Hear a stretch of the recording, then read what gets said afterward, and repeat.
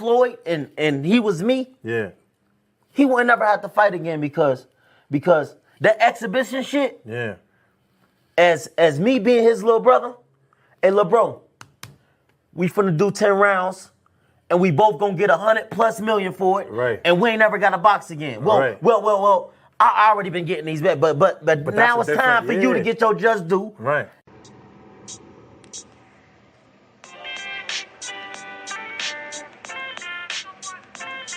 Yo, you know the deal. We back again. We never slacking. Word 'em up. Ladies and guys, whether if you drunk or you high, it's time to pay respects to the illest man alive. If you think you got a point, he'll shrink you down to size. And from there it's downhill like a slinky or a slide. Open your eyes, got a deep connection with the rise, so you might see them jump in whenever they go live. Peep it, this channel blowing up now, it's not a secret. With tons of exclusive interviews to listen to. Them other channels I hate, but yo, they missing clues. They start narratives, sip the goose and twist the truth. It don't take a rocket scientist to get the proof. Just click the live at 4 p.m. Eastern time. But when you chime in, make sure you keep it kind. But if cowards want to debate, then it's feasting time. My man Jusdueboxing shine busy all the time.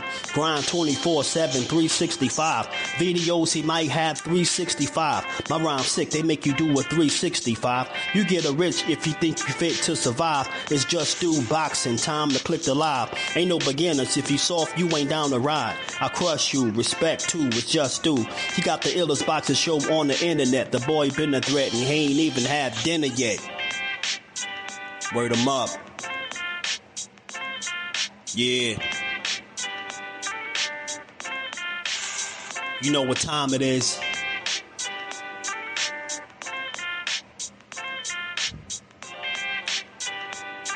$4 p.m. Eastern.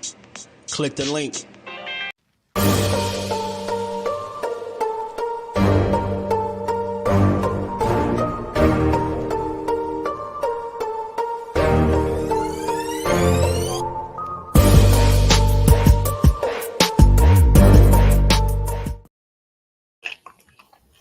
What's good? What's good? Salute to the family on this rainy Thursday. It's been feel like it's been raining all week, y'all. How y'all feeling, man? We back to get boxing as just do. Burn up the airwaves a little bit, you know. Build up the sport how we always do. How y'all feeling? We gonna get to it. Y'all already know if you catch this on the playback, smash the like button, sub to the channel. Make sure you turn your notifications on so you could come rock out with your boy when we live. You know what's good? Let me say what up. Mark West, my guy. Ace, all love, family. Kevin King in the building. While you mad? What's good with it? Lonnie Lee, my guy. What's good with it? Real prison talk with Tommy. Great video, man. Good content, bro. Keep it coming, man. Shout out to you. Omega Red, what's good with it? Fender Bender, my guy. What's good with it? Say coming through with a left hook. And knocked you off your shoes, man. Thrill Hill, what it do, family? Sadiq Brown in the building. Miss Joette. Peace and blessings to the queen. How y'all feeling today, man? Y'all hit the like button for you, boy. We gonna build on this good Thursday, how we always do, man. We're gonna talk about some stuff. You know, we got some things to talk about. And I see people keep I see a lot of it was a big misunderstanding as to what fighters was getting paid fighting with Turkey, man. I think it's now that you know, those purses got revealed for the fight card. I think a lot of reality is starting to settle in, and maybe it's starting to look like that grass ain't necessarily greener on the other side, you know? Mike in the building, Mike Mazak. What's good with it, my bro? How you feeling? And not only that, you know, remember I was talking about it. You know, I don't care who you are. I don't think nobody is in the business of just losing money. You get what I'm saying? And fast forward to today, you know, I go read an article and they say, you know, that the Crawford Madrimov card lost $10 million. And I thought that was crazy. I'm like, man, $10 million. Just think about all the promotion they put into it. You get what I'm saying? And although I think it was well thought out in terms of the promotional side of it, right? I think they did well doing that, but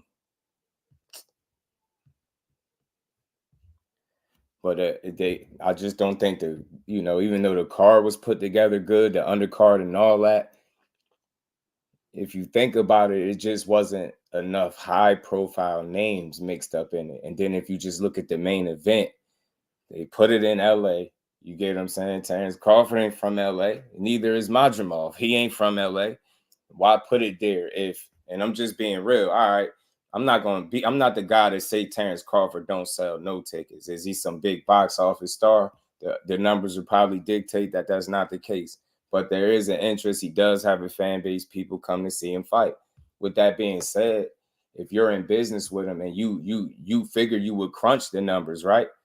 You would think, you know what I mean? You would understand that maybe he just ain't the biggest star. So what do that mean? Because talent-wise, if it was based off talent, he'd be selling all the pay-per-views in the world. And skill, it'd be, you get what I'm saying? But, boxing just ain't set up that way. You get what I'm saying? And you just got to have that it factor. And sometimes people don't got it. And I'm talking about like personality and, winning over the fans and the people. You got to have all of that. And when you don't, you kind of subject to being in a situation where it seems as if the boxing public doesn't appreciate you. You go underappreciated. You get what I'm saying? And that's where Bud Crawford is at. I don't care what you say. In no other sport and no other demographic will people tear down a fighter that's 41-0, with 4 division champion and 2 times undisputed. In no other sport will you hear it, but in this one, there's just no way you can tear him down. You can say, yeah, it's some people you wanted to see him fight. Maybe he didn't fight, but it was no smoke being ducked. It was no avoiding top competition. It was none of that. And he was always a for sure bet inside the ring. Like, you can't bet against that guy. You get what I'm saying? Like, I ain't saying he Floyd Mayweather, but the last time I could remember it being a for sure bet like that was Floyd. The Floyds, the Andre Wards of the world. Like, you knew they was coming in there standing on business. That's what Terence Crawford is. So again, all the BS aside, especially if you haven't had a chance to actually meet him, man, that dude is a hell of a fighter. So he comes off as underappreciated sometimes. Maybe it's a disconnect with the fans in there somewhere. All that stuff is possible. But at the end of the day, that man is it, man. He really talented as hell. And I hate to sound like I'm, parading and champion for him, but that's not the point. It's boxing. I'm talking about for the sport of boxing.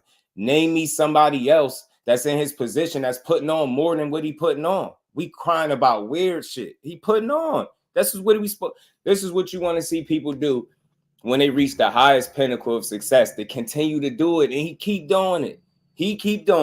People keep writing the detailed articles and write-ups about how he ain't this and how. I'm not trying to hear none of that. We ain't doing that to the fighters. He representing the sport at the highest level, and he done did it through 4 different divisions, and they still doubting the man. And in this instance, I level with Terence Crawford. I level with him. I don't get it. I don't understand it, bro. People should be able to tip your hat and say, man, that's a badass dude right there. Simple. It's simple. Yeah, I don't like it. Yeah, I might not like how he move, but man, he could fight. You know what I mean? Put it in context, man. We got to build up fighters like that. You got to salute that type of guy, man. He's dedicated his sport, his life to his craft, man, to his sport. I just don't see where all the negative energy come from. I don't get it. You get in there, you have a competitive fight. We whining about that. You go in there and stop a guy. We saying that, that fight shouldn't have been stopped. It's always something. Just let that man eat, man. Let him eat and salute him. It's simple. The sport is more enjoyable that way. The Rise Podcast, my God, what's good with it, seeing how you feeling, man? Got to try to catch out tonight for sure. Fish Grease, what it do, my guy? How you feeling? Trying to get some stuff out the way early so I could tune in when y'all jump on a little later. But yeah, man, that's just where I'm at. So I don't know. And then look, to make matters worse, now you have a situation where they talk about a fight that was deemed a sellout, but it wasn't. People was there. We got some of the family. Al Booger, salute to my guy. Pardon me if I missed you. I believe you was there, right? People didn't feel like it was a sellout, but if you just look at the card and you look at where it's at, then you look at the main event, and then you factor in the fact that Terence Crawford might not be the biggest ticket seller anyway, right? So you really couldn't afford. I mean, what did you expect to get putting him in there with a guy that's relatively unknown to the boxing public? Even the hardcores, follow me for a second. Not only do some of the hardcores don't know Madrimov, let alone the casuals. He ain't got no casual fan base. That dude got a hardcore boxing fan base. If anything, are people from where he from, Madrimov. You get what I'm saying? Nobody talking about that dude. 11 fights. And again, I'm not knocking it. I'm strictly talking about what I think impacted its ability to sell. You get what I'm saying? And it's not an indictment on Terence Crawford. I see people doing that. Ah, man, he flopped again, man. He need Earl Spence. And man, I don't know if that's the case. Is having a great dance partner pivotal for him to do numbers? I think so. But I think that's the case for many guys outside of, Tank Davis or Canelo Alvarez. You get what I'm saying? Everybody can't just fight a Joe Schmo. And I'm not trying to call Madrimov that. But everybody just can't fight a relatively unknown guy and then think the numbers is going to be fantastic. I just don't see that being the case. I don't.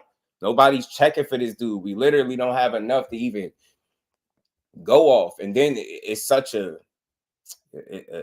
disparity in the number of fights that when people just look at that on paper, they see that as like a gimme for Crawford, not knowing the whole time, bro ass could fight. Madrimov could fight. Fish Grease, what it do, my guy? Ace was good with it.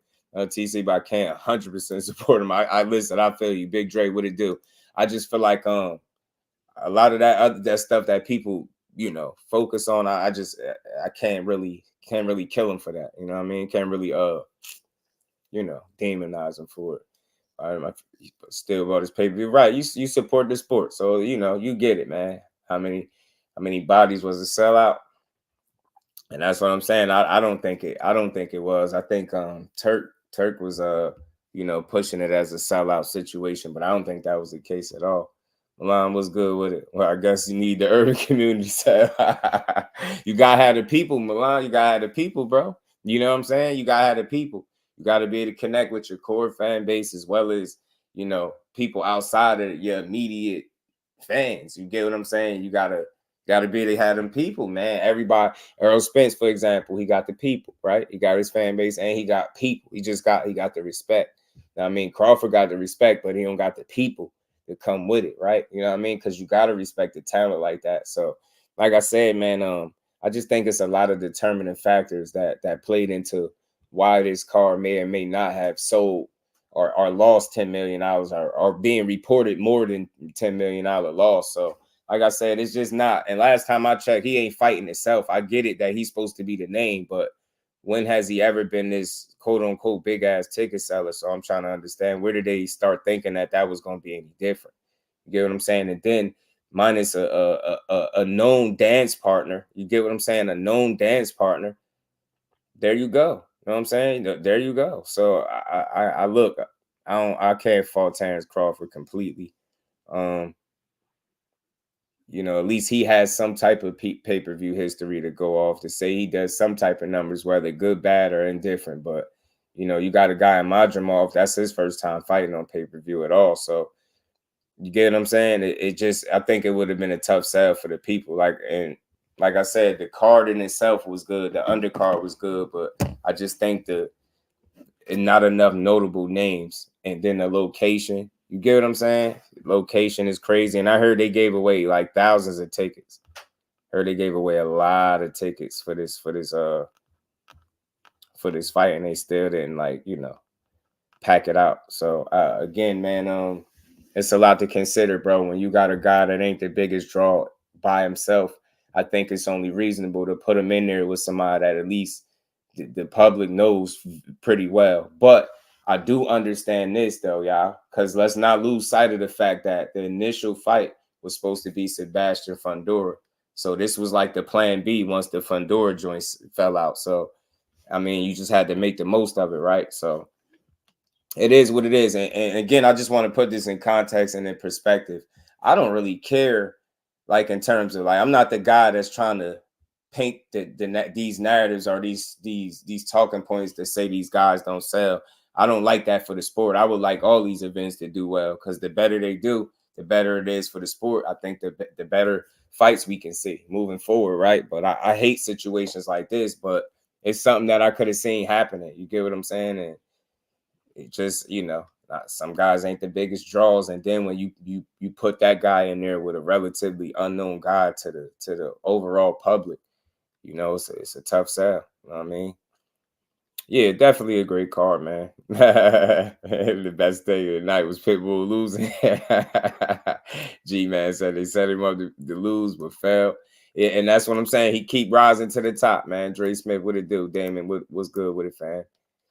AMP was good with it, fam. But it's second to none. Yeah, about losing 10 mil. Y'all too quick to pass. Yeah, you get what I'm saying? It's not, I can't blame it all on him, AMP. I can't just do Bud like that and blame it all on him. Jonathan 97, Mike Ron, what it do, fam?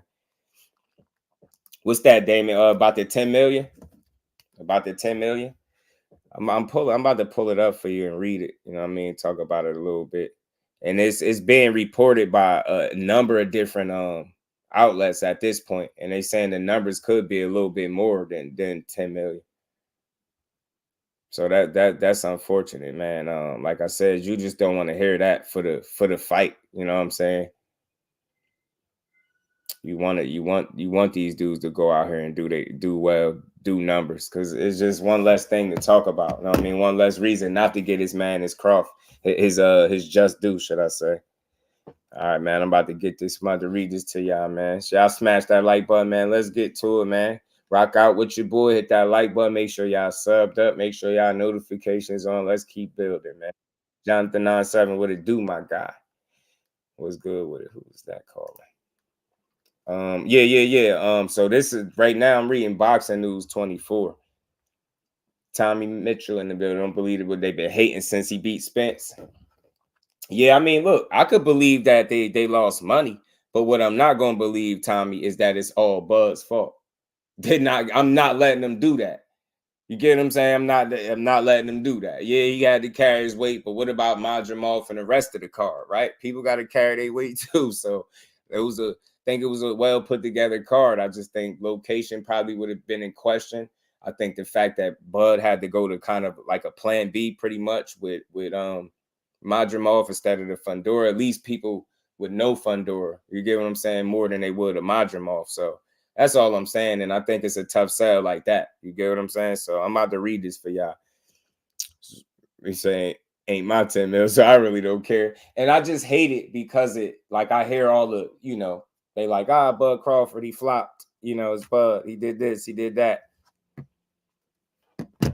Salute to my boxing mom in the building. Barbara D, always supporting the grind. Much love, much appreciation, Queen, in the Cash App. And we ain't never got a box again. Well, right. well. I already been getting these bets, but now it's time for you to get your just due. In Boxing News, my guy, he said how they lose 10 million. Yeah, I'm gonna read it. I'm gonna read what they say. I'm gonna read what they got here. I'm gonna read this for y'all. Y'all know I'm gonna get it for y'all. All right, bro. They saying Crawford versus Madrimov, a $10 million fiasco for Riyadh season, man. They're saying last weekend, Terence Crawford versus Israel Madrimov reportedly lost $10 million in Riyadh season event at BMO Stadium in Las Vegas. His excellently Turkey Al-Sheikh put on the event staged in Southern California rather than Las Vegas. So that's probably an issue in and of itself. I heard somebody speculate that way before this article even came out. Why wouldn't they put it in, you know, Vegas instead? And I think they were saying LA is just it's not a lot to do in terms of like for the traveling public, right? So you figure Las Vegas, you got gambling and hotels are cheaper, and you just got more activity. Like what they feel like is people will make a trip out of it if it's in Vegas, right? You know, people will be willing to travel because it's just the scenery being on scene, just different, right? You'll make a trip out of going there, but you know, LA, I guess not the same effect. So you got to consider that as well. You know what I'm saying? And again, I can't stress it enough. Madrimov is who he is. He can't help the fact that he got 11 fights, but at the end of the day, you got to keep this in mind. Crawford can only do but so much. We know what to expect with him, but Madrimov, that's a tough sell to people when you talk about 11 fights versus 40. because that's all people were stuck on. They kept saying that, like, man, he fighting a guy with 11 fights. This is gonna be. I was reading some of the comments, not everybody, but you know, some of the people. They like, man, it's an easy win, man. Cherry pick, man. He fighting this guy. I'm like, man. So it's just a tough sell. Damon, appreciate you in the super chat. So how come the zone don't put out any of their numbers? But for the black man, all of a sudden, man, boxing 24 is a PVC narrative, right? You can't believe them. And look, I don't think this will fall on the PVC though, Damon. I think people are just trying to highlight it. In this case, I think this would be a reflection more so on Turkey. You see how people say he's saving boxing and doing all this and doing that. And if it were anybody else putting on events that were losing money, they would be getting called out directly.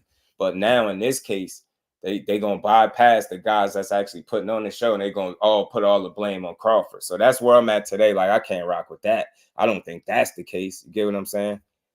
Salute to my guy. Appreciate you. And much love to the Queen, my boxing mom, Barbara D, in the cash. And we ain't never got to box again. Well, right. well, I already been getting these bets, but now it's time for you to get your just due. Yeah, it's on Boxing News 24, and it's on you probably could find it by now. You should be able to find it on multiple outlets, and I'm gonna keep reading though, so y'all know exactly where else this came from too. A solid source that stated, that reported this, and then it, you know, kind of spread from there. You know what I mean? Go peep the right. I promise you, he bud hating. Oh no, they definitely be bud hating on this Boxing News, bro. Yeah, for sure, Damon. They definitely don't. They act like they don't like Bud. Crazy K was good with it. Then everyone is against us. Yeah, but we ain't against us. You get what I'm saying? We gonna always put it in perspective. See, I like what y'all saying. So that's why Just Do is here to say, I'm not going, at least with my voice, with this platform, I'm not going to use my voice to kind of push a narrative that says Bud Crawford is less than. We ain't doing that. The hell with them numbers. When it comes to talent and skill, he checking every box there is to check. And again, I can't sit here and create a situation where I'm just primarily blaming one fighter for the success or lack of success for any pay-per-view card. Like, I ain't going, especially when you got him like you need a good dance partner, man. You got to think, when you putting something on pay-per-view, you asking people to now physically go into their pockets to see it. So you got to make sure you cross every T and dot every I. You got to give people a reason to want to say, yo, you know what? I will pay for this. I really pay for this. And if you can't do that, then you're going to get results like this. It's that simple. Now you could, and it's not about talent, man. So again, and everybody ain't the biggest, you know what I mean, box office guy. So when that's not the case, or when that's the situation, you're not the biggest ticket seller, you got to put that person in there with an adequate dance partner to make shit make sense. Simple. And then you got to follow up the rest of the card with the same formula, in my opinion, and then you maybe have a better outcome. But for starters, why not choose Vegas? And, you know, why choose LA over Vegas? You know what I mean? Like that's a head scratcher too. It really is. You know what I mean? So I'm here to put it in perspective, and I'm not going to allow them to just blame it all on Crawford. Like, man, everybody, he ain't the only one that fought that night. Mike Kirkland, my brother, how you feeling, Mike? Always good to see you in the building. Salute to my bro, man, Mike Mazak, and the Cash App, always supporting him. And we ain't never got to box again. Well, right. well, I already been getting these bets, but now it's time for you to get your just due. Salute to my bro, Mike. Appreciate you, family. Y'all hit the like button for me. We gonna keep rocking. So look, it's a little, Boxing News be hating, but look, let me read back to it, because this was just an immediate, you know, reference that I could pull up real quick without having to search for too long. So check this out. So they're saying losing 10 plus million might not be a big deal for Turkey if money is no object. I don't think that's the case, man. So this originally got reported by Kevin Ioli. He's saying tickets were given away at BMO Stadium, yet it wasn't full. It still wasn't full. So it's a lot of people reporting this now, that they lost this money. And again, I just can't put it all to Crawford. I can't blame Crawford by himself. You know what I'm saying? It's like, give me a reason to spend my money. You get what I'm saying? Yeah, man, you got to give people a reason to spend their money, especially if you somebody, Barbara D, that really remember him saying that. Dane was good with it. You remember that, so that stuck with you. So it's other people outside yourself that stuck with too. So yeah, they're gonna be twice as hard on him for that reason. And that's why I was saying you gotta have the people. If it was just based off talent and skill, he'd be selling all the pay-per-views in the world. But again, you know, you talk about that charisma and being out there on the scene, being in front of those people, and being able to connect with that audience, right? To get people to really genuinely root for you. So that's not he you know, he's just not that guy. But at the same time, like, you know, the way he sell himself is being a top tier fighter. You get what I'm saying? I don't think he does nothing outside of that. You know what I'm saying? Just that's how he gonna promote himself as a fighter. And I think that's how it's always been for him. Absolutely, Damon. They always hate. Always. They articles, but that's why I'm here to put it in perspective. You know what I'm saying? Aisha, peace and blessings to the queen. How you feeling today? You know what I mean? I just think that's corny. I think it's typical. It's right on par. Find a way to try to make him look like less than. Look, them numbers gonna be what they are. I think for me as a fight fan, as long as he keep winning shit, he got paid, right? He got paid. That's all I care about. That man got paid. Lisa Smith, peace and blessings, queen. How you feeling today? Always good to see you. So he got paid at the end of the day, right? So joke is on them if they out here losing tens of, you know, or millions of dollars. You get what I'm saying? Same here, this thing rolling is a pound. That's funny. Kind of cool. It was good, family. The promotion or lack thereof, not on the fighters. Yep, they call promoters for a reason. Talk to them, Cal. That's what I'm saying. So it can't all be blamed on the fighter. And then on top of that, he ain't picking a location where they fighting at and shit like that. You want to stage fights and big fights. Like I said, I think they made a great point in this article talking about the location, and they chose LA over Vegas.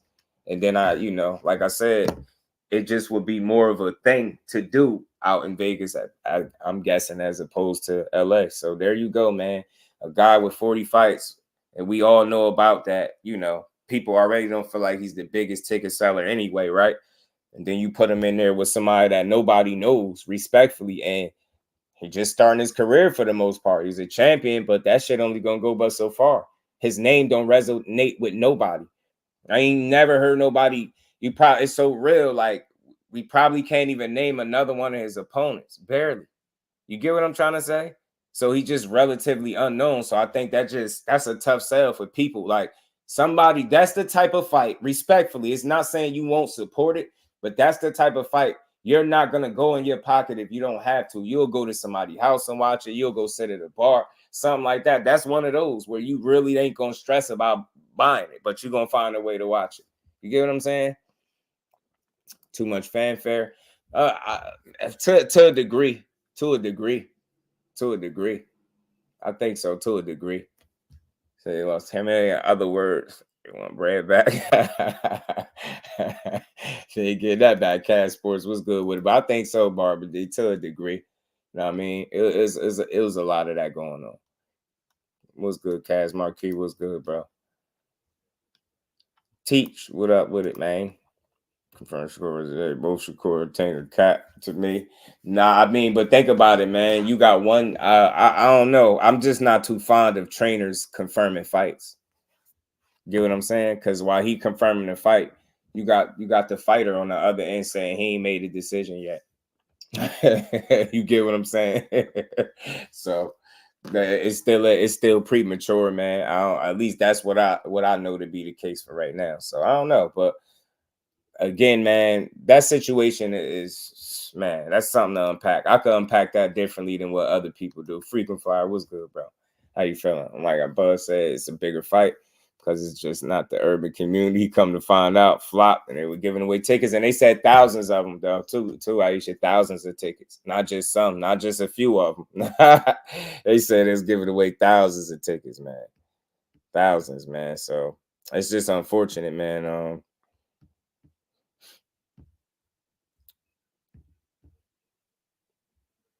Yeah, man. They saying they lost more than $10 million. Several sources told KevinIoli.com the pay-per-view sales were negligible, said Ioli on his site about last Saturday's Riyadh season event headlined by Crawford and Madrimov. They said scores of tickets, thousands of them were given away. Man, they chopped ticket prices in half. Tickets were overpriced even when they cut them in half. Man, so again, it could have been an issue with that too, ticket pricing, because I did hear people complaining, but then I heard them chop it in half though, something like that. That's crazy. Man, at the end of the day, man, he got paid and he won. It's a win for him, you know. Johnny was good with it. We're advertising to a lot of stars. If one is trying to expand the market, he just may lose money in the beginning. Just another aspect. I like that. That's something to think about, something to consider for sure. Motown 909s, what's good with it, bro? How you feeling? I gotta change this battery. My bad, John. What's good with it, Motown? Don, what it do, my guy? How you feeling? Yeah, that is something else to think about, though. It is. I think Buzz should go back to the Caesar Cup. Nah, he's just not the poster boy. It is what it is. Yeah, man. You know how it is. G-Man got to get it out the bud, man. It's like, listen, look, boxing knows his name. The people know who he is. Tay, what's good with it, fam? All that stuff is true, but he ain't necessarily win he ain't win the people over. You know what I'm saying? He ain't win the people over. And I think that whenever that's the case, you got to make sure you putting that guy in there with somebody that makes sense, with somebody that the fans could resonate with, right? Somebody that you could look at and say, man, that's a damn good fight. And I feel like this fight only was understood by the diehards, like us junkies, knowing that this was going to be a competitive, good fight. And even some of them thought it was going to be an easier fight than what it was. So at the end of the day, I just think it's a tough sell. It's a pay-per-view fight. Again, you asking for people to go into their pockets and pay for it now. Do I think it was worth it? Yeah, but you know that I'm only one person, and I'm a junkie anyway. So I'm going to support it because it's great boxing, right? But you know, I think location matters. I think it's one of those situations where you live and you learn, right?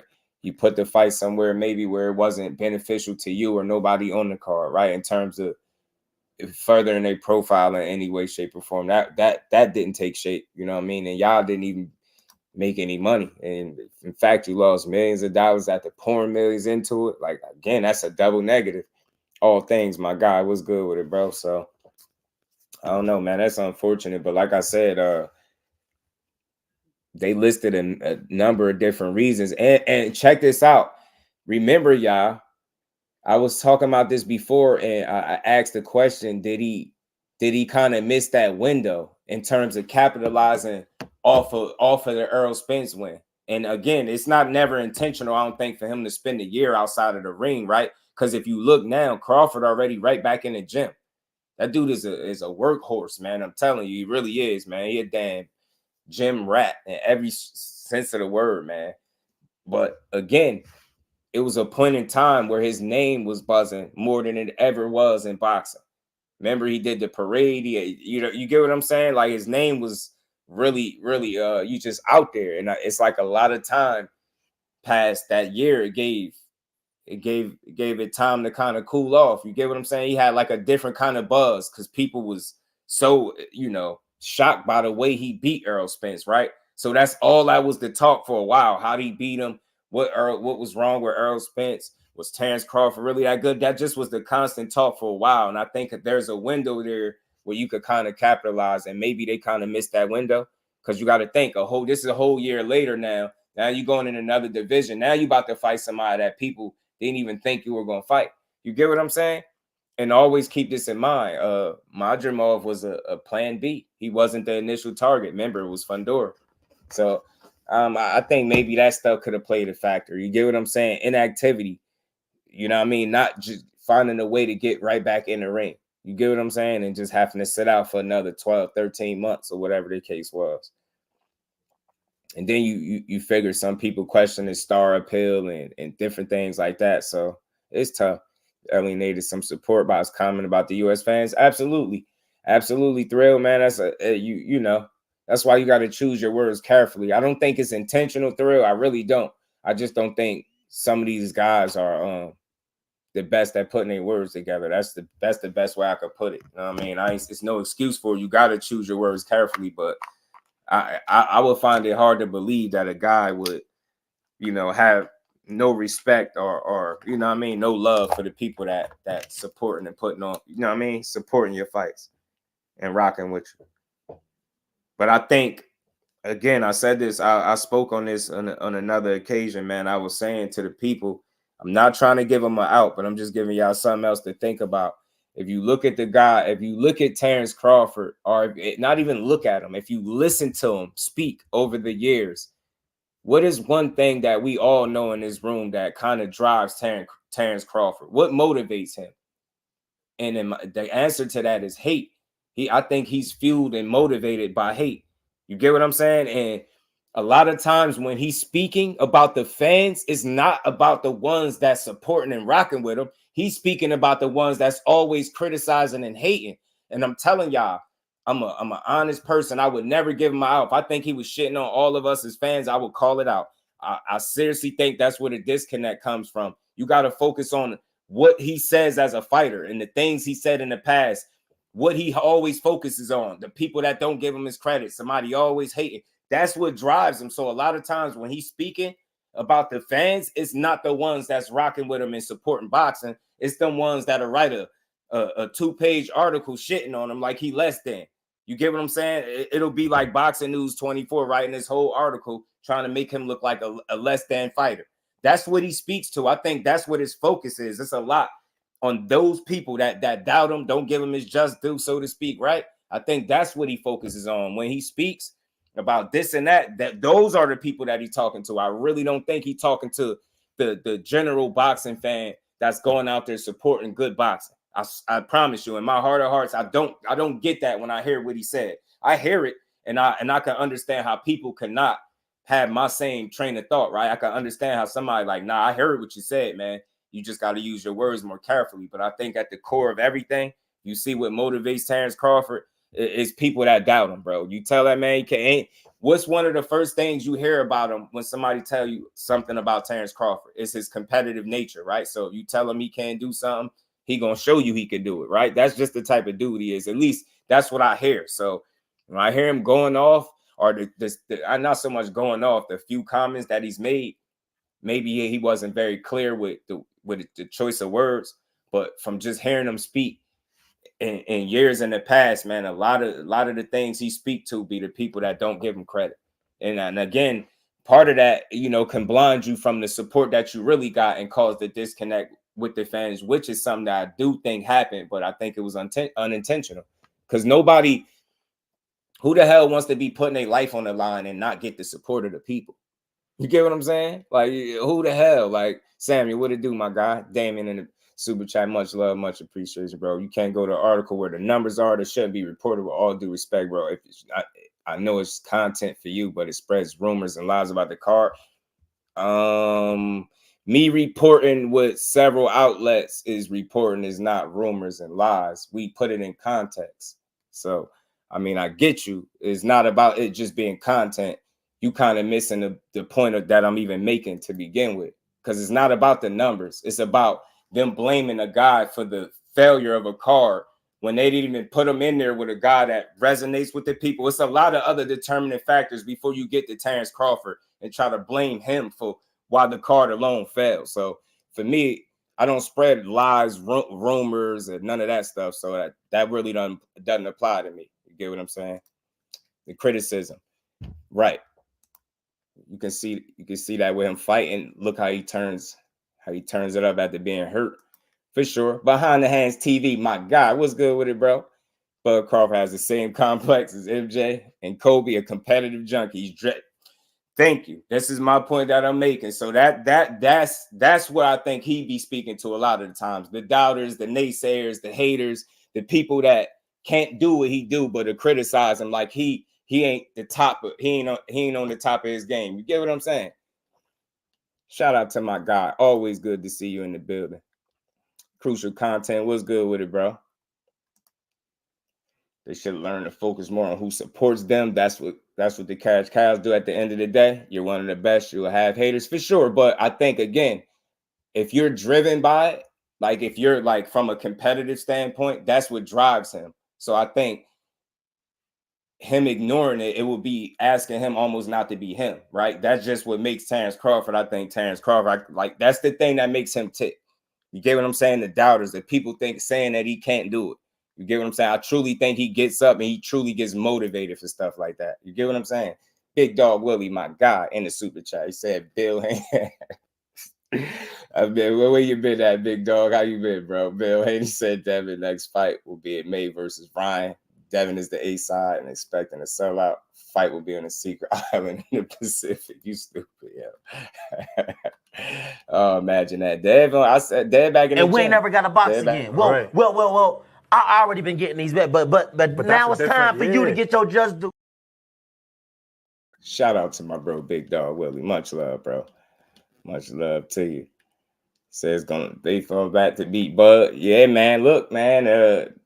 He's been at the top of the game through all of these divisions, man. I hear him to some degree with the doubt. Like no matter what he do and who he beat, it's still something that, you know, people acting like he's supposed to have did.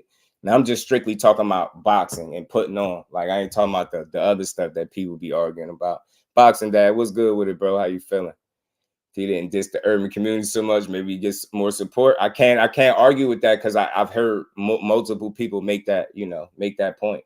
Get what I'm saying? CJ, what's good with it? And I think that's what it is. I think, again, you're not choosing your words correctly and kind of making more so general statements than being very specific with what you say. It leaves a lot of room for people to speculate exactly what you mean when you're saying what you're saying. You get what I'm saying? But I try to use logic and I look at it like, I know a lot of these dudes ain't the best speakers in the world, right? Not trying to give them a out, but it's just a reality, right? So sometimes they might come across a certain way. You get what I'm saying? And I know that's not the case because it would be foolish. How could you get support by shitting on people? It doesn't make logical sense for anybody that had that train of thought. You get what I'm saying? That would be foolish. So I always thought it was just the way he said what he said. You know what I mean? How he put it together. What they say, it ain't what you say, it's how you say it. And I think that's what y'all hear is how he say these things, not so much what is how he's saying it, and it hit y'all ears the wrong way. Big Dre, what it do, my guy? How you feeling, bro? Shout out to my guy, Tate, man. But acts just that way. He shits on the fans. I feel you. Listen, I won't argue with nobody that takes it that way. You don't know everything other than the PPB is public knowledge. The state sports commission put it up. Yeah. Facts. That's why I that kind of confused me. I was a little confused like that. I risk certain stuff, like especially when it's me. Like, yeah, I guess context don't matter. Yeah, we just up here talking. You know what I mean, yeah, absolutely, Barbara, absolutely. I'm busy. What's good with it, bro? How you feeling? Yeah, mommy issues as well. And you see how she was paying people to beat her son up. You get what I'm saying? So that's different. That's why I think he's genuinely motivated by people that think he can't do it and people that doubt him and what he deem as hate. You know what I mean? That's his driving. That's his tick. You know what I mean? That gets him going. HBI, Bud, much love and support. Yeah, man, Bud with the memory he had the little mini twists, not the ones he got now when he had those other little mini twists when he was fighting. HBO was around. Those was the days. Y'all make sure y'all hit the like button for me, man. But let's keep rolling.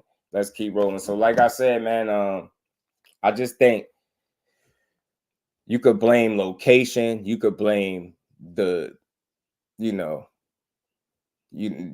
nobody really known. Like I said, outside of diehards, Madrimov, and even some of them didn't know this dude. So it's just a lot of that. It's a lot of other deciding factors I think you can point out. You know what I mean? I don't think the promotion was poor per se, but maybe the location and, like I said, filling the card out with more notable names, I guess.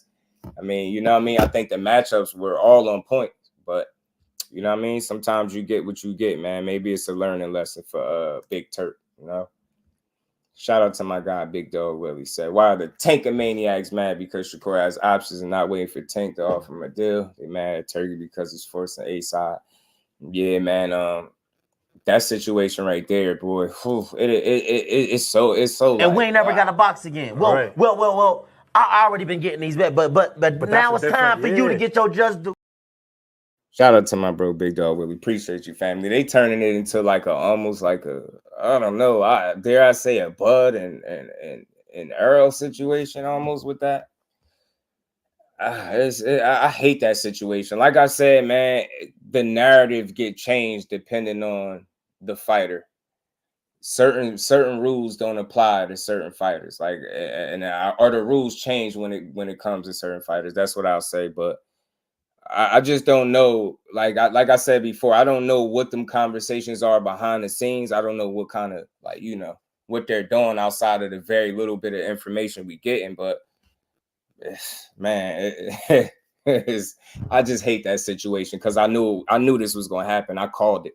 I swear I called it. Said the minute they don't fight, man, it's gonna be duck.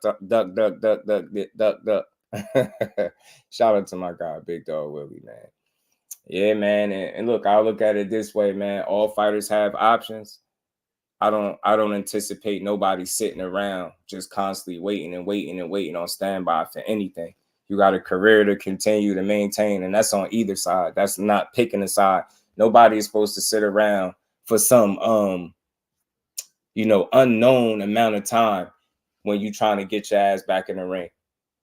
I don't understand what's all the mystique in the games and all the bullshit about. Like if your eye is set, and that goes on either side, because I don't pick no sides.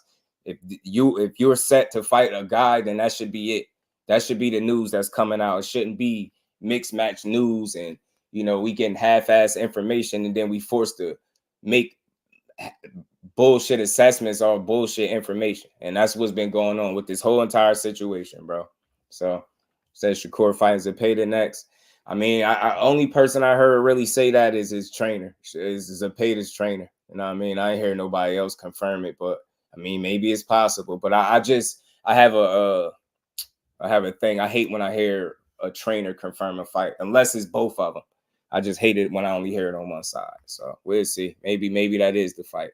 But I wouldn't be fully surprised if it was the fight, because that's what was being talked about anyway. You know what I mean? So I mean, it's next man up. Either you fighting or you not. I'm not staying stuck on any one fight, for boxing. You get what I'm saying? So I don't know what those conversations are. I don't know who's supposed to call who, because the boxing world rewrite their own rules every day. So at the end of the day, it take two. And I mean, both of them got a responsibility. If they told us they fighting each other, then that's what they should be trying to do. That's the best way I could call it. And ain't no side taking. I mean, salute to my bro, Mike Kirkland. Said when Crawford signed the top rank and how he dragged Spencer along is why I'm not a fan. I get you. I get it. And we ain't never got to box again. Well, right. well. I already been getting these back, but now it's time for you to get your just due. I definitely get it. I understand. Shout out to my bro Mark West in the Cash App, man. Much love, much appreciation. And we ain't never got to box again. Well, right. well. I already been getting these back, but now it's time for you to get your just due. Yeah, man, I definitely get you. I'll say this though, Mike. You know what I learned from that situation? It was good to hear Crawford speak on it a little bit, because I was able to learn that even some of the things that he made even some of the things he made aware to Spence, he was able to get EJ to see the light on some things, right? And I think that was important. I think that was key. And that's why I say, man, a lot of us, or a lot of people, I've heard them, they don't really care for Crawford. But even EJ said he a good dude. He said he's solid. Like, you get what I'm saying?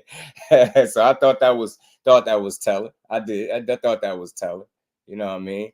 I definitely thought that was telling. Shout out to my brother Mike Kirkland. Damon back in there. So you believe this is crap? Just the zone don't report no numbers. I think they don't report it because they're an app. So they're not obligated to have to report any numbers or whatnot. But again, I'm not hearing numbers as far as pay-per-view numbers. I'm hearing money lost that they lost. And the reason I brought it up is because I'm hearing the direction that they spending it, and it's all being geared towards, you see Crawford, he flopped again. He didn't do this. He needs Errol Spence. No, I think anybody needs the right dance partner is my point. So regardless of the number, it could be 10 million, 20 million, 5 million, 2 million. All of that is really not the focal point. The focal point is that you see how they're focusing on blaming it more on one person than the actual amount of the money being lost anyway. Is money being lost? That means the situation didn't go right. You can't just blame it all on one fighter, is what I'm saying. So that's what brought me. And we ain't never got to box again. Well. I already been getting these bets, but now it's time for you to get your just due. Lewis 45 Hundo B Dog, what's good? What, you just can't force someone to be a draw? Nope. The people gotta anoint you, man. The people, I think the people determine. I always say that we determine who the stars are. You get what I'm saying? It's a perfect time to make the fight. PVC restart. What's the rush? Yeah. Oh, you talking about with Shakur? You talking about with the Shakur situation? Turkey could have built the house in Beverly Hills with the money he lost in that car, man. House, a mansion or so, huh? Past Nation, shout out to my guy. They could have saved 10 million and did without Eminem.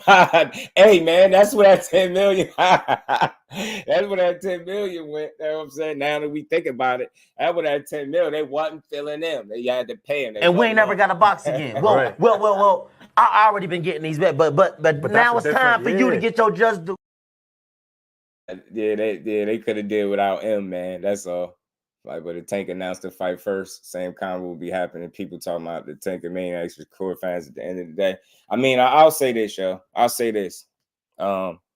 We hear what all these fighters said, but what should because it sounds like people still feel like it's something Shakur should be doing differently. This is the problem I'm having. Shakur's career does not revolve around a Tank Davis fight. If all I'm hearing bits and pieces of information. I don't know what's true and what's not at this point because I'm just hearing bits and pieces. I hear a trainer confirmed that he's fighting Zepeda. They asked Shakur out his mouth. He said he didn't make no decision, but we still going off of what one trainer said. You get what I'm saying? I don't know what's going on right now, but I know the last time that man spoke, he said he did not make no decision yet to fight anybody. You get what I'm saying? And if the goal is to replace is to fill Shakur or fight Shakur after Loma stepped away, then how long should a fighter wait? Like how long should a fighter sit there and wait for a phone call? Like that's what I'm at, because I think that's where we at. Because I see the Queen, she said, what's the rush? I'm asking, like, I get it, but is it being rushed? Like, what's an adequate amount of time for you to wait? Do you just sit there on standby? Or are they communicating? So I don't really know. You get what I'm saying? And I would assume, if I did hear him say in the interview that I played, it was supposed to be a phone call, and he said send something and he ain't hear it back. People say he capping. So it's like, I can't say that he is or he ain't. That's just what he said. So I got to take it at face value until somebody else come out and say, hey, man, that's not what happened. You get what I'm saying? So I just don't know how long is a fighter. Should he sit still while he's waiting for an offer? Like, if that's who you're planning on fighting, you think you would be negotiating with that guy instead of thinking, because I'm going to tell you right now, I don't like this whole mentality that a fighter got to put everything on pause and wait for a phone call that may or may not happen. That's what I don't like. And this is on both sides. If the plan is for y'all to fight, then I would like some news or some understanding that y'all negotiating, so we don't got to keep grasping at straws, making it seem like one guy is doing something he shouldn't be doing. You get what I'm saying? I don't know how long you're supposed to sit there and wait for an opportunity. If he said he was waiting for a week and it wasn't no call back, it's like, at what point do you say, you know what? I'm about to do what I'm doing. That's all I'm saying. So I don't know. I don't know which. I don't feel like Shakur doing nothing wrong. You get what I'm saying? Now he turned down an offer or denied a phone call, and then we got a conversation. But exploring other options or not staying stuck on stupid while you waiting for a phone call that may or may not happen. You hear people talking about Edwin De Los Santos, Rayo. You hearing all this other different stuff. So it's not, you can't put all the blame on one fighter. He's not the A side. He can't make the fight by himself. It don't matter what he's doing, right? If a guy is planning on fighting him, I heard that Coach Calvin said he's gonna send him a contract, right? It's a lot being said, so I don't know what to like. It's a lot coming out, but at the end of the day, man, it seemed like ain't no fight happening. That's what I think. Fights are built on BS don't happen. It's the fights that the public is not speaking on that get made, for sure. Salute to my baby girl, the Queen, Miss Jusdu in the building. How you feeling? Mr. Jannard Hill, my guy. I don't understand why boxers aren't concerned with how much Turkey is spending and losing. I really don't care. For me, I just think that it's in poor taste to try to blame the success or the failure of this card on Terence Crawford. That was my argument. You know what I mean? The other stuff, as far as how much money he lost or didn't lose, I could care less. You know, I flopped when Big Turd footed the bill. No Crawford hate when I see. I got you. So I don't know. You get what I'm saying? I don't know. J.A. Dixon, my guy, what's good with it? How you feeling? So I just don't know. You know what I mean? The fact that I said we got options should tell you that on BS, the trainer comment does damage control. And that's where the misinformation is coming in at. Like we going off of what he said versus the fighter. You know what I mean? I don't know. Like I don't know. You know what I mean? Have to wait no more than 2 weeks. I'm just asking. I'm just asking for myself. It's a genuine conversation. Like that's the only thing I don't like. It shouldn't be no damn mystique. Are we fighting or not? It shouldn't be no wait for weeks to try to decide if you're going to fight somebody, and really the audacity to think that somebody's career stops for you. I don't care what the opportunity is. You can't center your whole entire career based on one fight. You talking about longevity. You talking about a 27-year-old man. You keep hearing the coach say the fight ain't ready. We just going to ignore all that. We're going to keep blaming Shakur when the coach keeps saying the fight ain't ready. He keeps saying it. Keep on saying it ain't ready. People don't understand. This is what's been going on for the longest. They like, nah, but it's Shakur. I don't know what's going on right now. I just don't think if you're going to fight, I like to see moves being made toward that fight being made, happening. Not just sitting around and be like, yeah, well, I'll call you when I call you. I don't like that energy. I don't like that. Hell no. I don't like that. Just sit around and I'll call you when I call you. I don't like that. I don't like that for nobody. Nobody's career stops for the next man. No one monkey stops the show. Ain't that the same? So I ain't sitting around. How long should you sit around before you say, hey, man, am I going to get a call or am I not? That's all. It shouldn't be a bunch of mind games. It should be the, hey, man, I'm going to hit you this time or whatever the case. That's all. That's what I believe. You know what I mean? I just don't feel like nobody should sit there and be like, I'm going to wait for this guy. Let me see if he going to call me. You know what I mean? I just don't like that. So I don't know if it's true that a call was made and they told him send a con. That's what he said. You know what I mean? I can only say that's what he said. You know what I mean? Until I hear otherwise. I ain't hear nothing else after that. You know what I mean? See how Turk was handling Shakur, he fighting Zepeda. We'll see. Well, we'll see. I just don't know right now. I don't know. You know what I mean? The coach said he didn't want to fight Shakur. Yeah, man. It's been too much misinformation, bro. Like, that's why I said I think it's still early, man. I heard that man say out his mouth he ain't make no move yet. Whether or not that's just something to tell the public without, exposing his next move or whatever the case. But that's what he said. He ain't even signed nowhere or none of that. None of that shit matters. They just gonna disregard all that. Like, I don't know. Matter of fact, you know what? Matter of fact, I'm about to reach out to chat, man, and see and set up this next build because I was already supposed to do it. I just hit him recently, so you know what? I'll do that. I'll hit him again and see what's up. See if I can get some understanding. You know what I mean? So verbal agreements give a person a chance to go back out the back door. Yeah, for sure. Tank Team want to fight Pitbull. He should be waiting for no call. He need to get active. Call Al. Man, at this point, bro, I just heard too much BS, man. And that's all. That fight ain't happening next. I know that. So I called it. It ain't nothing to predict. I would love to be wrong. If I'm wrong, I'll be the first one to say it. But I don't see that fight happening next. Too much misinformation typically leads to no fight happening. Because it be stuck between damage control and saving face. That's what happens when people are demanding a fight and the powers that be and the guys that's involved in that situation know it ain't happening. They're basically stuck between damage control and saving face. They're gonna say whatever sounds adequate for the people that they can get to believe them. You know what I mean? And that's what's been going on with that situation. It's been a lot of piece of information here. And the whole time, a certain somebody ain't said a peep about nothing. So don't nobody really know what the hell going on. You get what I'm saying? That's why I said I'm a little more patient because I feel like patience allows you to see what you need to see in boxing. You know what I mean? It's going to take a while. That fight wasn't coming off no damn pull out of Lomachenko to me. I just don't see it. You know what I mean? I'm around fighters A-list to Z-list and nobody's on hold for the next man. You got me on hold. I'm going to fight him in the meantime. I legit hear fighters say that. Like, I'm staying active. You know what I mean? Tank on Paris. Dang, I'm just saying, what's the rush? To move on so quick. They both have fights this summer. I don't think. And again, Aisha, I'm with you. I wouldn't see what the rush is, right? I'm with you. I'm 100% with you. I don't see what the rush would be, but it's a little annoying to me that it's all like Shakur has to stop and just wait and sit there. Why are we not holding the other side accountable for being more diligent in reaching out? That's all I'm saying. Like, why is it like, yo, just sit there? And it's literally legit. I've heard people say that. I've heard people say they don't care if you're in negotiations with another guy, pull out and cancel everything. I've heard people say this.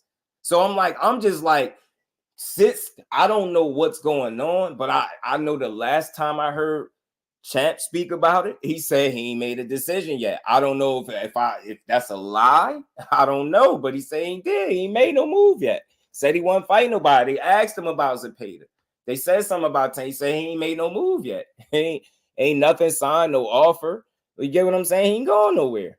So that's all I'm saying, y'all. Y'all hear me? I just got a fair question. How long should you sit there? You get what I'm saying? If y'all gonna fight, you got time is of the essence. You get what I'm saying? That's all I'm saying. I'm not even saying, I want to be clear. I'm not saying the other side is putting him on hold, but I don't know what the conversations are that they're having, right? What I'm saying to y'all wholeheartedly, I don't know on either side if the conversations is, yo, I'm going after Tank and I'm going after Shakur. I don't know that. I know what's being said, but I don't know if that's the plan. Is that their true plan B after the Lomachenko situation? You get what I'm saying? I don't know. You know what I mean? I'm waiting. So I think my energy's been very consistent. I think it's premature. So it's very early. It's very early. I don't think nothing happened just yet. I don't think Tank did nothing. I don't think Shakur did nothing. But I think when the trainer mentioned that, you know, they fight Shakur next, that throws people off. You know what I'm saying? You know what I mean? Irvin Mack, my guy, what's good with it? How you feeling? I'm with you. I'm right with you. I'm right. We right on the same page. So I get it. Like I wouldn't. And again, for me, if it's a good fight, I'm not mad at it, right? If it's a pay to fight, like let's just say hypothetically, if that's who he's fighting, I'm not mad at that because that's a great fight. That's the fight people said he should have took anyway. But it will make me feel some type of way if that fight happens with the fact that it was an opportunity to have that other fight first. You get what I'm saying? It had the bigger fight first. But something just tell me, and I said this all along, I don't see it coming off of a situation where, you know, like a plan B. If y'all, and I said this before, I think when it's time for them to fight, they're gonna be each other's plan A, if that makes sense. And that's who they gonna fight. So we'll see. If they prove me wrong, I would love it. Now I'll be a happy guy being wrong. That'd be the happiest I've been ever being wrong. You know what I mean? Lance Meyer, what's good with it, fam? So I believe we're gonna fight somebody this year. Yeah, I think he's trying to get back in there. He back in the gym. Said, did y'all take a look at the graph? What's graph? What you talking about, Lance? Salute to my guy, Urban Mac. 8-1 Hoop Zone, my guy. What's good with it? Jeff, what's good, fam? Say that Tank Shakur fight is coming. They're cooking it for the right moment, just like Mayweather versus Pac for the biggest payday. Look how it's cooking on the channel today. They just need to keep winning. I said that too. I just thought that they wanted to put a little bit more on it. You know what I'm saying? In terms of like letting it, you know, marination, whatever you want to call that shit, right? You know what I mean? That's what I thought. USA #1 was good. Tank on knockout Ryo. No one see born Shakur. Yeah, right on, bro. Right on. You gonna knock out Ryo. Don't nobody want to see born Shakur. Right. Salute to you, bro. Smash that like button for you, bro.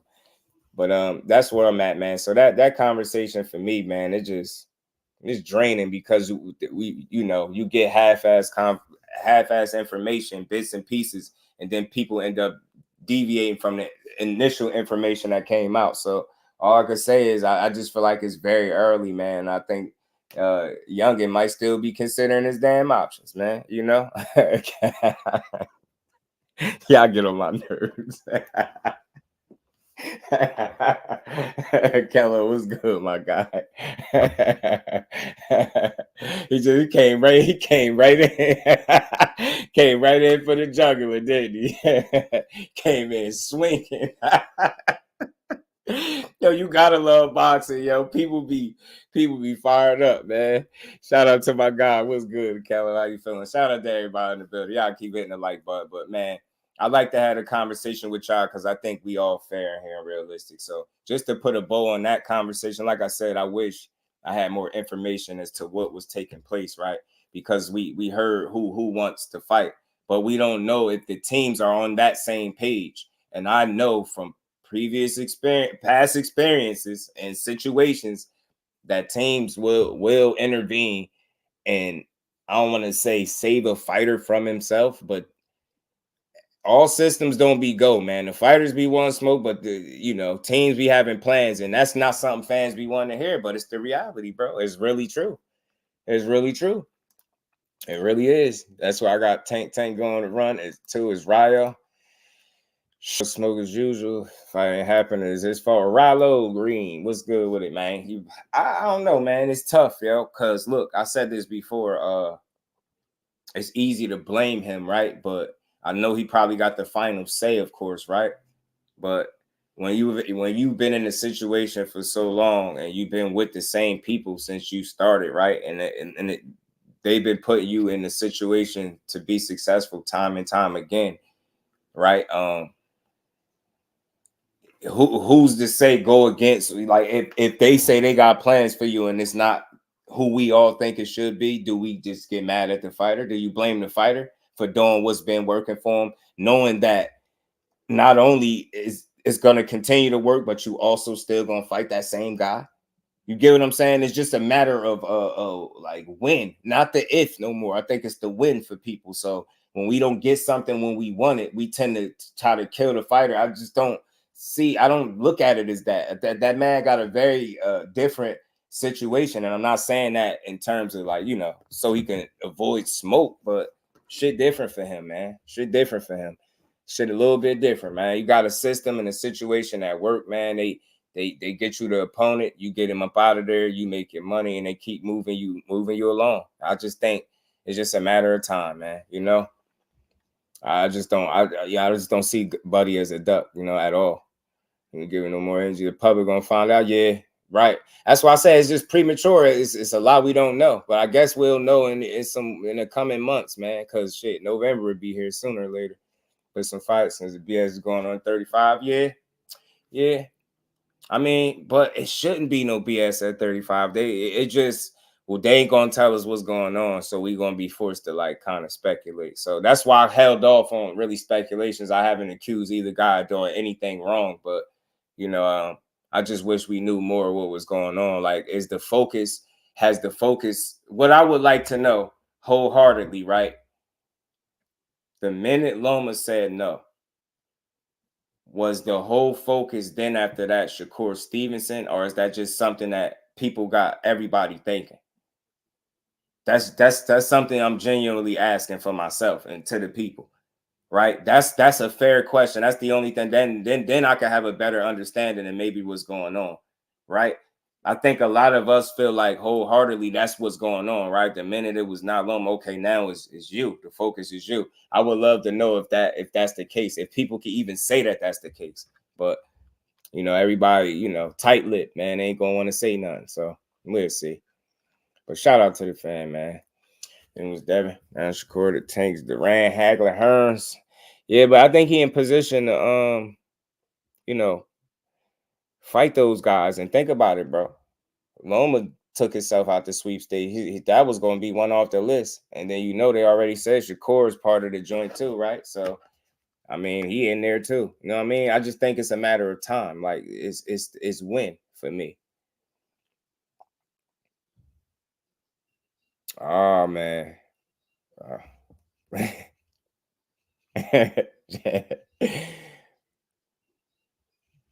Oh man. Y'all smashed it like, bro. Sheesh, man. Well, damn it, man. Shit, y'all might be right, man. Appreciate you, my guy. Renee Boxjohn, what's good with it, fam? Said maybe there are negotiations happening, everyone keeping it close to the vest to the date. It's possible, right? That's why I say we just junkies, bro. Like I don't think it's not that nothing to think. I know the business of boxing don't move at the same speed of YouTube, if that makes sense. We hear every day talking about these different things. So, and I truthfully don't think it's information that can come out every single day about the same stuff. You get what I'm saying? I think that's why we've been getting the bits and pieces that we've been getting now. You know what I'm saying? So we'll see. Turkey's the face of boxing on Fire Stick. You stupid. You stupid. I think the public went that way after Loma ducked out because of the core. Kenny interview conversation at the time, it couldn't have been any worse. Yeah. Because what he actually suggested doing what kind of opened up anyway, suggested filling in, and that opportunity was funny how it presented itself. Yeah. Man, shout out to my guy behind the hands TV, man. Appreciate you. Damn. Man, y'all, some of y'all, man, some people about to be mad, man. Boxing be like a soap opera anymore as the world turns. Shakur gets down on the back foot. He showed he can fight going forward. Yeah. Facts. Flossy Sports TV, my guy, what's good with it? James Marshall in the building. Got to get that out the sport. Turkey. Let's shake.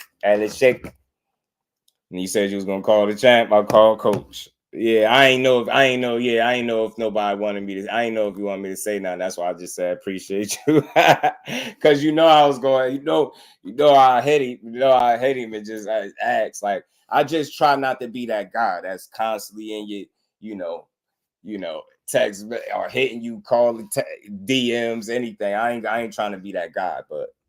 If it's necessary to get the right information to the people so we can know what the hell going on. You know what I'm saying? So we time to tell. But again, man, I'm not in the business of blaming guys, man, because I don't know enough of what be going on. We ain't first, we right. Yeah, right. Yeah, man. Yeah, it's gonna be some mixed feelings about that one, bro. I'm gonna tell you right now.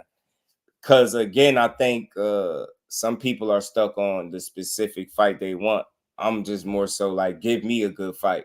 Give me a fight that y'all said should happen, right? It's like if I get a fight that people saying should happen, I ain't crying about it, right? But if I just wonder who the choice gonna be. Dude, what's good with it, cuz? How you feeling? Yeah, he was good. Yeah, that was a fun fight to watch, man. It was. He fought in the pocket. You know what I mean? Left some meat on the bone, but he damn sure went out there doing his thing. He definitely took chances, man. He ain't played as safe as people made it seem like, right? You know what I mean? I think some people just don't like him. You know what I'm saying? I just don't like him. Rallo, who you going off? He curse y'all somebody. Is he cursing at somebody or something? I just can't. My reading is correct? Nah, I can't be. I don't know. I'm gonna watch you a little bit closely, bro, because we don't talk like that up in here, bro. We don't just come in talking crazy to people for having their own train of thought. So, Rallo, you might want to ease back a little bit. I don't know. I'll be trying to ignore some stuff, but I'm just wondering. I don't know who you was just talking to, but I hope it ain't me. Bud is fighting with Turk because as a free agent, it's hard out here. Yeah, well, Shakur, free agent and Top Rank can't stop your show for sure. Hood Rich, my guy, what's good with it, fam? Hen Dog, my guy. Yeah, they said 10 million. They 10. Oh, you didn't hear me tell. You talking to somebody else? Nah. Yeah. I thought that was me. Nah, y'all do what y'all do. I just didn't know who you talking to. But hey, do what y'all do. Y'all sort it out. Let me get back to this, man. But yeah, that's what was reported in several sources. Mine's I read it from Boxing News 24. Some people feel like it's misinformation. For me, my focus is not the numbers, the 10 million, if it's lost or not, because that's not my money. I could care less. But when I read the article and you see how all of it is primarily being blamed on Bud Crawford, I think that's distasteful. I think that's lame as hell. You get what I'm saying? And I'm tired of like narratives. I like real conversations, not narratives. Like really put that shit into context as to why that card may or may not have done well. But to just say the whole thing is that's Bud Crawford. He's just not likable. It's just, man, get that weird shit out of here. He a great fighter at the end of the day, man. Everybody ain't gonna be loved the same way. You get what I'm saying? Then they hate Muhammad Ali at one point, man. Come on, man. Like, and I know I'm not comparing to none of that, but you get my point. They'll hate anybody. The goal is you just got to keep winning, keep doing you, keep putting on, keep winning fights. And they can never take that from you. And that's where I'm at with Bud Crawford. And I'm not here to say, oh, that's the most likable guy in the world, but he's a damn winner. He performed at the highest level every single time he in the ring. What is there not to appreciate? You get what I'm saying? I love boxing. That dude be beating ass. What? I'm not mad at him. I get some of the stuff he may have said, but like I said, I'm always coming from a place where I'm trying to understand rather than just criticize. And I hear shit a little bit differently, right? Like I feel like when you driven by doubters and hatred and negative energy, right? A lot of your focus is going to be that when you speak, that's where you coming from, right? So that's Bud Crawford. And I think that hits people's ears the wrong way, right? So, and I get it. That's why I don't tell nobody wrong for how they feel. But even with that being said, there's still a whole body of work as a fighter that he's been phenomenal. You get what I'm saying? And through the weight classes. So when you see those articles being written up, and again, he don't need me to come, fight no battle for him, but it's just about boxing. It's like, that's what y'all think of the man. Like, so let me get this straight. Him not being big ticket seller is more important than him being a top world-class fighter through multiple divisions and being undisputed in two. That's where I'm at with it. Like, where will the real boxing supporters and writers please stand up? Can I read an article that when I'm done reading, I feel like, yo, that person really loved the sport, rather than pushing a narrative or downplaying the fighter? So that's how I got here. I don't give a damn about Turkey and his 10 million. Salute to him. He probably going to lose more money before it's all said and done. But I'm strictly talking about boxing. Why do we do this to the best fighters in the world? Nah, he ain't that good. Nah, he ain't do his undisputed run at 140 was weak. All he did was beat a broken aerospace. It's like, God damn, bro, we can't just let the man be great. Just let him get his and keep it pushing. But so, and it looks bad for the overall sport. It's like, since when do we care more about the tickets you sell than the asses you whooping? I'm caring about the people you beating up. I'm caring about the fights that you delivering at the highest level. I don't give a damn about the ticket sale. All I know is mine was accounted for, right? Or my support was accounted for, right? That's it. So I just hate that. And again, people think they got a leg to stand on. Well, see, he's not a big, who cares about it? What kind of star he is? I know what kind of fighter he is. And you can't find a handful of them that's better than him. And that's where I'm at with it, right? That's all. Dude, a bad man. And I just hate that. Oh, no, it's his fault. They didn't sell, it flopped. It was Bud's fault. You put him in there with somebody with 11 fights, an unknown ass champion. Don't nobody know no Madrimov. Don't nobody know Madrimov, bro. Nobody really know Buddy. You know what I'm saying? Oscar was trying to sign Shakur because he assumed Shakur didn't have options. Yup, and clearly there's a way for the fight to happen with Shakur as a free agent. Big Turk at them numbers. Now, real talk. Them prices. Motherfucker had the audacity to ask for a coin flip. That coin flip was bogus. He bogus. You got me, man. He bogus, Keller. The coin flip is bogus. It is. D for the win, my guy. What's good with it? Shout out to my guy, man. Yeah, I just ain't big on the duck talk, and I get it. Everybody got their different interpretations, but I feel like when you got a whole team, unless you privy to the conversations that's going on behind the scenes, like, and I get the whole, he said he never asked for these fights too, but that's because he seems like a guy that understood and trusted in his people and his team, and they moved and guided him a certain way, and they've been successful thus far. Meanwhile, the same fights that people are asking for are definitely within arm's reach as well.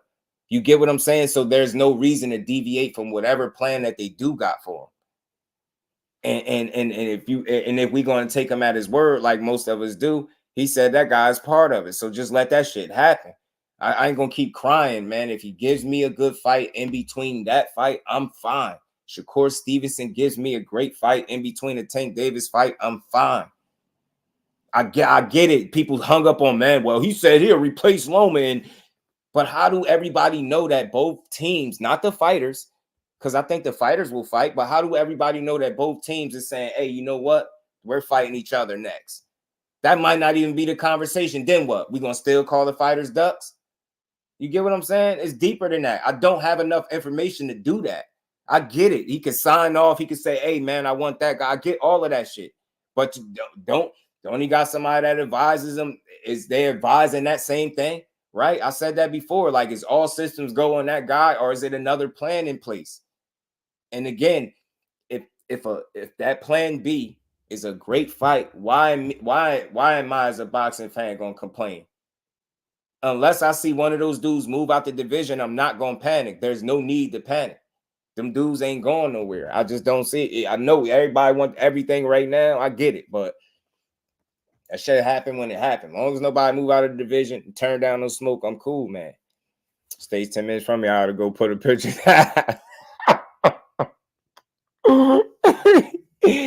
Hey, yo, man, you ain't right, Canelo. You a fool, man. Yo, you shout out, man. You shout out. It takes the man like Nelly, he can fight whoever he wants, for sure, for sure. But check me out, Rallo. The thing is, right, you have a team, right? And I just want you to understand, don't change your stance. Stand on what you say. I feel you. But you have a team. And let's say if that your team is advising you to do something else, not particularly because you ducking or scared, they just might have another plan in motion for whatever reason. You get what I'm saying? So I get it. I just don't think it's cut and dry as, you know what? He's scared of him. He ain't trying to fight this dude. You get what I'm saying? But I do understand that these dudes, man, I'm telling you, I done been privy to some good conversations, bro. And I've been put on to some game. And I'm telling you, dudes ain't sitting down in rooms talking about let me put my cash cow in the most dangerous fight I can possibly put him in every single time. That's just not realistic. You heard it from Andre Ward. You heard it from a number of people, man. Shit different, man. So, you know what I mean? Rude exposure, what it do, my guy? How you feeling? Best team by. He got a great team behind him. Got a great team. Got a great team. I had to go back to the Andy Ruiz because of the last show. Just do how you made me Andy perfectly, man. Shout out to you, Hen Dog. I just be trying to have a little fun with it. People, I don't be wanting nobody to get offended, yo. If you hear me joking about somebody accent, yo, that's just it's a joke. Sometimes people be sensitive as hell. Big Soldier Mix, what's good with that? Oh, Brian Norman. Hey, man. Hey, I told him the same thing, Big Soldier. Hey, so make sure you tap in, man. I'm gonna have B Norman on tomorrow. Man. We gonna chop it up tomorrow, me and Brian Norman, for sure. You know what I mean? I already talked to Champ, man. I told him, you know, I interviewed him once. It's only right to get him back on.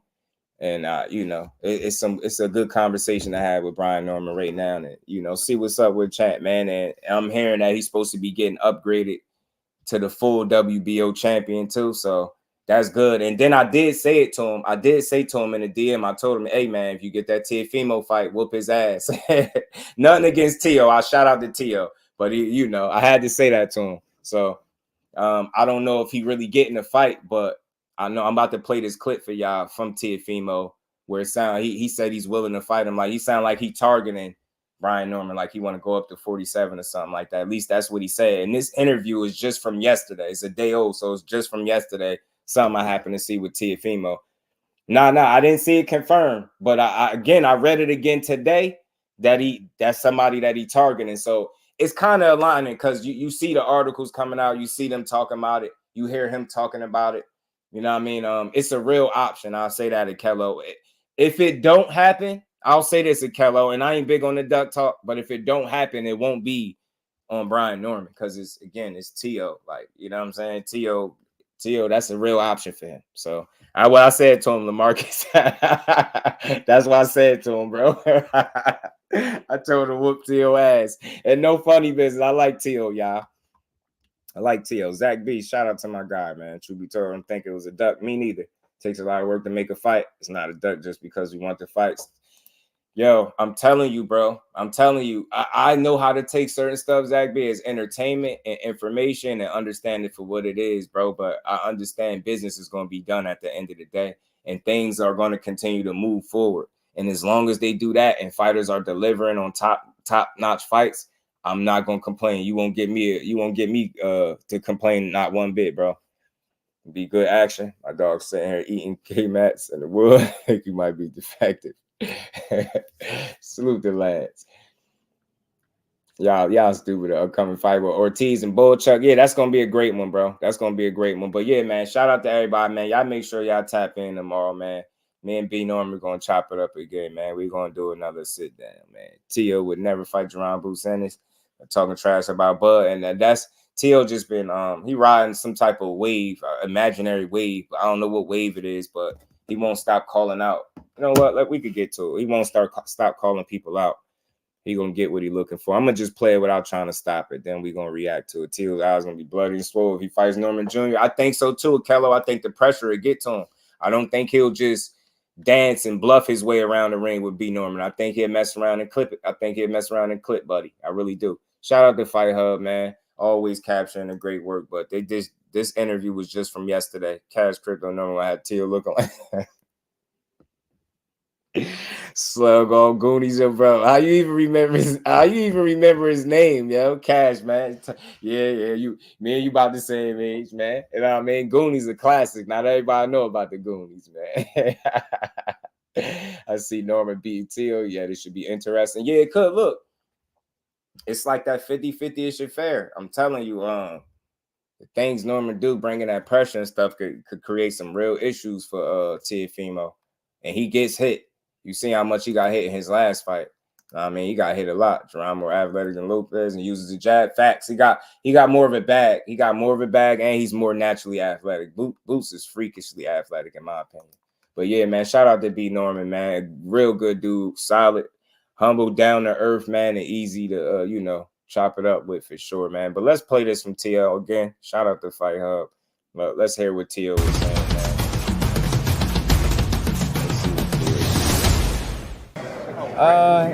Him and Garcia, him and Rolly, him and... Get to it, see what? There's not many names. I might have to move up to 47. Yeah, I like to see him at 147. Yeah, 47. If he's moved down to 147, how would that No, I'll do 2 up. I'll go up him. Lance, He's the that, pound for pound, so might as well follow him. Yeah. I mean, everybody's been doing 2 weight classes. Why can't I? So when you saw on Saturday night, were you surprised with yourself in terms of Crawford? No, it's just that I didn't expect him to I didn't expect it to happen so quick. I thought he'll start, the age would start catching up by 38, but it happened at 36. So I think that's the only thing. I don't catch up to me. Say that. Crawford from Saturday night, No, I thought he did good. He won. I thought he won. Yeah. I thought he did good. I don't know anything right now. Look, there's my dad, Danny. Huh? Oh, there you go, right there. What's up, Bob? How you doing, Top? What's up, man? I'm proud of you, man. Something right now that putting out this thing that I dodged Brian Norman. I didn't duck or dodge him at all. That's the fight I think we talked about at the BWA. No. All I want to do is just move my fight to.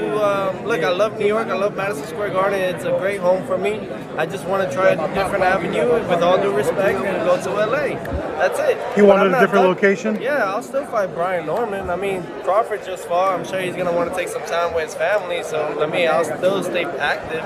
And I believe Paco is elevating, now that Crawford fought, I think Paco is going to elevate Brian Norman as world champion. So then I'll fight for a world title. Right. I don't duck nobody. Let's go. Was it also the fact that it was a Friday? I hope you get it. You better do I fought on a fucking Thursday for crying out loud. Nothing happens, you know what I mean? It's just making the right decisions for myself now. That's all. Something I didn't do when I was younger, I'm doing now. That's really it. I don't duck nobody. You guys should know this by now, don't listen to those false narratives. So, ideally, if it was up to you, you would take Brian Norman in LA, more or less when though? Could be the end of this year. It could be in the fall. It doesn't matter to me. We're ready. We're staying ready. I'm at 155 right now. I'm sure he's at 170. That's fine, and we just keep it going like that. We keep it rolling. Is there a specific venue you like in Los Angeles? The best venue that you could think of, the Staples Center. I know they call it Crypto, but I always call it Staples. Maybe they may not want me for that reason. So whatever case is, just anywhere in the hub. I know they have a new stadium that they're building in Inglewood. So I think, where the Clippers are going to be playing. I think that'll be another phenomenal place to actually have and host the event at. So, that's all we're talking about. I really want to just try. I never fought in LA. I fought 9 times in Madison Square Garden, the big room and the small room. I fought in Miami 1 time, got the key to the city. I fought in Las Vegas 4 times. I never fought in LA. Let's try that avenue. So do you want to, are your days at 140 over? My days at 140? I don't know. To be honest, I can still leave my ring magazine just like Crawford did. Crawford's at 154, but he still has the ring magazine at 147. You know, so we're just copying and pasting what these greats do, and in our terms, and the way we do it in our fashion. 147 was really strong for the longest time. Now it seems like it's just the Boots Ennis show that's about to start. Is that a fight you want too with Boots? To be honest, whatever plans they have. You know, when I think, you know, I have nothing but respect for Boots. But we've known each other for a long time now. We won the 2017, in 2015, we won the National Golden Gloves together. We were both 17, so it's a great fight. People want to see it, then we'll do it. Whatever they got. I don't say no to any fight. You know, as long as it's eye catching and eye candy to all of you that are watching right now. That's what really matters, you know. So, however, my main focus is truthfully Crawford, and I know so it is for him too. So we'll see what happens down the line. We'll see what happens for us this whole year and for the next year to come. Mm-hmm. Are you happy with how you're being promoted by Top Rank? No comment, man. No comment. You know, anything I say at this point, I'll get in trouble. Yeah, we'll see. We will.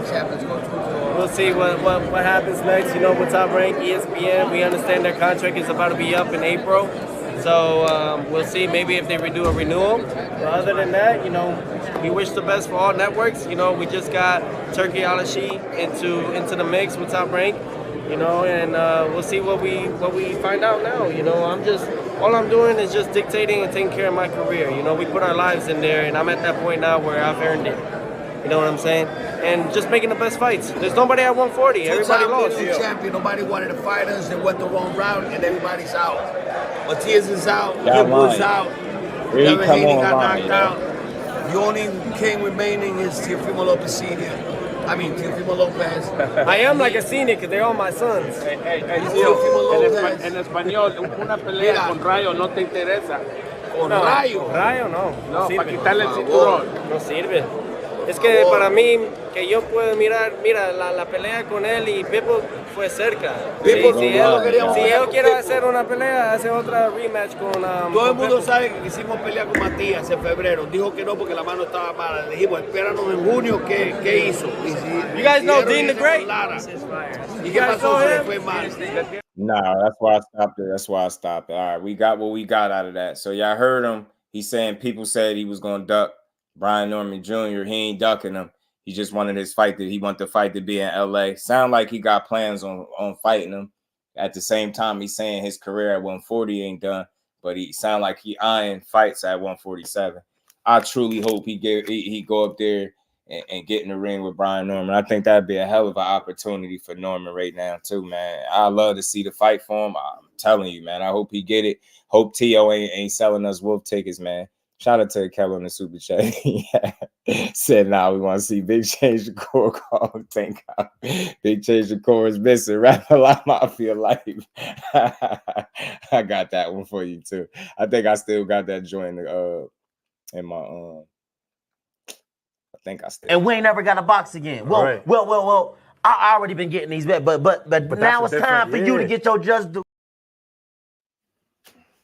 Shout out to my guy, Kello, man. I knew you like that call out of Kello. I knew you was feeling it. I knew you was feeling it. I knew you was feeling it. I knew you was. Let me get to the bottom, man. Shout out to my bro, man.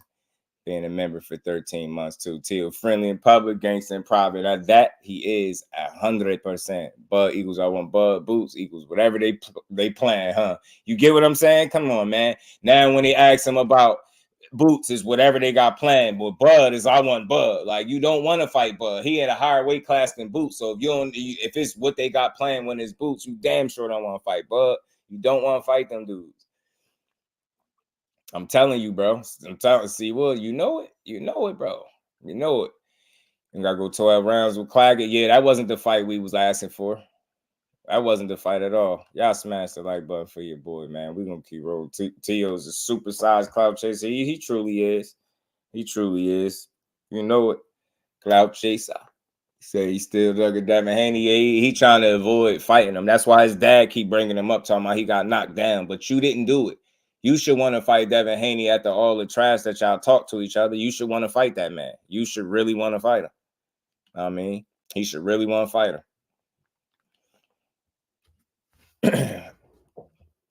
Oh, he said when Tank signed their contract and to who? Yeah, I mean, I wish I knew. I wish I knew. But like I said before, man, I never thought him and Core was gonna be the next fight coming. Like, you know, and I keep saying it, but can't wait to see it. But yeah, man, that won't be happening. That's for sure, though. I don't see that happening next, and not because he ducking either. Still, yeah, he don't want to fight that. Devin Haney versus Teofimo is the fight. It's a good fight. Once Dev come back, he get a get back fight. He get a get back fight. He get a get back fight, then he should jump right back in there.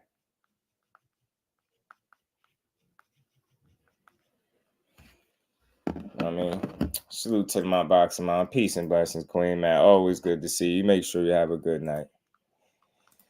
Tank seems like he Shakur after all the trash he talk. It all depends on what side of the street you standing on. Mark West was good with it, my guy. Some people feel like, you know, Core went radio silent and ain't called Al, and you know, probably was, you know, impatient with waiting and all of that stuff. It's a lot of different things. And some people like, man, look, Tank the A side, he make the moves, he ain't doing it. So it's difficult, man, because you just never know what the conversations is. Like, what I'm saying is, you'll hear a fighter. A fighter is always going to speak like a fighter. A real fighter is always going to speak exactly like that. You know what I mean? Exactly like a fighter. So what I'm saying is, you'll hear these guys say, yeah, I'll fight him. And they might even say next, oh, he next or whatever. But that's being spoken from an individual standpoint. But when you go and sit down with a team, y'all going to make a decision as a collective. And I think that's sometimes why you might hear a fighter say, hey, man, I'll fight him next. Yeah, you will. Like, think about what they saying. They ain't saying, I am fighting him next. Yeah, I'll fight him next. You know what I'm saying? You think about what they're saying. They're saying they will do something, but they also are speaking just as an individual. You get what I'm saying? And I don't think that they're making fights as an individual. I think they, of course, they signing off and they got the final say, but they got a team for a reason. And I think the people, they collectively, they come up with something and they see what works for him. He say yes, and there you go. You got to fight. You get what I'm saying? I think that's how it be for these guys. I don't think guys is going into these rooms making fights themselves. Yeah, you make sure you have a great night. You know what I mean? I just don't think so. Teal can handle footwork, or Tease expose him. Yeah, man. If he got to be on the front foot all night, he going to struggle. Teal like you to come get him. You know what I mean? I get it, man. It's not really an excuse, man. It's reality, bro. It's just something that people don't want to hear, right? It's something people don't want to hear because it ain't the fight. He ain't fighting the guy you want to see him fight the most. But that shit is real, bro. Shit is real, man. You know what I mean? The business of boxing do not move at the speed of YouTube. It really don't. It really don't. And that's what we be thinking, man. Like, it just don't go like that. You know what I mean? So I don't know, Canelo. Oh, yeah, nah. The English-speaking Canelo take fighting Rayo. It's possible. You know what I mean? It's possible. Anything is possible. The English-speaking Nello, English-speaking Nello. Hold on. We're going to play something real quick. The cursing with Nello is crazy, y'all. Did y'all see Cursing with Canelo, y'all? I want to do something with you called Cursing with Canelo. Cursing with Canelo. You say some of the best curse words. Is that the first words that you learned was fuck, bitch, shit? Like, and you say them well. Yeah. Even right now. You're like, oh, motherfucker. Yeah, motherfucker, son of a bitch. Yes. Yeah, you fucking kidding me, motherfucker, dumb bitch. Yes. I love it. So this is what I want to do. I want to do Cursing with Canelo, man. What was your favorite motherfucking fight? I have a lot, but my favorite. You have a lot. What? Oh, go ahead. A lot of shit. You have a lot of great fucking fights. A lot of great fucking fights. Yes, so my great fucking fight, one of my great fucking fight with Miguel Angel Cotto. Wow. Yeah. That was a great fucking fight. Yeah. I heard that. What you fucking have for breakfast today? Yeah. I fucking eat a shake. Ooh, a motherfucking shake? Yeah. Vanilla or motherfucking chocolate?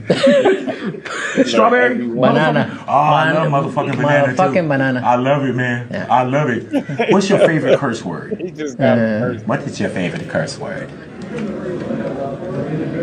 I don't know. Let me show you. Bitch, that's good. Dumb bitch. Dumb bitch. Yeah. Let me show you. Now you say motherfucker for me.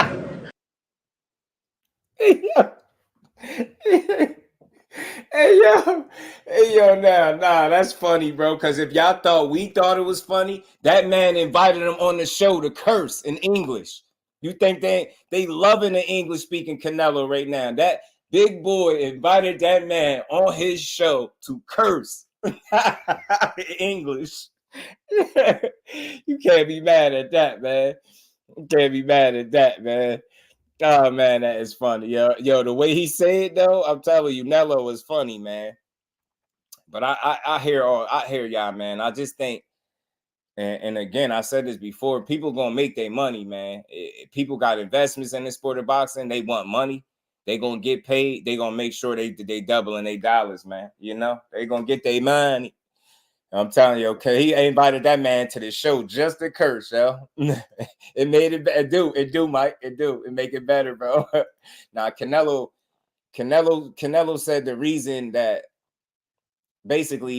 he moving the way he moving now, because he said he fought like 7 or 8 of those guys that we said he wouldn't fight. They all wanted the fights from Mayweather to Lara to Cotto and Callum Smith, all those guys. And in his mind, in Canelo's mind, he feels like he gave the fans the fights that that we wanted, the fights that were difficult, that we said he wouldn't win. And now he feels like, now that he's done that, he has the right to fight whoever he wants to. That's really legit what he said. He actually named all of the fighters. He named all of the fighters that he felt like he fought that put him in a position to move how he's moving now. Now, I could never agree with that personally, because you gatekeeping titles and you handpicking opponents and giving people that you feel like you got the ups on chances to win titles that more than likely they're not going to win unless something, extremely crazy happened in the fight. So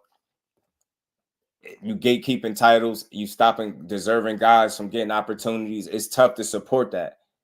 And that's why I say talking about Canelo requires a conversation, right? You can't just completely dismiss him, because it's the reason why we expect him to fight these guys, because it's the work that he put in and what he showed us that he can do that lets us know that these are the caliber of fighters that he should be fighting.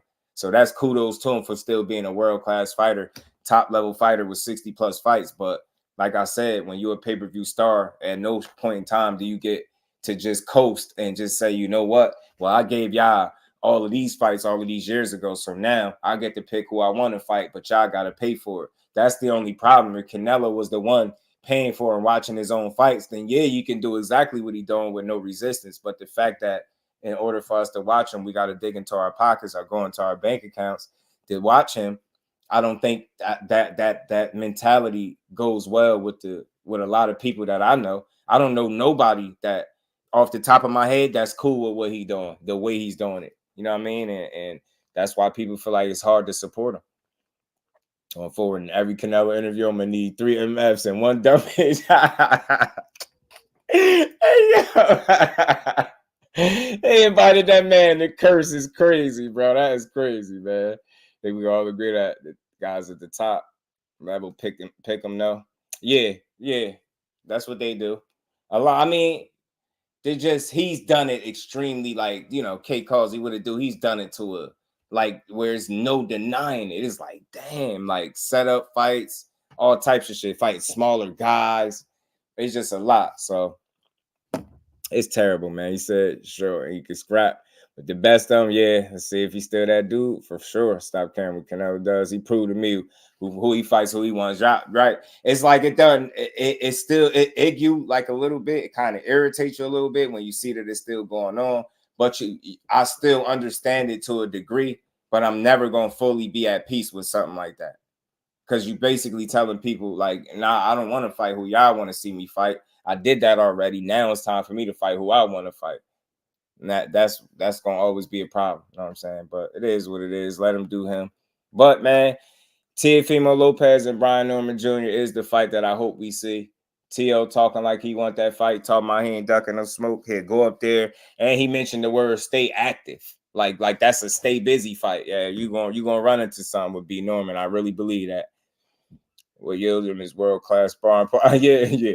Was world-class. Avni Yildirim. Shout out to my guy, Rude. I see you, bro.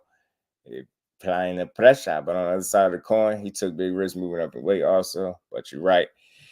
He left a lot of food on the plate. You get what I'm saying? And he just can't. He having like a pre-celebration tour. You know what I mean? Hori Faints, my guy. What's good with it, Hori? How you feeling? Melanin Queen, how you feeling? Finally, workday over out, man. I'm glad to hear that, man. Hopefully, you could kick your feet up. Melanin Queen, how you feeling? Always good to see you. You're not gonna lie, it's a 50-50 because of Teal's skills and his antics. Nah, for sure. Teal's still he's still a damn good challenge for anybody, bro. He's a good challenge. Teal's a good challenge for anybody. You know what I'm saying? But I think just styles make fights, and that'd be one of those ones where they can't really have to fight his way out of it, and he might, you know, it might go bad for him. And Kans, yeah. And he don't since he said that's what it's like. He gonna exit himself anyway, Rude. But hopefully there's Brian Norman fight is the fight he wants. I love to see it. Look, it's a 50-50 type of fair. Teal got the big fight experience. Brian Norman coming off the best win in his career. I'm saying he proved a lot of people wrong. Glad to see it. I would just love to see it be followed up with an opportunity like that. You know what I mean? Teal gonna move up 2 weight classes and fight, but hey, but cuz when they asked him about boots, he gonna say, I mean, if that's in the plans, but you want to fight Bud at 54, but if it's in the plans with Boots at 47, like who you think you playing with, man? Like the poor Mr. A glass. Oh yeah, pour a glass of wine. Pour you a glass of wine. That's what I like to hear. Kick your feet up. Now, I'm just used to Starbucks unifying. Nah, I get you, man. I get you, Rallo, man. I understand that. Listen, I want to make sure you understand how I'm on it. What you saying ain't wrong. You just demanding top guys to fight other top guys. We all want that. I'm with you. I think the difference is maybe how I feel like, or maybe the reason I feel like the fights haven't happened, and you might feel like it's just as simple as, this dude don't want him or he ducking, right? I just think there's some more factors at play, right? You get what I'm saying? And like I said before, I acknowledge the fact that he said he ain't asked for certain fights, but he ain't turning them down neither. And if they're telling you, hey, look, these guys are in the plans too, I know they're going to do it all on their time. Them dudes, Tank Davis, Team Tank, they move on their time. That's what it seems. You get what I'm saying? And that might not necessarily go well with some portion of the fans, right? But I think for him, if it's been working, it's not broke, don't fix it. You get what I'm saying? If it ain't broke, don't fix it. It's that. So if the plan that they got laid out for you is working, meanwhile, those other fights are also in plan. He's a patient guy. Just think about the way he approached fights. It's just mental, like he a patient guy. Oh, I'm gonna get him. Oh, you got me him. All right, you get what I'm saying? I don't think he, losing his mind about what order they come, and that's why I think when people ask him, he genuinely don't care. It's like because he like, yo, we gonna come. It's whatever me and our team come up with, like that's what we gonna do. And I believe they have a plan for him. And I believe those fights that you want to see, bro, are in that plan. It's just a matter of at what point do we fight them, right? You know what I'm saying? That's all. And I know it's like the opportunity is there now. Why not fight him now? I'm completely with you. But again, I think if you got an investment and you just signed that investment to a lucrative deal, there's certain fights that you're gonna take, but you're gonna definitely do it on your terms, and it might not be when the people want, but it's gonna be when it makes sense for you. And that's part of something we gotta understand. So as long as it's not a situation where it's milked out, I don't have an issue. I don't see no reason to panic just yet, is what I'm saying. I know we get a lot of back and forth with the fighters, but I don't care. It's like it's all good until I see somebody move out the weight class. I ain't got no reason to panic just yet. You know what I'm saying? He said, "Bo Max said till trash." I support Bo Max. I'm telling you, everybody's a duck when it comes to money. And money talks, BS walks. Taking Canelo move different because I think their situations are different. A-side position, yeah, I think their situation is different. I think You know, P. Hunter, what it do, fam? I think it's things to consider when it's them. I ain't saying it's so much different than everybody else, but their situation is obviously different. And like I said, if you got a team that has been putting you in nothing but situation after situation to be successful while you're growing and elevating as a fighter and moving you closer to those names that everybody want to see you fight, why would you object to anything going on right now? So the order in which people want to see the fights might be different in the order in which they want the fights for the fighter. That's all I'm saying. And I think if people acknowledge that, maybe they can make peace with what's going on. All I'm saying is it ain't like this fight is like over marinated or something where it's like it's an extreme rush to put on. That's not the case. These dudes still in their primes, they're young. Like until we get to a point where it's like, let me be clear. If I can see it now, give it to me now. But if I'm not overreacting, because if I'm getting a great fight in between that on the way to him, then that's more fights for us. If he's going to fight another top guy and that, you get what I'm saying, on his way to fighting him, man, I don't got an issue. That's an extra good fight. You get what I'm saying? But if it get to the point where you stringing it along, now guys moving out of weight classes, now you having weight discrepancies and all that, now I'm feeling different. But right now, I think they still in the position to deliver exactly what they said they was going to deliver. And that's on both sides. You know what I'm saying? Fighter from Jersey that live in Houston going to be in Colorado Springs Monday. I'm just saying. Oh, man. Y'all get him out there. I got mad. God damn, man. And you know what that mean. Putting in that work. You know what that mean, man. You know it. I'm sorry, but you shouldn't. Shout out to my guy, Rozilla. What's that?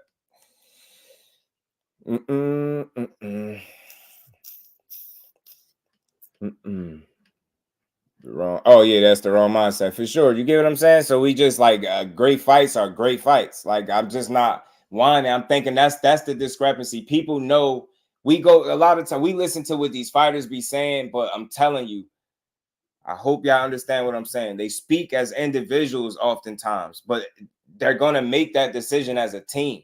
That's why we don't be getting some of them fights sometimes, because those guys don't be in the immediate plan. So all I need to know is that you're in the plan and you're not gonna over marinate the fight and like bleed the fans and string the fans along. Long as that's not happening, man, I ain't tripping. I'm gonna sit here and I'm gonna enjoy these other good fights in the meantime, bro. I'm gonna enjoy these fights. I'm done with all the narratives. I don't do no whining. Stand on business. Fight top fighters. Deliver me good fights. If they're not in a position to fight each other, then fight the best next man up. What's wrong with that? Oh man, he wasn't supposed to do shit but fight a great fighter. Get in there and fight another world-class fighter and beat his ass and then go on to the next. It ain't that many fighters in between them to fight before they get to each other. So if people just just take a breath, just chill for a minute, just let it happen, bro. Because I believe it's gonna happen. Just let it happen. And that's where I'm at, man. Shout out to them. I don't know what each team is talking about behind the scenes, as I keep saying. So it's a lot we don't know to keep saying who's doing what. I don't know, because I don't know what each other's focus is. I don't know what each other's teams is focusing on. Like, I don't know what the plans they got for each other, but I know something. I know I just got word on something else. So y'all it's going to be some complaining ass people in a minute. I'm going to just go ahead and let that information come out as it come out. But, you know, I know y'all about to be, a couple people about to be swole. Oh man, duck season, yo, people about to be mad as hell. I'm telling you. I don't know if they getting it. People about to be hot. That's what I'm saying. That's why I keep highlighting your comments purposely, man. But look, man, Tank vs. Pitbull too. Y'all already know. Y'all be knowing. Y'all know who fighting next, man. Y'all know who fighting. Till duck Norman. Nah, he said he didn't duck him though. Juice was good with it. He said he's willing to fight him. Nah, not that. Hell nah. That part right there, it's another part of it. It's another element beside what I'm talking about. When that come out, yeah, I wonder how people gonna feel about that. Let me just say this, man. I've been saying this all along. It's a lot I don't know. It's a little bit that I do know now. I'm gonna say my opinion on it. I personally don't think ever that fight was gonna materialize as a plan B fight. I said this to y'all yesterday. I hope y'all get what I'm saying. That's not a plan B fight. You get what I'm saying? That's not a plan B fight. I never thought that was happening then. You seen Buddy moving around. Where you seen him moving around? He in the mix. Like he in the mix. It ain't gonna be what you want, but it's gonna be something that everybody should want. You know what I'm saying? Everybody should want to see the fight. You get what I'm saying? But just know it's two sides to everything, and people got plans, and people move how they move. You know what I'm saying? My Kevo, my guy.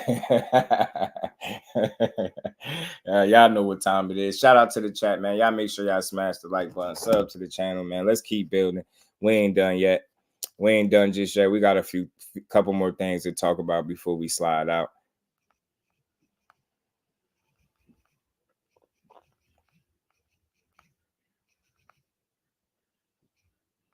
Oh man, my bad. I'm just responding to a text. Lance Meyer, what it do, my guy?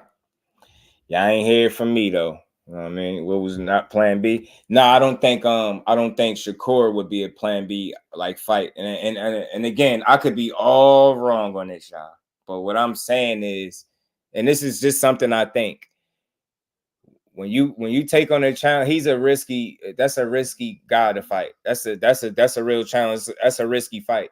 I don't care who you think he could beat or can't beat. It's a risky style. It's a difficult style to look good against. The powers that be are going to consider that. They're not going to come out and tell us that shit, but they consider that. You better believe that they ain't in them rooms talking about his defense ain't shit. He trash and all he do is run. You better believe that that's not what they in there saying.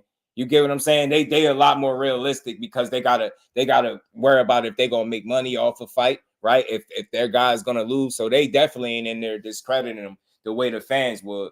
So it ain't, but I never thought that fight ain't gonna come like, all right, well, I'm about to fight this guy, and then it's like, oh, well, you pull out, well, I'm gonna fight him next. Like it just never was gonna materialize in that way. And I think we're gonna see all that right now. You know what I'm saying? But not that I think that was a possibility if he won P Hunter, Pitbull, but not losing. Boxing Talk up north. What's good with it? He paid in Shakur setup. He said he waiting on Shakur. He ain't waiting on nobody really. Miss Joette, what's good with it? I appreciate you, Queen. See you tomorrow. You make sure you have a great night. Urban Mac, my guy. But yeah, we got a little bit to chop it up on before we out of here.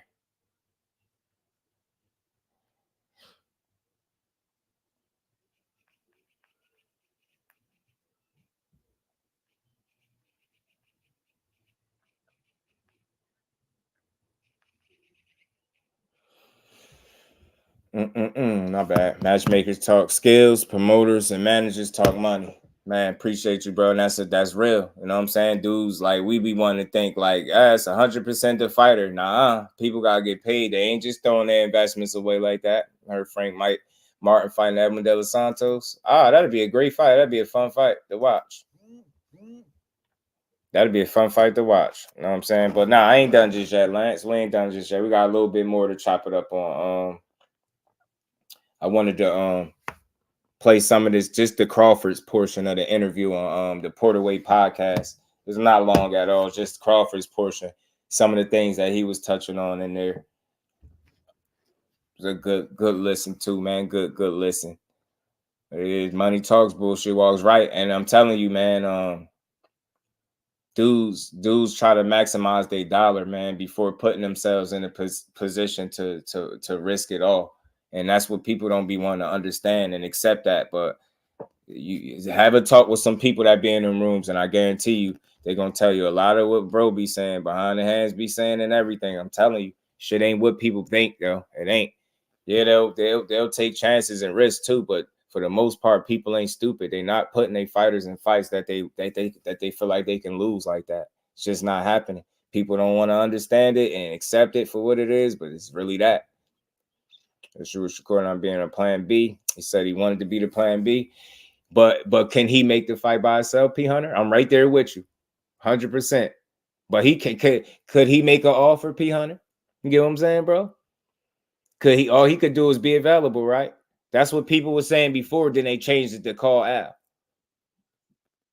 Like I don't think I even like that no more. I don't even think I like that. I think they overused it now. Like I don't even like it because it don't hit the same no more now. Call Al. It's like, man, call Al, but you had somebody say something about contract being sent out. And people, that's why I say people just hold on to whatever piece of information to push a talking point. It's a lot of stuff been said, and it's a lot of stuff that's been said. Not all of it is happening. And when you hear when a man tell you they probably fight somebody last, you better believe him. That's all I'm gonna say. I'm gonna say that. People don't like that, then be mad at the fighter that said it. If a fighter tell you he fuck around and fight somebody last, believe it. You know what I mean? Or definitely that person won't be next. So I'm gonna just leave it like that. You know what I mean? Call Al don't hit the same because Big Turk making calls. Big Turk trying to make it happen, man. Hey, look, all I can say, bro, like I've been saying with him, if he continue to give me good fights, I could appreciate it, and that's where I'm at with it. So, you know, a good fight is a great fight is a great fight. Shakur said some from Tank Team reached out. Yeah, he said he told him to send an offer and then he ain't hear nothing else. You know what I'm saying? Said he ain't heard nothing else. So, you know, I know they're gonna just say it's cap. I can 100% guarantee you they're gonna say that's cap. So, you know, truth be told, that should have come out to the light, but I truly don't think that was the focal point, each other's immediate focal point for different reasons. I don't think that Shakur is the immediate focus after Loma, and I don't think with Shakur being in between promotional companies that was the fight that was right there on the table. I don't know if any call was made. That's what he said. I mean, I wasn't there. I just heard him. I heard him when he said it, but I don't know.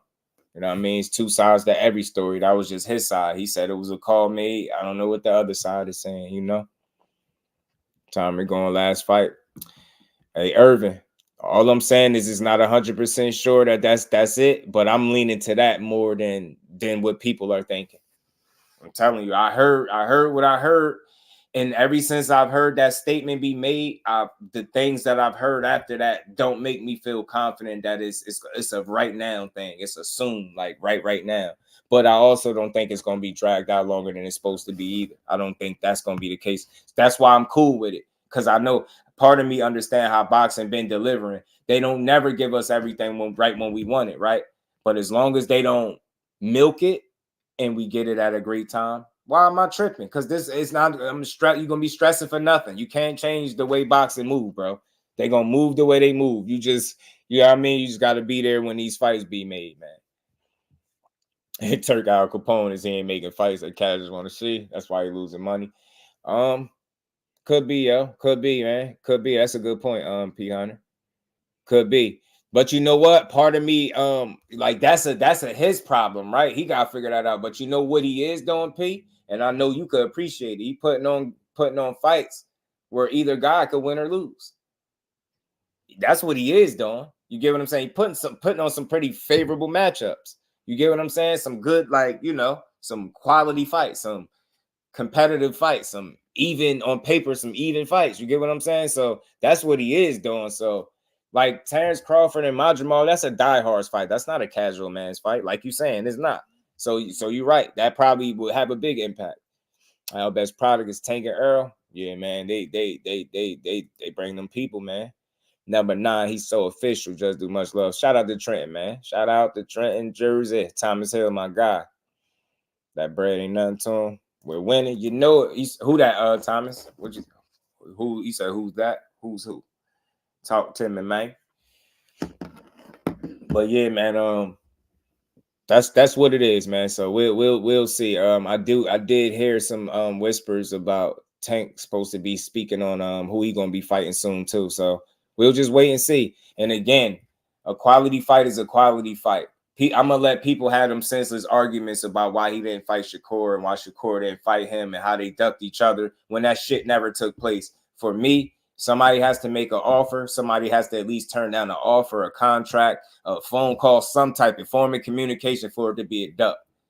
It's a difference between somebody ducking somebody and that guy not being the very next fight that you fight in the focal point, the immediate focal point. And like I said, I can make peace with that. I'm not about to cry as long as I get a good fight. You know what I mean? And like from what I understand, a good fight is on the way. So I ain't about to complain. Seeing the fight again. If he come back, it's gonna be Fundora for him. But in any fight not against a popular fighter is absolutely Rick. Salute to my brother Ricky Williams. How you feeling? Rick? Good to see you. And McQueen, my guy, and I agree 100%. As Turk and company get a better handle on analytics and demographics, I believe successful follow. It's a good point, bro. Because he already, I mean, it's not. You got to think he fairly new in the game. It's not gonna go off without a hitch. There's gonna be some issues, some setbacks, some blowbacks, some failures. You got to know where you need to improve. You got to know what moves to make and not to make, right? So it's gonna be some mistakes being made. But like you said, just give him a while, man. He probably figure some things out. One thing I think he does have figured out is making a quality fight. I think he understands what a competitive fight looks like. You know what I mean? Anytime I'm getting multiple fights where people feel like either guy could win, that's good matchmaking. You get what I'm saying to me? So I think that's something that he might have a handle on, you know what I mean, to a degree, right? Putting together the right, so to speak, like competition, making it a good fight. Because we just seen a card where it wasn't a boring fight up there. You know what I mean? So it was a good fight. You know what I mean? Stay down till you come up. Yeah, man. And bet on self when it's time to. You lose money to make money. You got to. You know what I mean? Got that part down pat. You get what I'm saying, Ant McQueen? So it is some good it's doing, right? It is some good. So that's all. You know what I mean? Figure it out. You know what I mean? You're going to bump your head a couple of times, but as long as you figure it out in the process, it's all good. You know what I mean? Anything you can learn from it is a lesson and never a loss. You know what I mean? More fights is always good. Right. You don't need to be in the way of everything. It seems like he feels like he's saving boxing. And I feel like because I feel like Rick, I could be totally wrong. I feel like because some of that, he plays social media.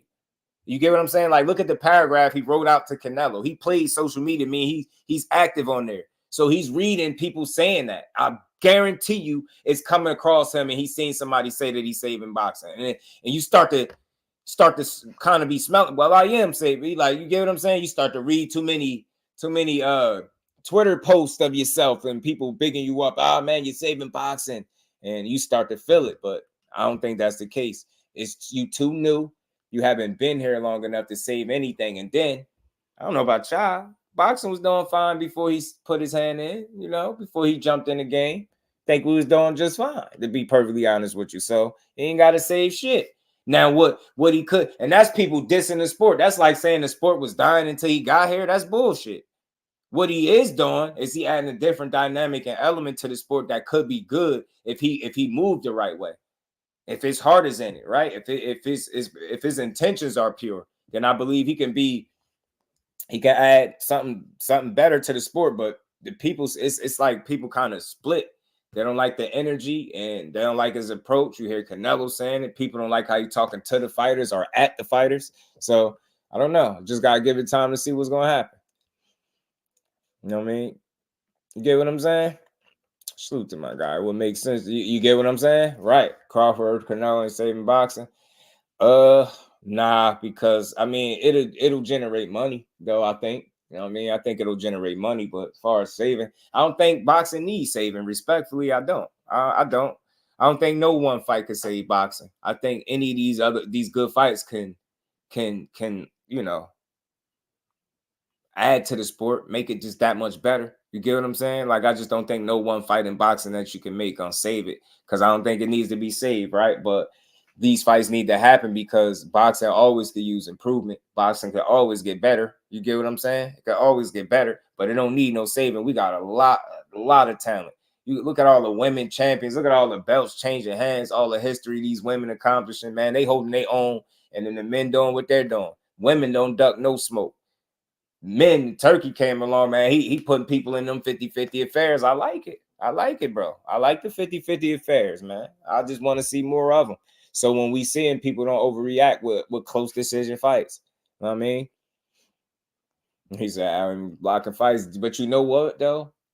Big Soldier, from what I've heard from fighters that work with Al Heyman, there's been some misinformation with him blocking fights. I've heard he does the opposite. Like, if you get what I'm saying, he's gonna put you in a position to get your bread, And if you want an opportunity, he gonna support it and not get in the way of it. You get what I'm saying? That's something that I've heard consistently about him. Because I wanted to know that. I've heard people mention that for the longest. Like, he be blocking fights and this and that. And it's like it's some truth to it, but it's not as cut and dry as just a guy blocking fights as much as business taking place. And it might not make sense for business. So somebody will say, well, he blocking this or he's doing that. And it's just a lot we don't know to say he doing it with the wrong intent, because he put people in position to succeed and win. You know what I'm saying? All right now it's either Shakur versus Tank or Bud and Boots. Those are both great fights, Rick. I'm telling you they are. And that Boots fight just look more and more appealing, you know, for a Bud, as in terms for a Bud fight and Boots fight is just more and more appealing because it seems more possible than ever. I mean, it seemed like, especially with the fact that, you know, he probably won't go up to 68. Not saying he won't do it. But Canelo is just that situation too, you know, inconsistent for me to think it's gonna happen. Taking that camera out money, he's putting fights in pay-per-view. Yeah, he definitely thinking. And he want that. And like I said, Cash, ain't nobody in the business of just trying to lose no bread. You know what I mean? Serrano's ducking. Baby Alicia Bumgarner. Reginald Skywalker was good with it. And Bud might lose because Madrimov size, but since Bud won, the fight lost money. The fight was trash. Yeah, people be hating, man. The fight wasn't trash. Bud won. People probably mad that he won. He did what he had to do. Madrimov just wasn't busy. He wasn't active enough for me. He landed a lot of single shots, and a lot of those was right hands. He landed an exceptional amount of right hands, no doubt. Probably more right hands than I seen Bud get hit with in any one fight, right? I think it's safe to say. But at the same token, you couldn't win the fight with just that one punch. Bud was going to your body, both sides of it. He was initiating the offense. He was putting together better combinations when it's all said and done. That's why I feel like he was winning the majority of the rounds. He's putting together a more consistent body of work through the course of 12 rounds, whereas, you know, Madrimov had more dead spots, I believe, in the fight than Crawford. Yeah, they both had moments where they wasn't engaging because they was feinting each other and trying to gauge distance and range, get your timing down pat. But I think Bud Crawford broke the mold faster than Madrimov. Madrimov was kind of still stuck in that trying to foot feint and, you know, being iffy about his offense, and Bud just made up his mind at one point. And it got later in the fight, but he made up his mind. He just started letting his hands go in them last few rounds, last couple 2 to 3 rounds, and he put a, you know what I mean? He made it convincing for me to a degree, right? By just finishing strong. He closed the fight very strong. You know what I'm saying? Mason might be too young for Andy right now. Seen several of his fighters on that Riyadh season card for sure. I mean, if Tank wants to fight Shakur, he can ask for it, even if it's bad for business. I mean, yeah, you can always ask for it for sure. And you can always suggest it and all that stuff. But, you know what I mean? I still think collectively they come up with something. I never think he just sitting down like, yo, give me him. And that's just it. It's no other discussion. You know what I mean? That's why I think certain fights don't happen exactly when we want them to. You know what I mean? But I don't think that dude's scared or ducking nothing. And it's just a matter of when, not if now. You know what I'm saying? Before it was like, damn, is this even going to happen? If it happened. Right now, it's like it's a matter of when it happens. So we're going to see, man. We're going to see. But let's keep rolling, man. I wanted to play a little bit of this from Terence Crawford. He went on a Porterway podcast and he was talking about a few things, man. So it's short. So I'm going to play this, man. Y'all make sure I hit the like button for your boy. We ain't done just yet. Let's bring in Bud. Turn your phone, big dog. Turn your phone. There you go. What's up? How you doing, big man? All good, man. How you? I'm good, man. Just chilling out here with the boys, man. They out here fishing. Beautiful. Go ahead. Y'all ain't catching shit. We ain't caught nothing yet. We just got out here. Oh, okay. All right. He finally losing in life. That's something. Finally losing in life. I take Terence off. We just started, man. We just started. Give us some time. Look how confident. You gotta have patience in fishing. All right, it's too late, right? Ain't it too late? Nah, this is the perfect time to fish. Oh, I thought you had to do it early in the morning. Nah, you do it later. Early in the morning or in the evening when the sun about to start going down. Got you. Go ahead, Satel. What's up, Terence? What's up with it? Congrats, man. Was good. Thanks. Appreciate it. I was gonna try a ranking question for you. Okay. So, all right. So by becoming champion from 35 to 54, I'm sure you heard this already, but you're one of 6 fighters. Say again. 35 is always gonna be the best. No, not the division. Not which division were you the best at? No, I'm saying the feeling, the accomplishment. 35 is always gonna be the best. Let him ask his question, bud. You ain't off base. But no, I get it. He's saying the first title belt the best. Okay. I didn't know that. Yeah. So that's good info, Shawn. So what was you gonna ask?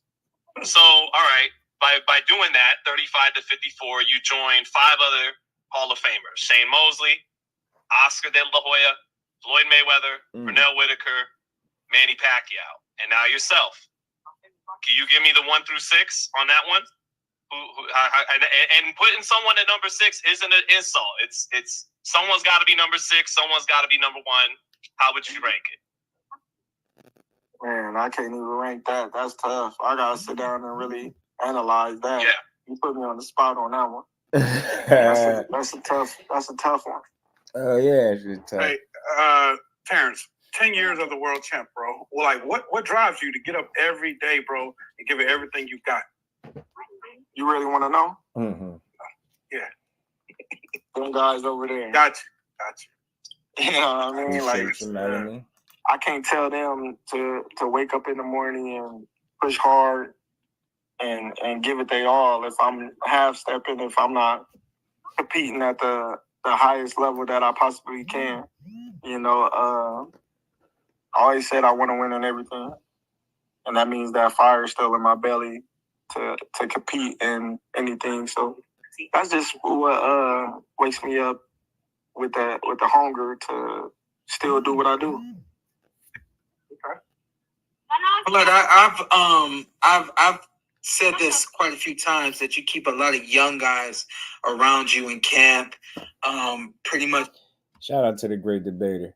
Much love in the Super Chat. He said with Turkey, what don't have to hear about the size of the street and A side and B side crap, or talks about pay-per-view numbers. Turkey is good for boxing. I feel that. What I do like the great debater about what he's doing. Like I said, you're right. To a certain degree, some of that stuff you're not hearing about. His approach, I think, could use some work. Maybe I'll blame that maybe on the fact that he new to the game, right? And I think I'll blame some of that on where he's from and how much praise they give him. He used to talking to people a certain way, and I don't think in no way, shape, or form am I giving him my out. It still don't make it cool, but I really think in his position and his excellency, you got people doing all of that and overpraising him and stuff like that, saying he saved boxing, you start to smell yourself. And I think dudes have egos, especially in the position he in, especially if you think he run around here facilitating fights, he moving a certain way and people talking to him a certain way. So his approach and stuff like that might need some work, but I think he understands what a good fight is, what a good matchup is. I do. I think so. And again, it's not going to be all bad or all good with him, but I don't see a reason to be mad at nothing he's doing just yet. You know what I'm saying? A few of the things that people said he was doing, I'm not even sure they can validate those claims. So just got to wait and see. But I do think he understands what a good card is, what a good matchup is, and stuff like that. So we'll just see it moving forward what he continues to do. You get what I'm saying? Time definitely will tell.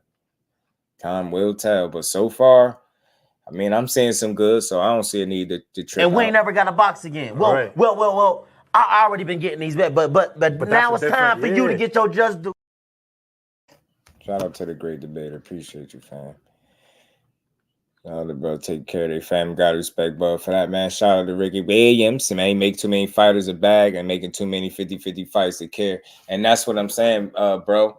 That sound like positive to me. So you telling me you gonna get our fighters paid and you putting them in meaningful fights, 50-50 type of affairs, the kind of fights that we're asking for. I'm trying to understand again, where's the issue? You get what I'm saying? But this whole he saved boxing is wild. That's overdoing it. But I think he's added a different element, dynamic to the sport. I think it's been some positives there, right? And again, with any situation, it's not going to be all good. But I have issue with the save boxing part. Other than that, I'm good. Like he doing his thing. Don't tell me he saved boxing though. Right. Yeah, overboard. And I think some of that goes to his head though, Mike. And that's why he be talking the way he talk. You see the people damn near bowing down, like without even knowing, they just bowing. Like, and that's why I say people are easily influenced. You to say that he saved something that's not dying is wild. To say that he saved something that people been a part of for years and putting on good events and fights is just wild. It's just like disregarding all the other work everybody else is putting in. But let's appreciate the work he is doing. The money that, you know, he's getting people paid is supposed to be good money. People keep saying overpaid. I don't think that's the case, but I think people are getting paid well, but I think they're being put in positions where they got to earn that bag. And those are 50-50 fights. And ain't that what fans want to see anyway? We want to see guys take step ups. We complain all the time about guys not taking chances. And then when we do, we say that he's setting our fighters up to lose. I don't see how that's the case. If he offering you an opportunity that you could clearly say no to, he offering you an opportunity to make money and fight a credible guy to further your profile. I don't see how that's a setup at all, unless you fight on the cards and you just don't get a decision. Something like that, then that's different, but that's not really the case. So I don't see what he's doing that's so wrong. You know what I mean? Son of God, what's good with the family? Jermaine Wood in the building. Okay, the fans, the only fight I can say, bro, man, and Chris Algieri said that too. He said he giving us all the fights that, you know, boxing fans been wanting. I was like, huh? So I could say the fight is Usyk and Fury, and I think we was gonna get that anyway. But I'll say it's not the individual fights I think that he's giving. I think it's the solid cards and good matchups that he's putting on that I could appreciate for me. You know what I mean? Hey, big waves in the ocean that already exists. That's a good point. Saving boxing, breaking boxing politics, which is the number one problem with boxing. Listen, I don't think he's saving it, but I think he's adding an element to it, right? And the reason I'm saying he ain't saving it, he ain't done enough to save boxing. He ain't provided enough of those type of fights. And on top of that, it's not dying for anybody to have to save it. But he is adding a new element and dynamic. And I can say I appreciate it. And it comes with some good fights. I'm just not here to complain. If you're going to put on good fights and the guys that you're putting in competitive fights, you're getting them paid, no issue. No issue. You know what I mean? No issue. Hey, pay-per-view get fights without roadblocks. It's a big soldier. I like that. You get what I'm saying? I like that. I like that kind of stuff. You know what I'm saying? I like to see people getting their bread, getting paid, getting their opportunities, being able to fight in front of these different crowds and audiences is positive. You know what I'm saying? Let's get back to this bud joint. And I got one more thing we're gonna chop it up on, and we gonna slide. Y'all hit the light bulb. Just about in your daily life, you've always got young athletes around you. I've always looked at that as a way to keep you hungry, keep you on your toes, keep that kind of competitive drive around you. Am I right? Am I on the right track when I say that?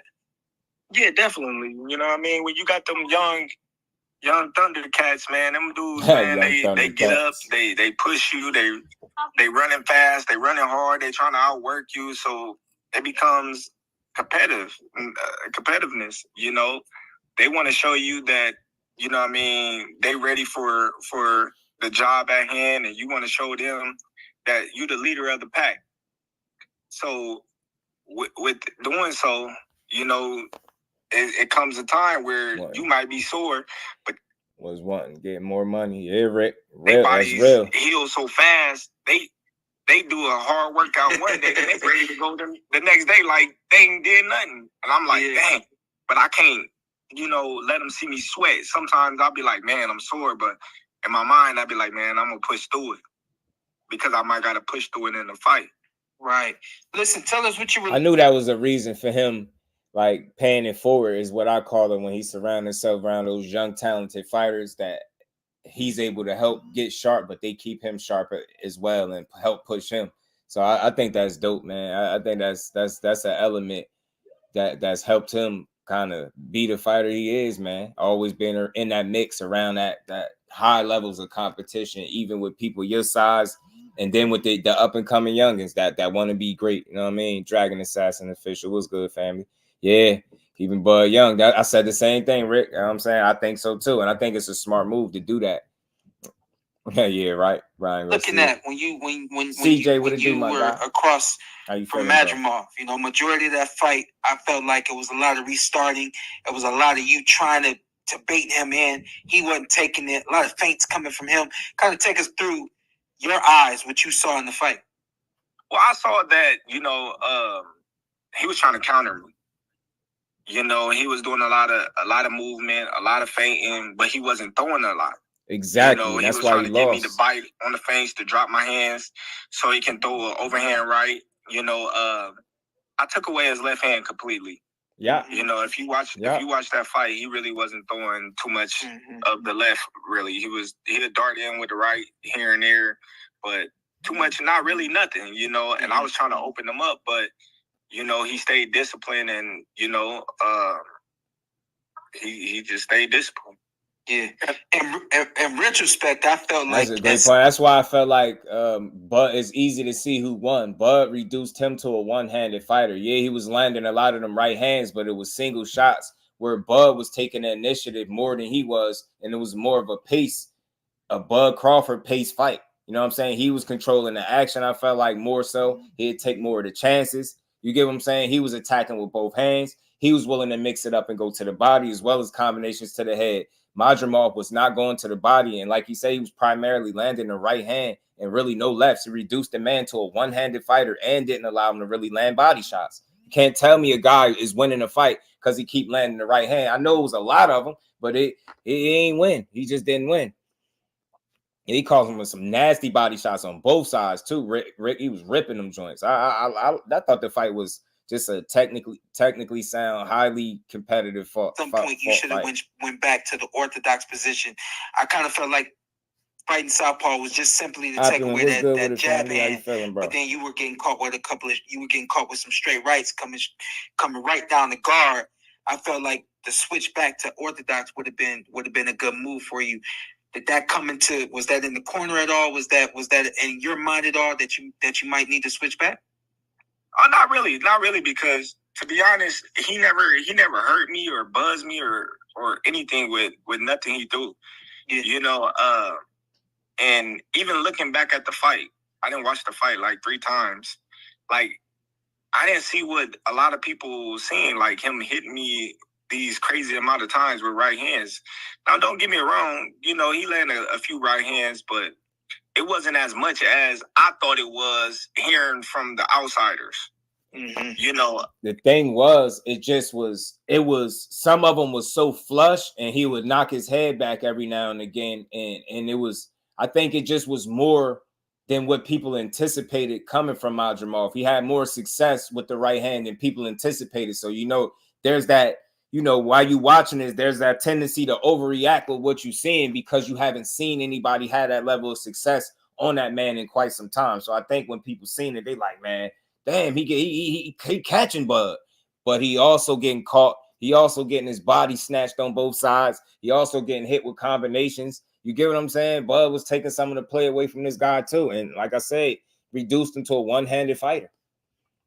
Man, can kill this orthodox narrative? Can he switch? Yes. That's what he's saying. That's what I think, was it Chris Algieri? It was Chris Algieri, Rick, that been saying the same thing. He's been primarily fighting southpaw, and he mentioned the switching, but he said more times than not, he's in the southpaw stand. It's a boxing match. We're gonna get hit, and I felt as if I hurt him a couple of times in there. I felt as if he respected my power more than I respected his, because there was times that I tried to step forward and he started moving and clinching, but I felt if there was anything that I could have did more was push the action more, made him fight more, go to the body more, make it a dog fight, because once I started letting my hands go, as you see, he was more uncomfortable than anything.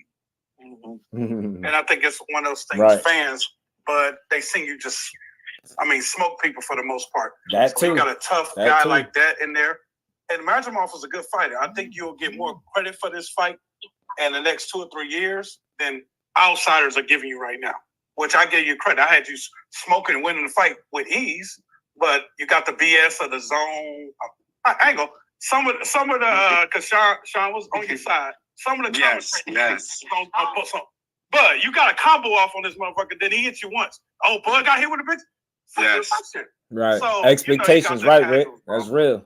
That's real. It's cool because that's why. Real quick, that's why I be telling people we got to start understanding and being able to separate the two.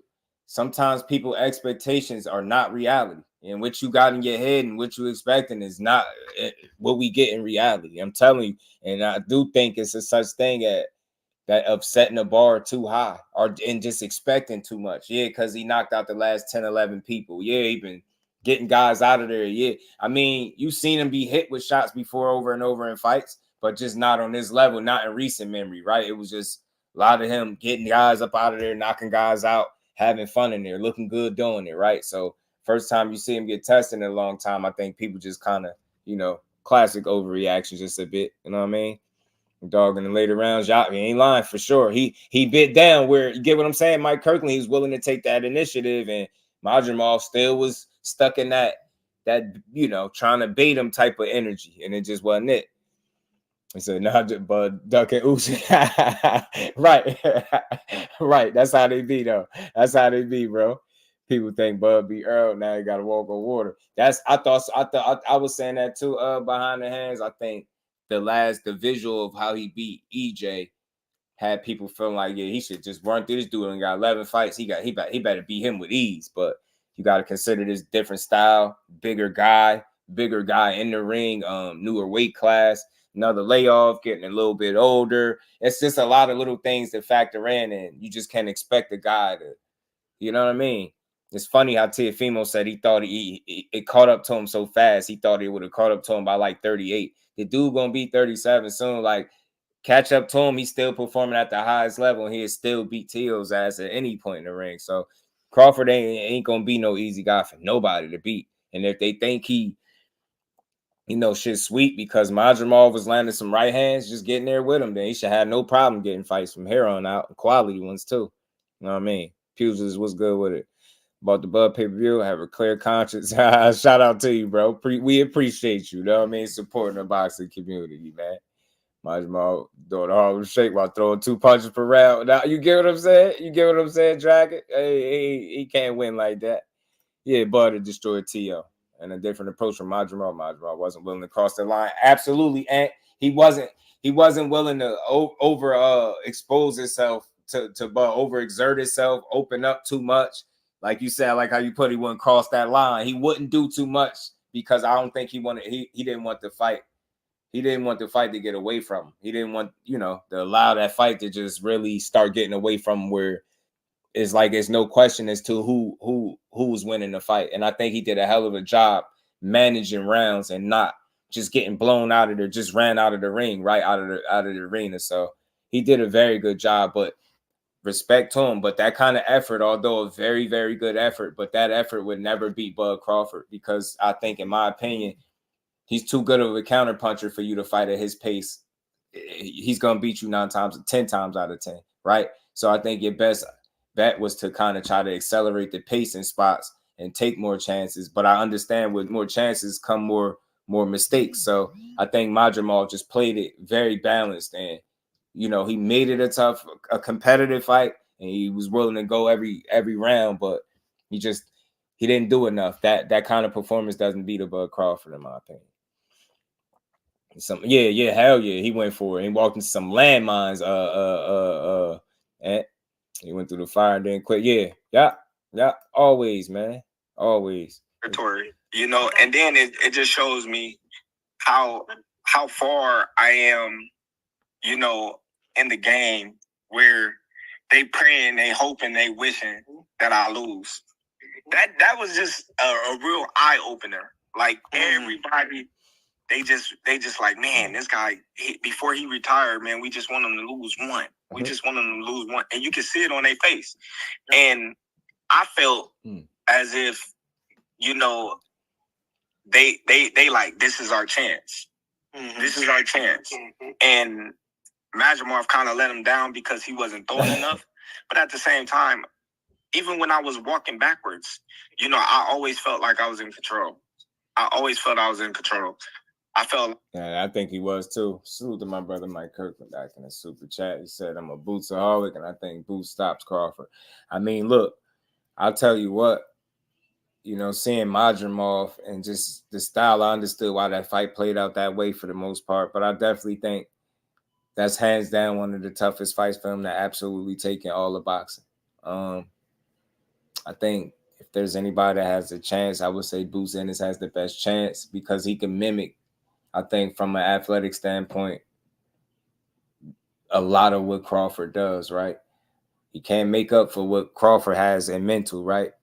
But I think he can really match him skill for skill, you know, from an athletic standpoint, and it'll really be like him staring in the mirror. But it'll come down to, is it going to be the youth and the aggression of Boots Ennis that's going to win over? Is it going to be the IQ and the patience of a Bud Crawford, right? That cerebral approach of a Terence Crawford that's going to win it out. But if it's anybody that got a chance to actually stop him, it would be Boots. I think he got the best chance. I really do. If it was Tank, I would have been saying he got hit too much. They always say that about Tank. He get hit too much. He get hit too much. You know what I mean? I don't believe anyone thought Bud would lose that fight. Nah, I don't think they thought he would lose. Especially because, for one, people didn't know the guy. You know, people lazy, don't really do research. And then two, 11 fights, they seen that, and it was like, there's no way Bud losing to him. Like, I was controlling the pace. I was controlling everything. You know, my jab was working great that night. And he respected me so much, he wouldn't come in and do all the things that he normally would do. Facts. With any other fight. I said that. You know? Facts. I said it. He's usually a two-handed fighter. In any other fight, he take more chances. He like to cross that line a little bit more, as my bro Ant McQueen put it. He liked to cross that line. He was very economical, I guess, or with his punch output, or he's real, you know, cautious with his approach. He wasn't reckless at all. And that I think that was the difference between him fighting a competitive fight all the way through and him allowing the fight to get away from him and possibly get knocked out. So I'll give him a lot of credit for being to maintain his composure against a high level opponent like Bud Crawford. And that was the first time he'd been at that stage on that level, fighting somebody that was that, you know, obviously that good. Yeah, that's all. It's all facts, Rick. And the more dangerous you are, the better he is, man. That's a fact. The better he looks, right? See what would it do athletically? Yes, but I think Bud is way too cunning and will trap Boots off. It's like what Ant McQueen saying. He gotta find that fine line, fighting his style without being too carried away. Because Terence Crawford would no doubt take a clean advantage of it. Keisha, so I appreciate you stopping through, Queen. How you feeling? Jonah, how do they know they lost that much? Yeah, I mean, it's being reported several outlets, KevinIoli.com. You could search there first, and they saying from there, you know, a lot of people, I don't want to say a lot, but several sources have reported that they lost more than 10 million actually then, you know what I mean, on this fight. But, you know, the reason I brought it up, not so much caring about the money, but they was trying to make it seem like that's a reflection on the talent that Bud Crawford is. And I'm like, that shit, one don't got nothing to do with the other. Shit, if he sold tickets based on him being talented and skilled, he'll sell all the tickets, right? But we all know it don't work like that. But man, Boots definitely got a very good chance to stop him. But again, Bud Crawford, man, his IQ is just on another level. You know what I mean? Saying because he took no chances. Yeah, at first, for sure, he did. Absolutely. He wanted to be smart too, Cash. He got to a point where he got tired of not taking chances and then started taking more, whereas Madrimov stayed comfortable with not taking the chances that he should have, in my opinion. You know what I mean? But still was a damn good fight. Very competitive, good fight. Oh, and I told everybody from the jump, I don't care how it come, whether it's 12 rounds or knockout, I'm going to win the fight. And that's what I did. Oh.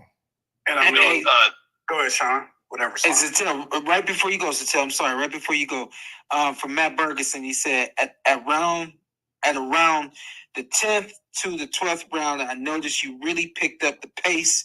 What did your corner tell you that brought up that sudden urgency? Did you think you were down? Picked it up like when we fought. So there's, you know, Well, you got to understand, you know, we understand that he's the champion and you got to beat the champion and needs the championship rounds. And he did well in the championship rounds. He did very well. Of course, we want to end the fight strong and put a stamp on it. We've been boxing, you know, the whole the whole fight. You know, now it's time to separate ourselves. You know, he looking up at the clock and he's trying to, you know, find a way to pass time by. And I'm like, oh no. Now it's time to step on the gas and separate myself. Me and Terence Crawford have never had this conversation before. But y'all have heard me say that so many times. Yeah, I mean, we both. I think for me, like they definitely had like a bit of a stalemate early. Cash. They both was like jockeying for position with the feinting and stuff like that. For me, I just think like one guy stayed in that mode too long, and Terence Crawford, although he was in the mode longer than we normally see him in it, he was able to break up out of that mode and kind of force the issue a little bit more, mix up his attack. And I see you brought up like the connect percentage, and I make a great point because the connect percentage is a considerable difference between the two. I think Crawford only landed like 21% of his punches all together anyway. But one guy stayed in that mode of playing it conservative, whereas Crawford did a hell of a job mixing up his attack, still being a two-handed fighter, going to the body and the head, whereas Madrimov was predominantly focused on the head, and he's landing a lot of single right hands. So, yeah, it's definitely on both of them to take chances, and they definitely respected what was coming back from the other one. So it took him a while. He had to download that data and figure it out, and it took him longer than it typically does to get all the way comfortable to start. You know what I mean? Really letting the hands go. Just like the dude said in his question, at 10th, 11th, and 12th, he picked it up. And it was clear to see it that Madrimov wasn't able to match, his pace at that in those championship rounds where it mattered. Yeah, he did very well down the stretch of the fight. Emmanuel, what it do, my guy? We see a fight between Crawford and Fundora playing out. I think his length will give him difficulty, especially if Fundora uses his length. I think he was able to use his length a bit easier in the fight against Tim Tszyu because Tim Tszyu was blind with all that blood in his face. But nonetheless, I do see Fundora's willingness to try to improve from the outside and stay more consistent with the boxing and utilizing his reach, which would make him a more difficult fighter to deal with. But I feel like even with him, there'll be mistakes that he makes. It'll be a very awkward fight for Terence Crawford, but I think Fundora makes enough mistakes where a guy like Crawford, counterpuncher, can really capitalize because he gonna want to mix it up, and that's just who he is, and that's where Bud really can eat. But again, make this very clear: Fundora is gonna be a tricky fight for anybody. That's a tall, long guy, but he got a lot of torso to hit, and Bud is a good body puncher, man. He did well going to Madrimov's body, so I just like the versatility from Bud and his IQ, his ability to figure it out. You know what I'm saying? To outthink his guy. So I think it's a competitive fight. I think it's a fight where Fundora gonna have moments for sure. But I do think Bud can outthink him. Will he stop him? That remains to be seen because I think he's still in that acclimation process. But that is part of why I was gonna play this, because that's pretty much what he said. He was if Spence and Fundora don't fight, that's who somebody he's targeting. He's targeting the Fundora. So that's what made seeing him fight Sebastian Fundora. I think it'd be a good fight, but it's a good fight either way. You know what I'm saying? It's a good fight either way. But I do think I definitely got Bud. It's hard to pick against him. Definitely competitive because Fundora could bring it, but that's Bud. I think that might be Bud's avenue to sewing up the division, going through Fundora, or the winner of Spence and Fundora. Let me say that. So, if they happen to fight, then he fights the winner of them. Man, that gets him that much closer to being undisputed. Interesting. Fundora versus Bud. He said he wanted to fight. I ain't been in camp with this kid since we was in the amateurs, but I talk all the time about a fighter having to separate himself from his opposition in order to show that he's the winner and that he's on another level. And that's exactly what happened in the 12th round. I've never had this conversation with him, but he understands that. You know what I mean? Like, there's a lot of people that watch boxing that think they understand it and think they know it. And I'm not discrediting anybody. I'm not attacking anybody. But you truly don't know what a champion knows. When I'm ringside and I'm seeing what I'm seeing and I'm articulating what I'm seeing, I know because I'm looking through a different lens from anybody else. You know what I mean? So When I look at the fight and I score 9-3, at worst 8-4, it kind of is what it is. But another thing I saw in that 12th round, maybe he thinks he's down. No, he's trying to make sure that he separates himself. And furthermore, he knows Turkey came out here and spent a whole lot of money. He got to do his best to get his crowd what they came for.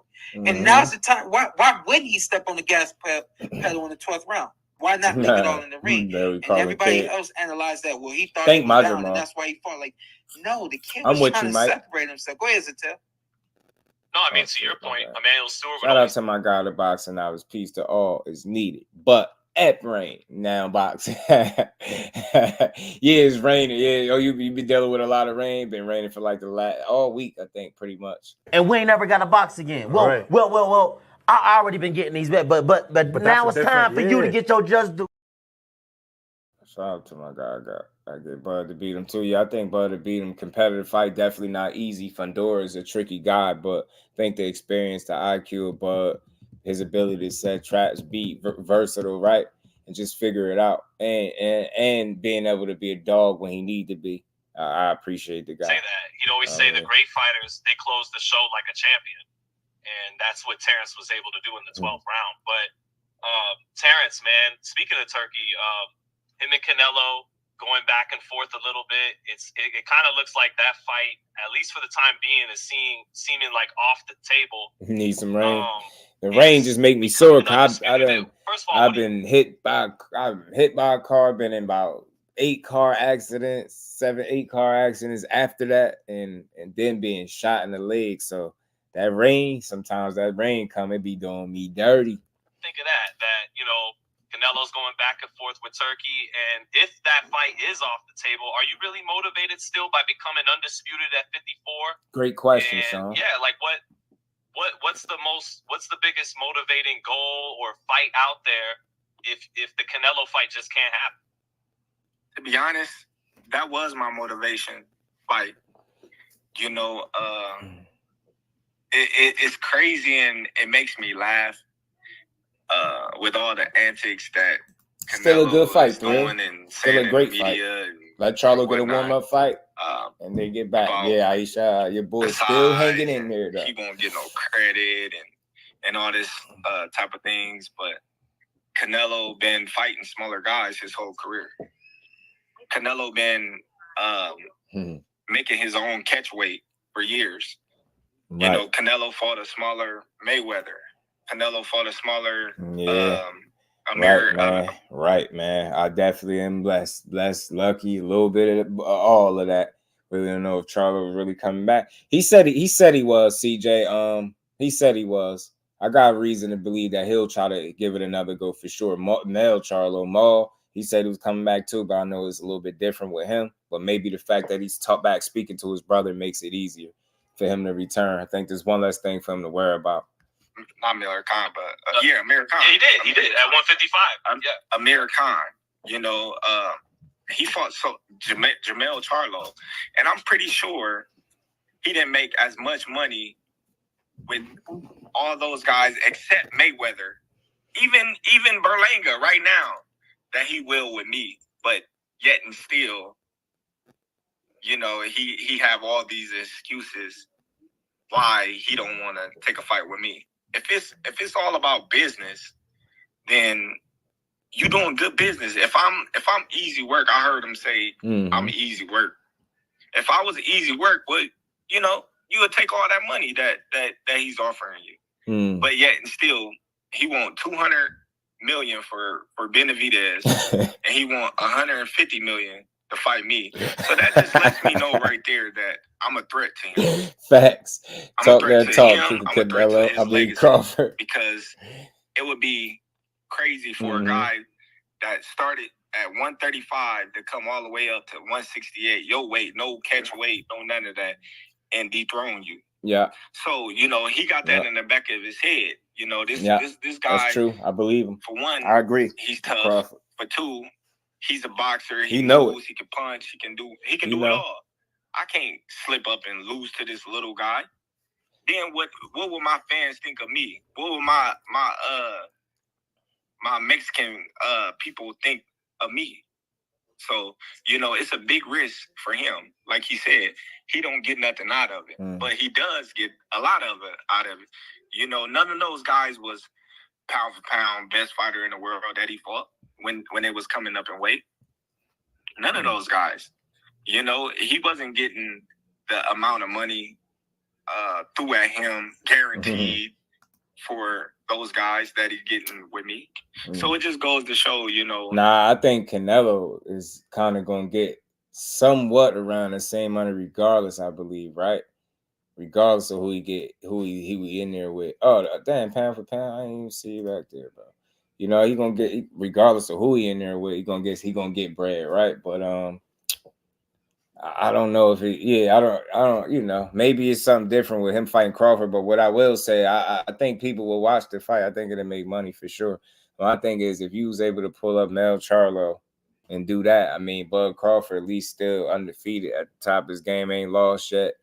I mean, he got the same type of chance, if not a better one than damn Charlo did. So all that he won't get credit stuff as an excuse. As far as Boots can do it all. As far as him not fighting Boots, Aisha what Bomac was saying is the kid don't bring nothing to the table. Like he ain't really beat nobody yet. It basically sounds like they're acknowledging that he's a high risk, low reward, and that Terence Crawford is at a much different point in his career, and he's not at the point where he's in it about taking the high risk with low reward kind of situations. And then I don't know if a potential issue obviously would probably be the weight discrepancy, the fact that they don't fight at the same weight. And I get it. I get why you would say there's excuses, but for me, and this is for me way before he even ever spoke on it, I always thought if he was to fight either one of them, whether it be, Bud or EJ, I always thought it would be at 54. And I think really that's really one of the biggest things that's stopping that fight. They just had two totally different points in their career. Bud is an old champion, and I just don't think he's willing to definitely not go back down to 47. And part of me feels like they know what kind of risk Boots is. So I heard him say, he did say the most promising thing I think he said about that fight. They keep asking me to fight him. Well, show me the money. If they ain't got the money, then people need to stop asking me to fight him. So he like, man, if you pay me, I'll fight him. I did hear him say that. So I think it's one of those situations where you recognize the risk that is Boots Innis, and unless you can get compensated for it, you're just not going to take it, because it's like you at the end of your career, you're not willing to let you don't want to be the old guy going out with the young guy. You give him saying, I don't think he want that. And it sounds like he at the point in his career where he might want to chase the money right now. And I can't knock him for it, right? He got his money fight was Earl.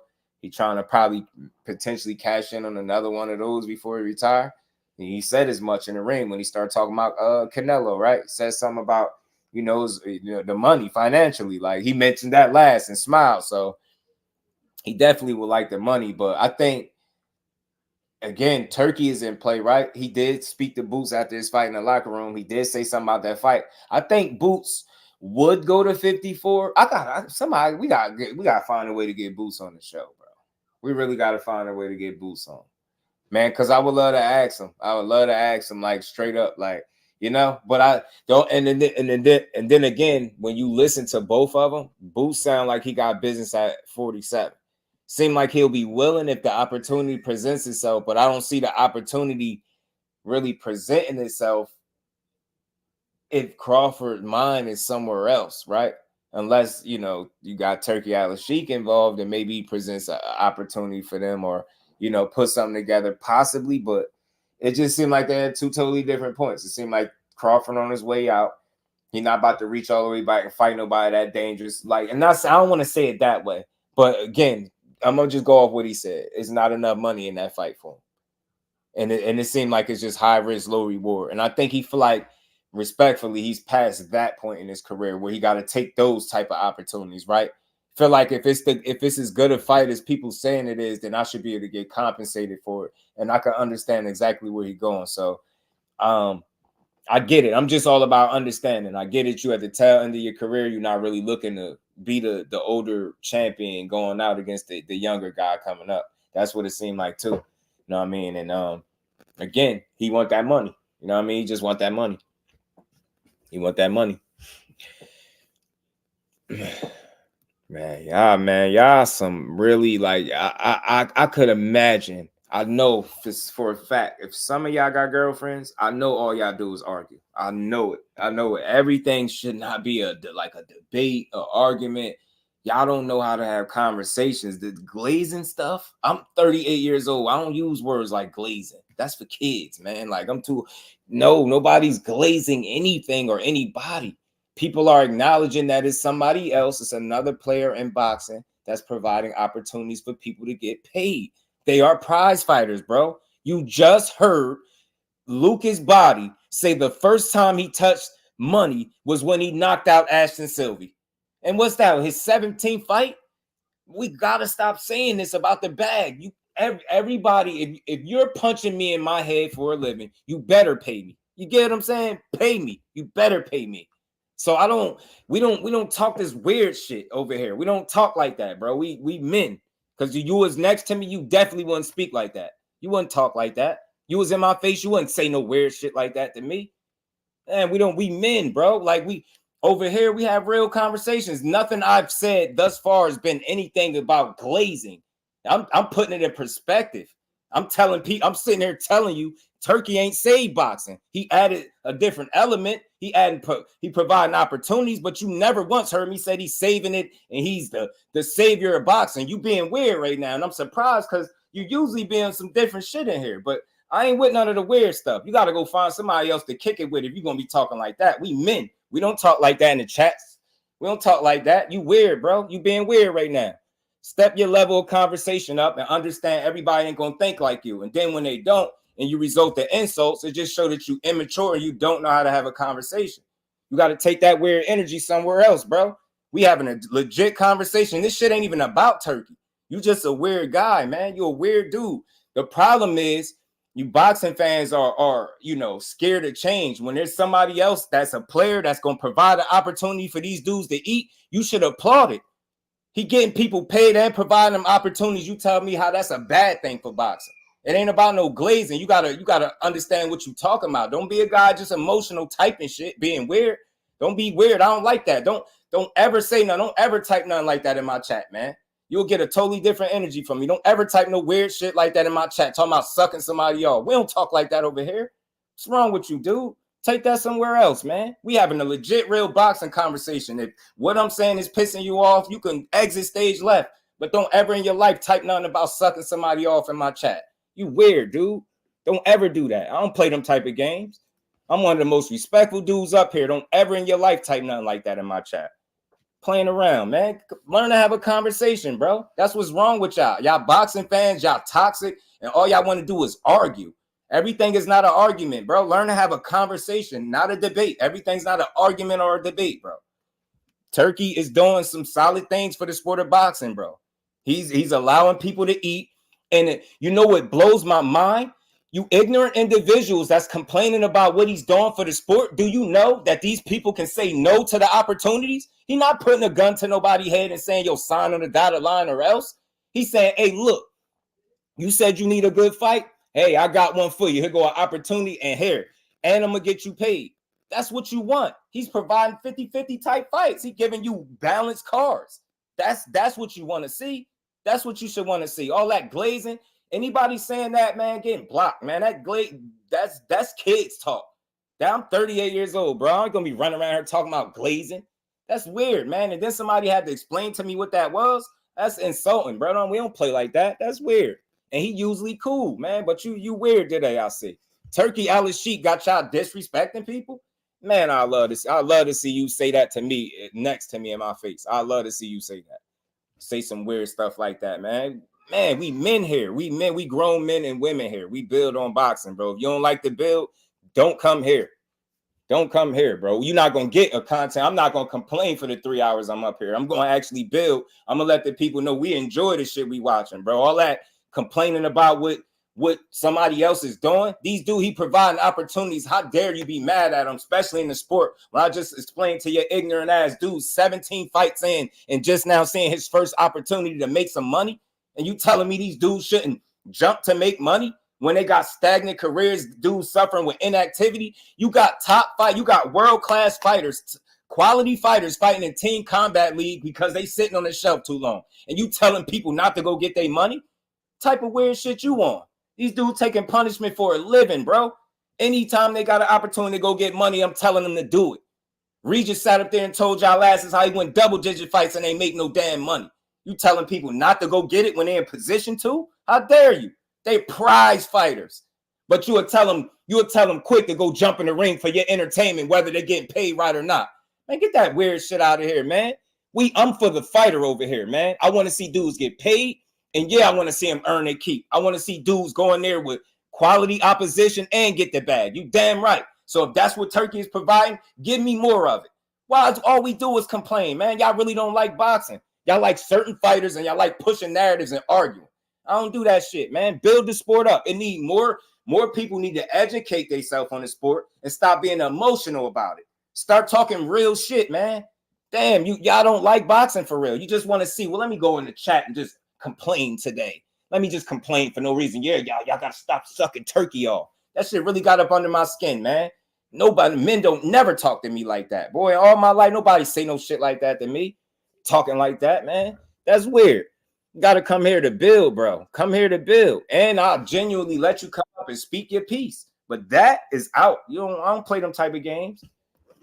Man, yo, let the sport be what it is, man. The sport would be better if it ain't have y'all terrible ass fans in it. Guarantee you, dude probably talking all that shit. Guarantee you didn't buy a Crawford fight. Guarantee that's why you mad at Turkey, because you ain't had that money to pay for that card last weekend. I get it.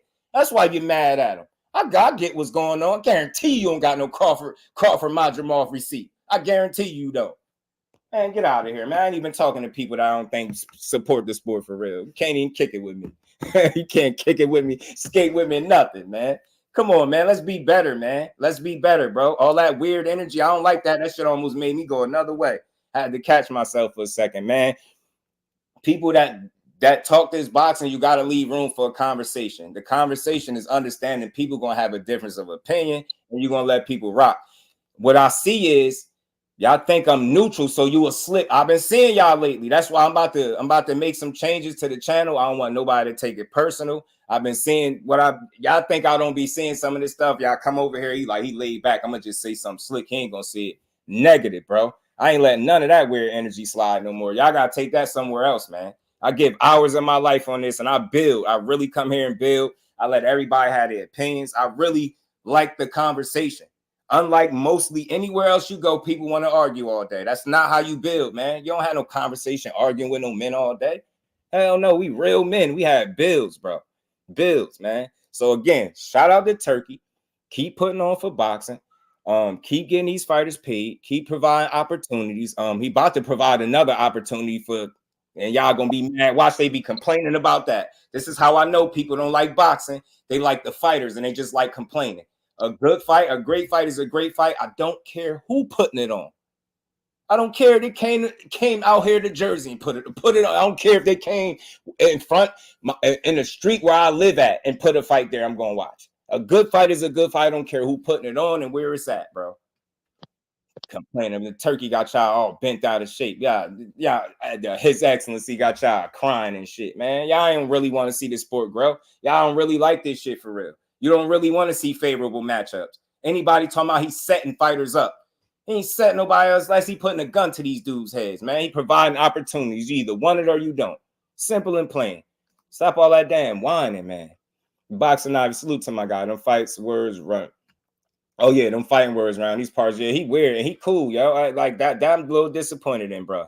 And we ain't never got a box again. Well, right. well. I already been getting these back, but now it's time for you to get your just do.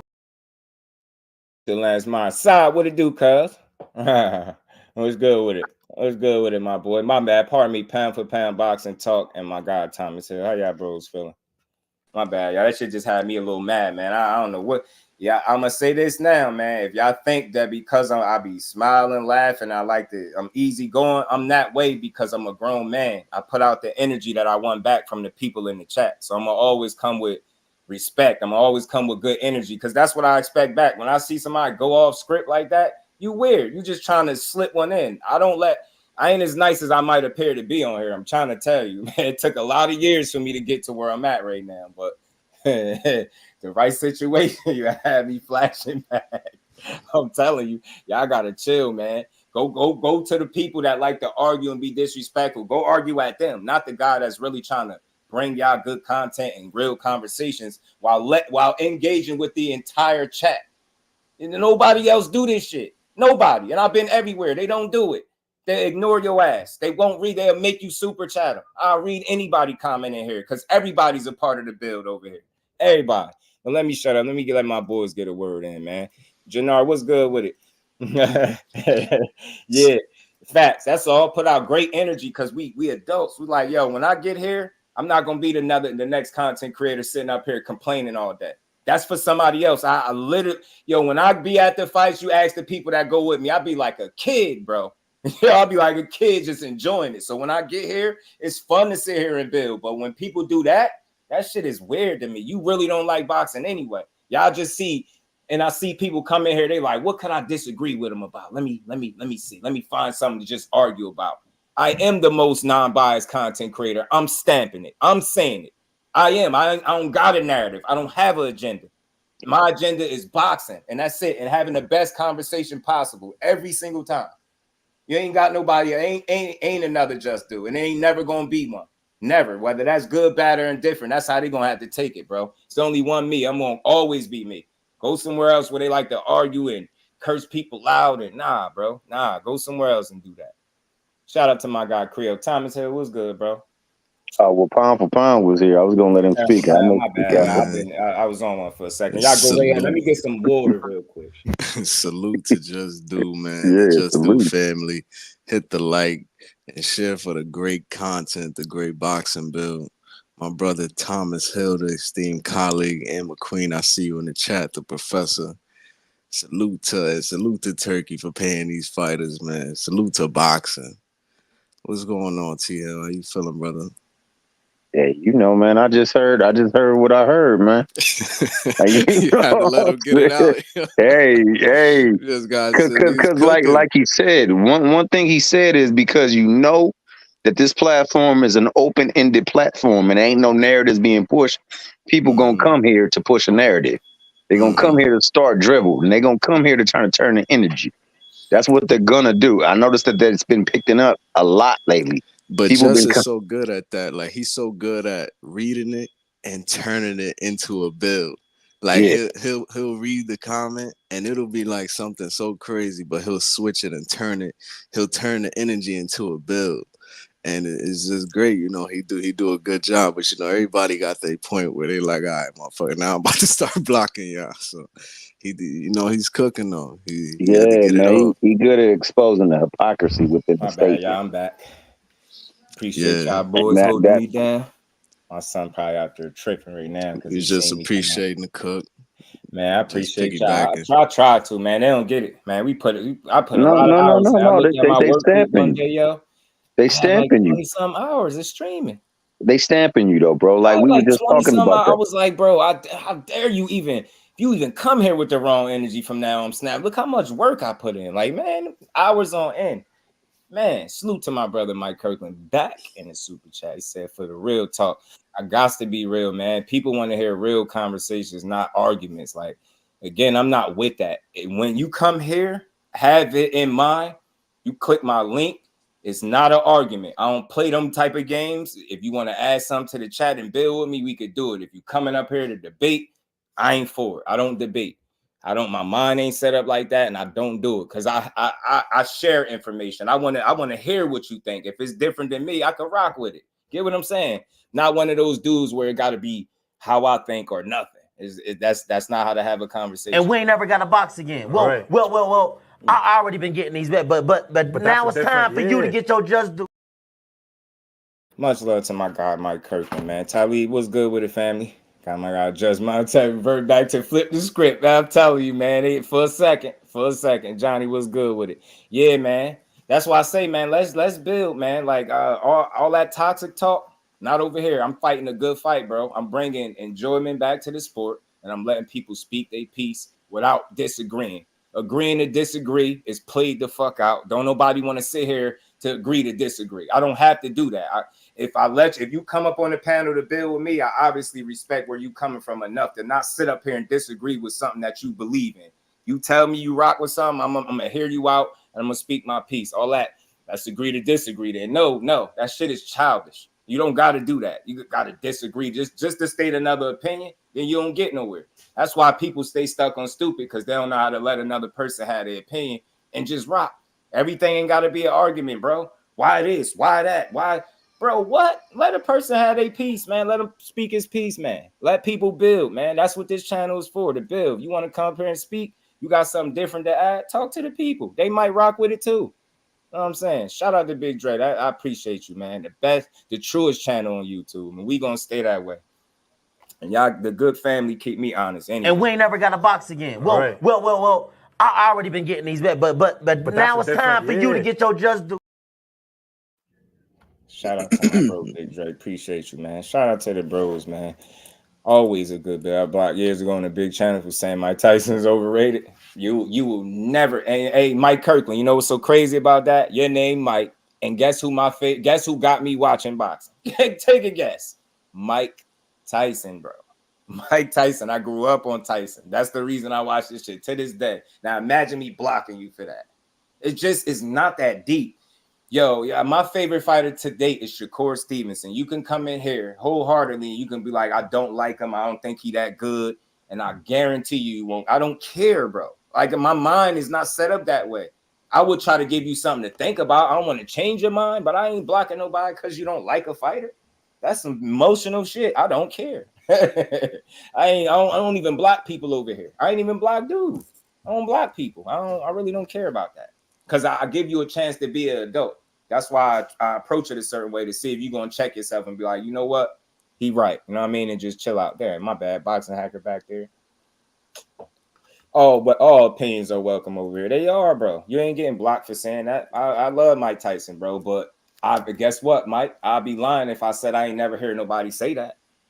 Say he was overrated. And I understand where it comes from. But I just think the more you deep dive into his career, you see he was kind of ahead of the curve, and then you see the point in which everything kind of went south.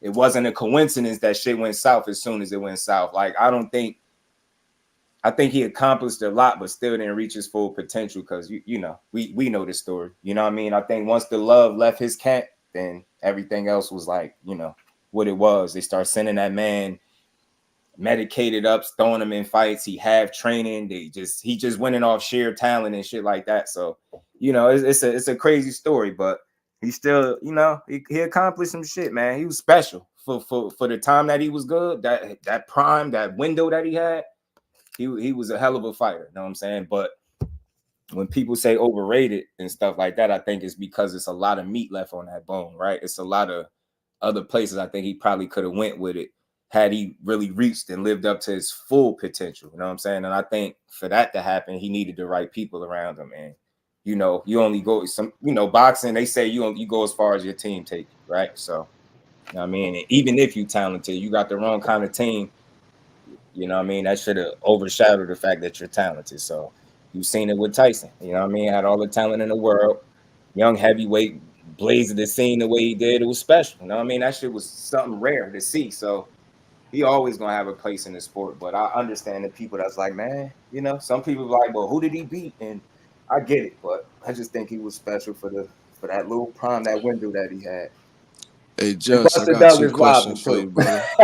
They robbed my boy with that phantom count. I ain't letting y'all get that. Boxing hacker, what up? Big Dre, what's good, family? How y'all feeling? What it is, man. Just, I can ask you 2 questions, bro. Yeah, talk to me. First, the Crawford performance. What did you think about that? Like, what was your assessment of him gaining the 7 pounds, stepping in there against a sturdy dude, fighting a champion, the performance, how he looked to you? Well, like, what did you give that performance? Like grade wise? Just there's good things you saw, things you thought he might have slipped, if you thought he slipped at all.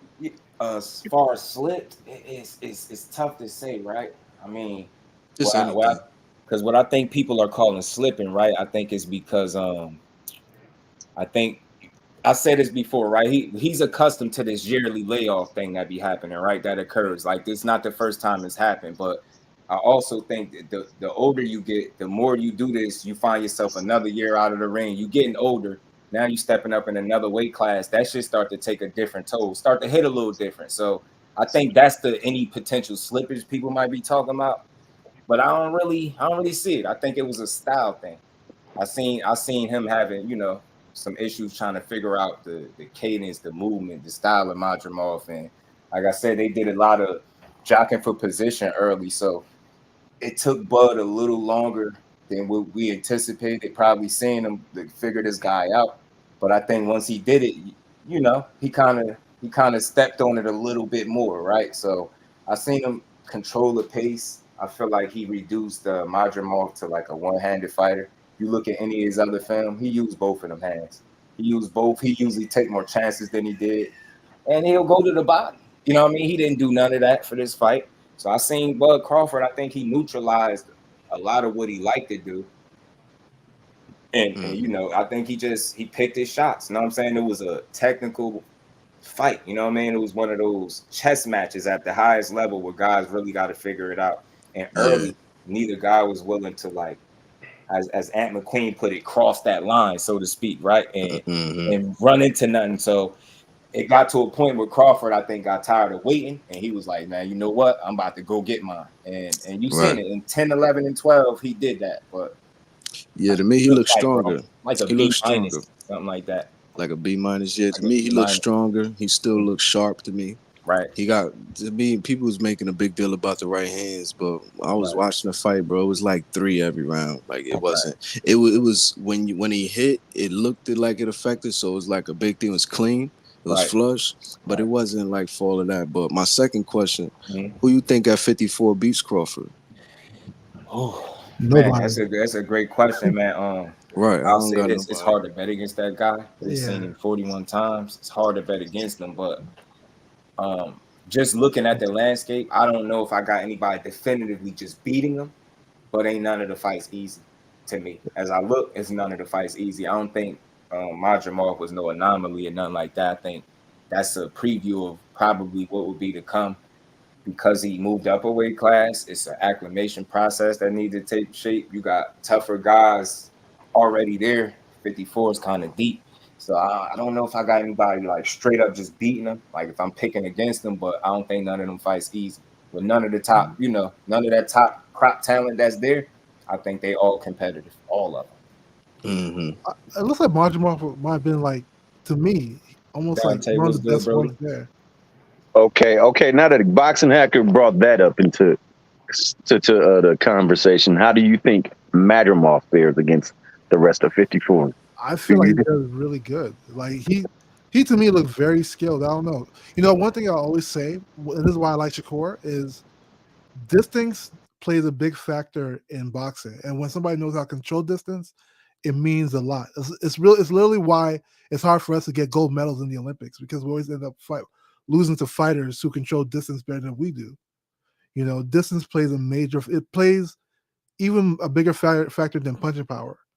And Madrimov knows how to get in and out really quickly. And he knows how to use his feints to keep somebody at a range where they feel like they can't punch at him, And for him to do that to Bud, and Bud looked phenomenal. I don't think Bud looked bad at all, But for him to even to give Bud, who's like a master boxer, a problem, I think what he'll do to everybody else. I think he's a dangerous factor in the 154 division,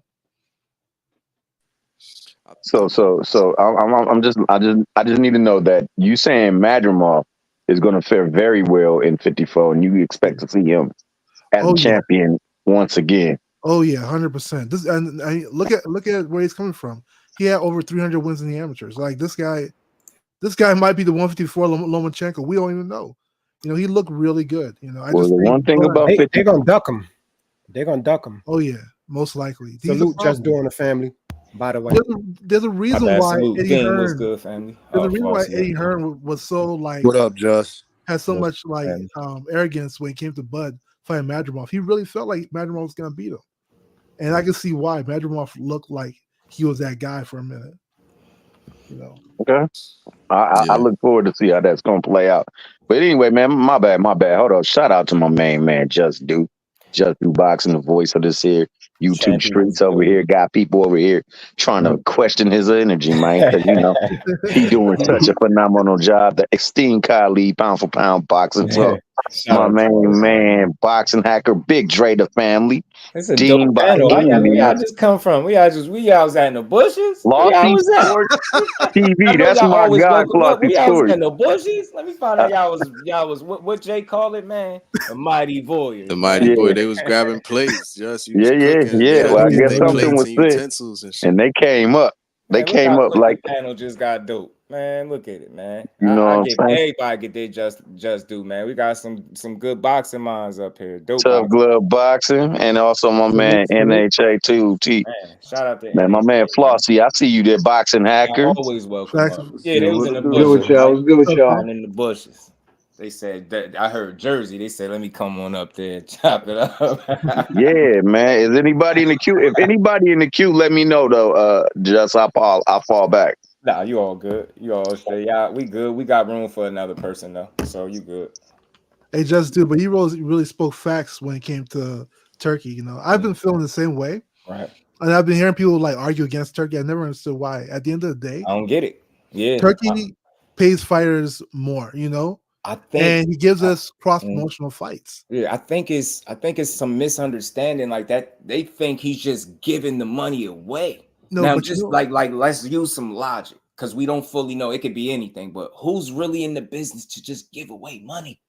You get what I'm trying to say? Nobody just giving away money. So I think that's where some of the disconnect is coming because they feel like, bro, you not making people earn their keep. You just paying them and it's going to oversaturate the market. I heard somebody making that point the other day and they like, guys going to have this unrealistic expectation of their earning potential. And I'm like, I don't think that's the case. I just think he's providing guys with opportunities. They're quality fights, I think competitive, and it's some good money in it. I think that's how fighters need to be treated. If you get that, can I touch on that right quick when you're done? Talk to me. I got something I want to add to that because I know it really seems crazy, right? Because I'm seeing a lot of content on the channels. Everybody's saying how he lost $10 million and everything like that. But I'm gonna be honest with you, from the very beginning of them throwing this event, from where it was and everything, it never came across to me that they was trying to turn a profit at all. In fact, if you really know the history of Saudi Arabia, they politically around the world, they're not the most popular people, right? So there's a bit of sports washing going on. So what I'm saying is the money that they spending, right? This money is nothing compared to the overall goal that they have. It's not just boxing that they're taking over. They're stepping to WWE, UFC, soccer, like all kind of sports because they're trying to build an entire culture from ground up in their country. Right. And so with that said, this money that he's throwing away, yes, he is spending a lot of money. No way he's making that money back. But for what we say he's not making back, he might feel that what he's getting for it, that's that's the payment for what he's spending. Right. They said that there was brochures, Zattel, right? Shawn Zattel. Yeah. He was saying that they were passing out brochures at the event saying visit Saudi and everything like that, but they weren't passing out brochures about the event. So, there was another element to just putting on a great event. He wanted to turn a profit easily. Crawford to sell out a stadium in Omaha with no problem. Sell out Las Vegas with no problem. But they said that. They suggested that, right? Yeah. He had it where he wanted it. He understood what it was going to cost. Money is no issue to them, so they don't even think about, oh, I'm going to pay Eminem $5 million. They just think about what I want. Think about the billionaires that spend like $65 million on an ugly ass painting just because they wanted it. Right. Facts. You know what I mean? And that's all that's going on here. But I'm not going to hold you. I just wanted to say that right quick. This man is not trying to turn a profit. That's how you have a conversation, bro. When people come up here, I don't want everybody to think like me. I want to hear what you think because it might, be somebody that think exactly like you that ain't want to come up. You know what I mean? And let the people hear different perspectives. That's what a conversation is. I'm not a right or wrong guy. I don't have to be right. And I know I ain't going to be wrong all the time. So I just like a good conversation, bro. And I think what you said, man, it made some sense. And Cash, you had a great question. Why put it on pay-per-view? We ain't trying to make money. I get it. True. I don't know. It just seemed like they ain't panicking about some ends missing. And as far as me, when I brought it up about the 10 million, it wasn't me trying to highlight that it's Turkey losing money. I'm the guy that's going to try to have a real conversation around it, right? Instead of just be, oh, well, he's losing money. He don't know what he's doing. It's just not that simple, bro. It's some shit that played a factor. I think location, names, you got a 10-0-1 fighter fighting a 40-0. You get what I'm saying? It's some shit you got to consider. And now you asking people to go in their pocket and be willing to pay for this. And they don't even know one of the guys that's in it. And then the other guy ain't no enormous ticket seller too. So, I mean, they probably did exactly what they knew. They probably got the turnout that they felt like they was going to get. Who knows? I don't know. But yeah. I mean, maybe they tried to get some of it back, right? Yeah. Like, it can't hurt. Right. Can I bring in a different money? Okay. Can I bring in a different perspective? What's up, everybody? Absolutely. How y'all doing? How's talk to me, man. By any means, what's going on, buddy? Y'all know I gotta do it though, right? Y'all know that's why we here. I know you're patiently waiting. I can sense you coming. You know. I'm gonna say this. Shout out to Turkey because I ain't gonna tell nobody how they gonna spend their bread. If he want to spend his bread and do everything. Censor. I think you got muted, bro. Yeah, because at the end of the day, I'm not gonna tell a guy how he should or shouldn't go about his business or whatever. If he's trying to make money, he's not doing it all the way the right way right now. That's something I don't think we could disagree on. My thing is, though, I think everybody looking at this kind of wrong. Turkey gotta go. If you coming into business, y'all, that's already saturated and locked up. There's already other sanctioning bodies. You got other promotional companies. Everybody already on lock. You have no choice but to come in and spend money. You literally have no choice because then what's going to separate you from the competition? What are you bringing? Why should they fight for you? If you're not offering them more money, why wouldn't they go to Golden Boy, Top Rank, PBC, Matchroom? Why? What's the incentive for them to do it? Everything when you coming into a business, you have to give an incentive. But what I've noticed, and remember y'all heard it here, best believe I'm going to tell you what the real is. When you got money and you got a big bag that you can spend, right? Y'all remember that game called Monopoly when we was growing up? You know it. What's the goal of Monopoly, y'all? To take over all the property. Right. Take over that board. He already done did that, y'all, because he got the Golden Boy and Matchroom and Top Rank and all of them. They supposed to be doing a little cross-promotional deal with him. They going in a partnership with him. He accomplished that. It's a silent takeover. Because guess what? Terence Crawford is signed out, is dealing directly with Turkey. Terence Crawford not with Matchroom, DAZN, none of them guys. Don't be surprised when he comes in like how the Pilgrims did the Indians. He pretty much own a heavyweight division. Yeah. You know how the Pilgrims did the Indians? I'm going come in. You know what I'm saying? Make y'all feel good because the fighters are still with y'all. So I have to do business with you because the fighters, in order to put on these cards, I gotta have some fighters. Steve, did you go quiet? Damn, you mute yourself, man. It keep cutting off. But in order to have some fights, I gotta have your fighters with me because they're already signed elsewhere. I'm new. Ain't nobody signed to me. But once he does that, he can easily remove Top Rank, everybody else, and have the fighters come deal with him directly. You know why he could do that? Because he's already doing it with Terence Crawford. So he gotta go. They just too dumb to see it because they kissing butt too much. They don't understand he going to take the rug right from under their feet. Because then what incentive do I have to keep a middleman in the middle when I don't need him? I got the money. Terence Crawford's the fighter. I don't need you. Turkey understands that. I'm pretty sure that he understands this. I guarantee you he does. So just don't be surprised. I think that's more the motto of what he's trying to accomplish on the low. On the low. But hey, you know, maybe I'm wrong. I could be wrong, but we'll see. You know what I'm saying? Yeah, I feel you though, Dean. But you know what? When it comes to business, right, one of the best things for the people when it comes to business is competition. You know, when you look at like Android, let's say Android and Apple. If Apple was the only phone service or the only like operating system for your phone, right? You know what you'll be paying Apple? You'll be paying them double, triple what you're paying right now. But because Android is there to compete, they have to make their prices somewhat affordable so they can keep in competition with Android, you know, and that's the same thing that's happened here. You know, at the end of the day, like everybody, yeah, of course, you know, Turkey's becoming a new player in the game, right? And it looks like all these other promotional companies are gonna like start working with them. Well, the ones that don't want to, guess what happens? For them to even keep up, they now have to pay the fighters more. They now have to bring up some more compensation than they were doing before. You know, before we always had conversations. Oh, I want to see this fight. Oh, the fight's not big enough, or we don't cross the street. We don't do other side of the street. We have our own fighters. You know, because of Turkey being there, that conversation starts to dissipate. Because now, if I'm promotional company A and I don't want to work with Turkey, I have to now compete with the prices he's given, also the cards he's given as well. Because right now, Turkey is doing cross promotional deal. He had a card that was 2 promotional companies against each other. Before Turkey, you would never see that. You know, I think it was like, you know, Matchroom, and then you had Top Rank. They, you know, they'll be against each other. Before that, you wouldn't see those cards. You know, it was Queensbury and Matchroom. Yeah, facts on that.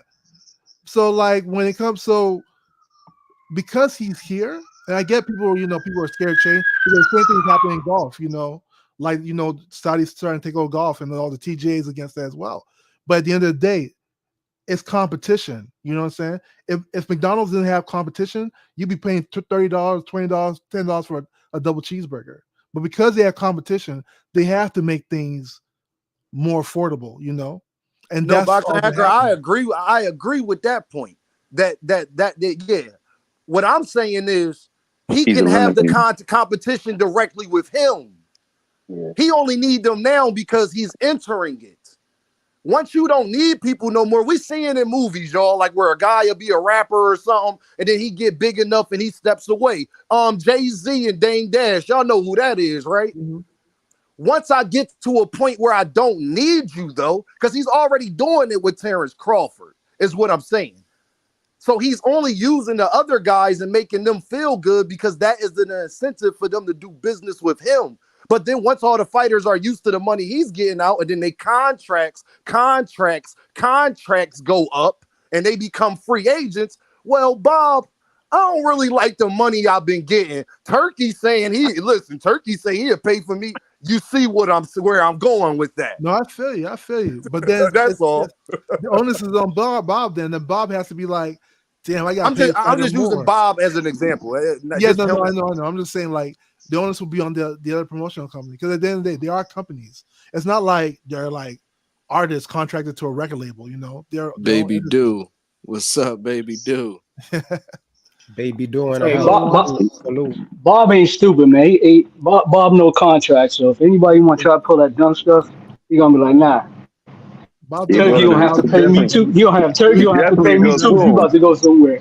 Yeah, it definitely goes soon. Bob ain't going down without a fight. Man, I mean, that's crazy. Yeah, but Bob ain't gonna spend that kind of money. Bob's gonna live as long as boxing. Hey, but he got his fighters under contract. Eliminating the competition. He's doing it.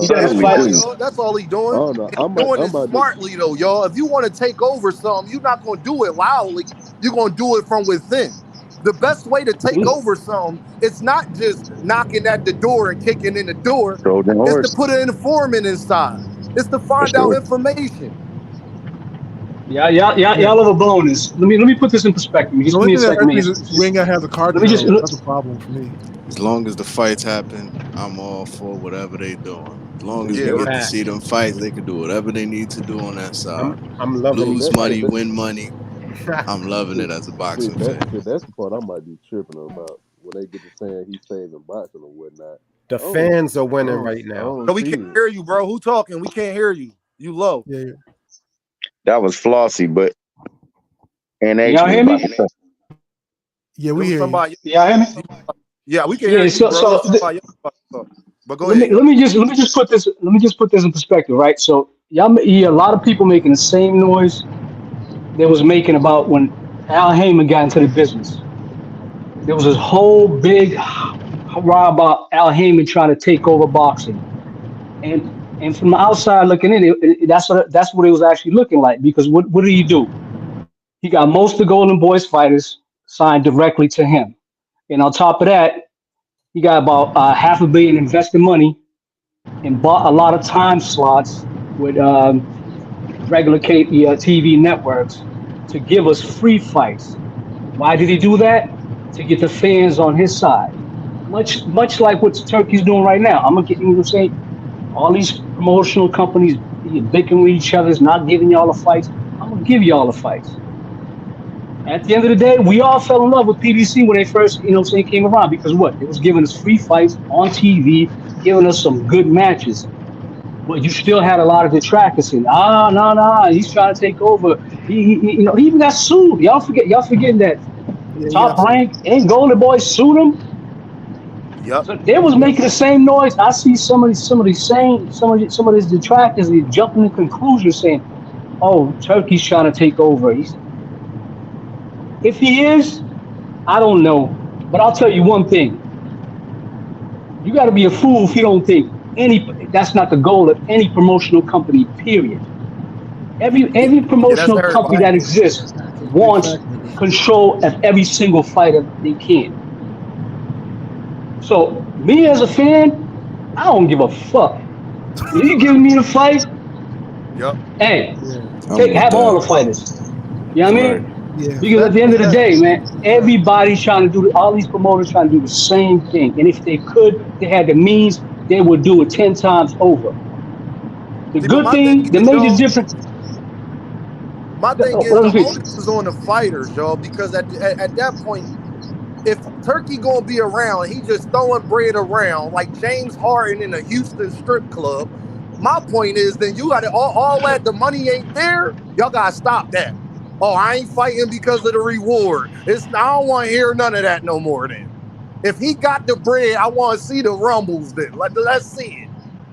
The only person more I sides seen of the say streets something and all like that that stuff, is Canelo so far is the only person that I heard that he actually said he made an offer to that rejected it. Everybody else that I heard that actually messed with him. Well, Tank, I mean, I don't know if he said he actually sent him an offer. I know he said he was interested and Tank told him send 2 Ferraris. But with the Canelo, he actually said we made an offer to Canelo. Like he said that multiple times. If he's smart, he gonna take this offer we sent him. Take all this. Even Crawford was like, take that money that he just offered you. So Canelo really the only one that I seen that took it down. But all the other fighters seem happy. They like, yo, salute to him. Salute to him. And me as a fan, shit, I'm glad I got to see that Ryo, Pitbull, Big Baby on the same card. Both big babies. Got some DAZN dudes in there.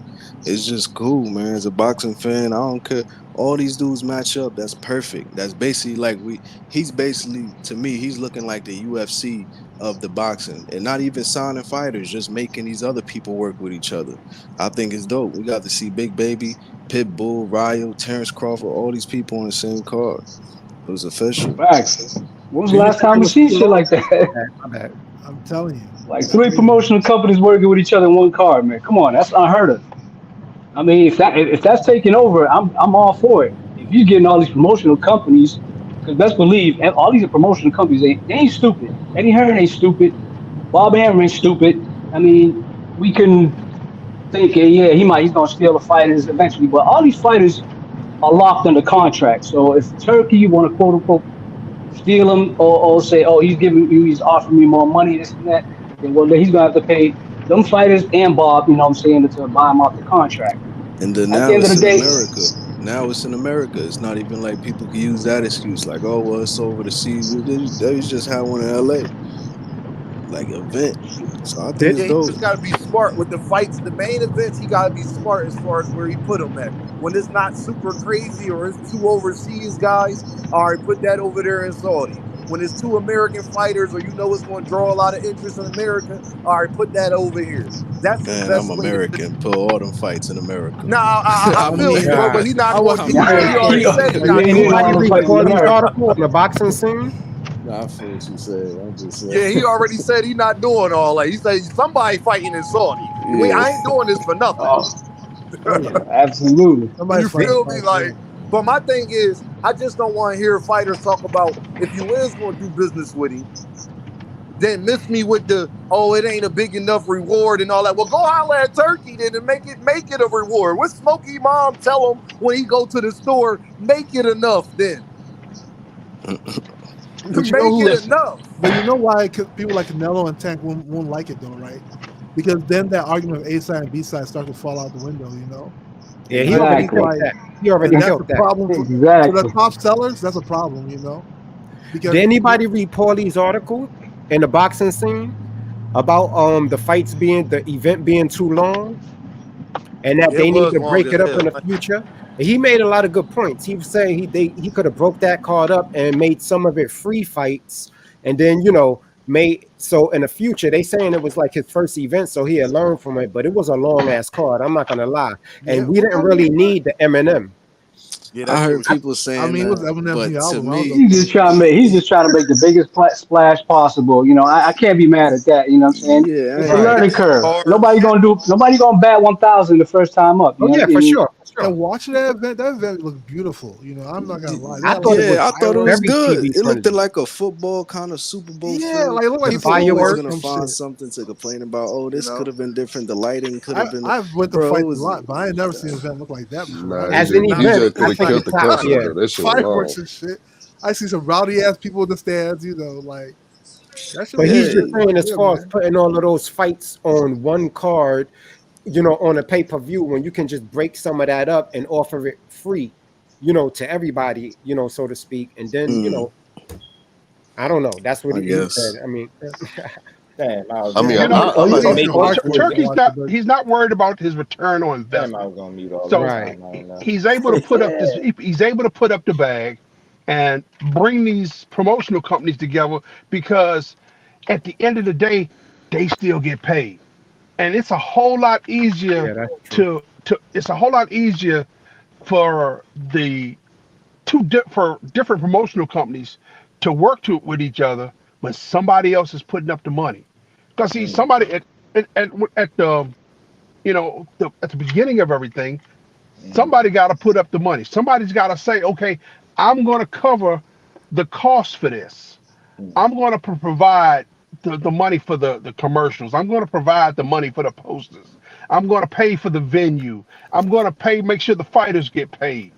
And when you put all of that up front, the promotional companies, well, they know that the fighter gonna get his salary, and once he gets his salary, I get my cut. And when the other fighter gets his paycheck, I get my cut. It's a whole lot easier to work with somebody when somebody else is putting up the money. I'm just happy we got somebody doing it. We got somebody doing it. But hey, I got an unpopular opinion, bro. It seemed like everybody thought that fight was like neck and neck. I had Crawford blowing him out, bro. I had it like Shawn had it. You ain't the only one. I had it like, I mean, you could have 9-3. I really maybe gave him the first round and maybe another round in the middle, but to me, Crawford was always outworking him, better defense, throwing more punches. He threw over 100 more punches. People, he was doing a lot more. So I mean, how you had it, bro? He reduced him to a one-handed fighter. Like I said, if you just look at any of his previous fights, a lot of what he usually do to be successful, even Crawford was mentioning in the interview, he wasn't doing it. He ain't want to overexert himself. He ain't want to really engage the way he typically does, because I think that would have put him in a more dangerous situation. So yeah, he was fainting all night. The rounds were close though, so Bud Power carry for sure. I said he looked stronger. Bud Power definitely carry. He wasn't trying to fill too many of them shits that he was. The thing is, it's like I understand. Like, look, it's judges. You ever see how they all there at the fight, bro, and they all can get a different card. So when I hear somebody say something like that's different than what I seen, I don't trip. It's like just like I can respect it. We all respect each other boxing hours. We just see different things. I don't flip. Somebody say 9-3. I'm saying 8-4. Reason why I'm saying that, because again, he reduced a guy that's usually a two-handed fighter. That matters to me. Like when he stopped you and the only thing you really landing is the right hand, people overreacted because you ain't seen nobody land as many right hands that frequently on Bud Crawford in the last how many fights? I think the last time he was getting hit over and over with the same punch, I think it was Kell Brook. That was a little wild. Jab. You get what I'm saying? It's like people overreacted, but he wasn't working enough. He didn't work. He stayed stuck in that mode where Crawford got up out of it, all that bluffing and feinting, and Crawford got tired of doing that. Madrimov was cool just keeping it that way, and I think that also allowed him to manage the rounds and make it out of the fight. I think if he'd have fought how he typically do, both feet leaving the ground while he throwing punches, I think he'd have got his ass stopped. So he fought a very smart fight, and I think people just expected Bud to blow him, like for it to look different, right? The difference is the fight was more competitive than it was close. All the rounds were like somewhat competitive, even at the ones where they were kind of dead. You could call it a swing round, whatever. But Bud was doing a better work, outworking him, being more the active fighter. So I don't know, man. Overreacted because he didn't separate how he typically separates in fights, right? That's what people do when they don't look the way that you're accustomed to seeing it look. And that's all. And I'll tell you this: when it was, I get it. You like when it was banging, he normally do. He got to be slipping. Nah, styles make fights. He jump in another weight class.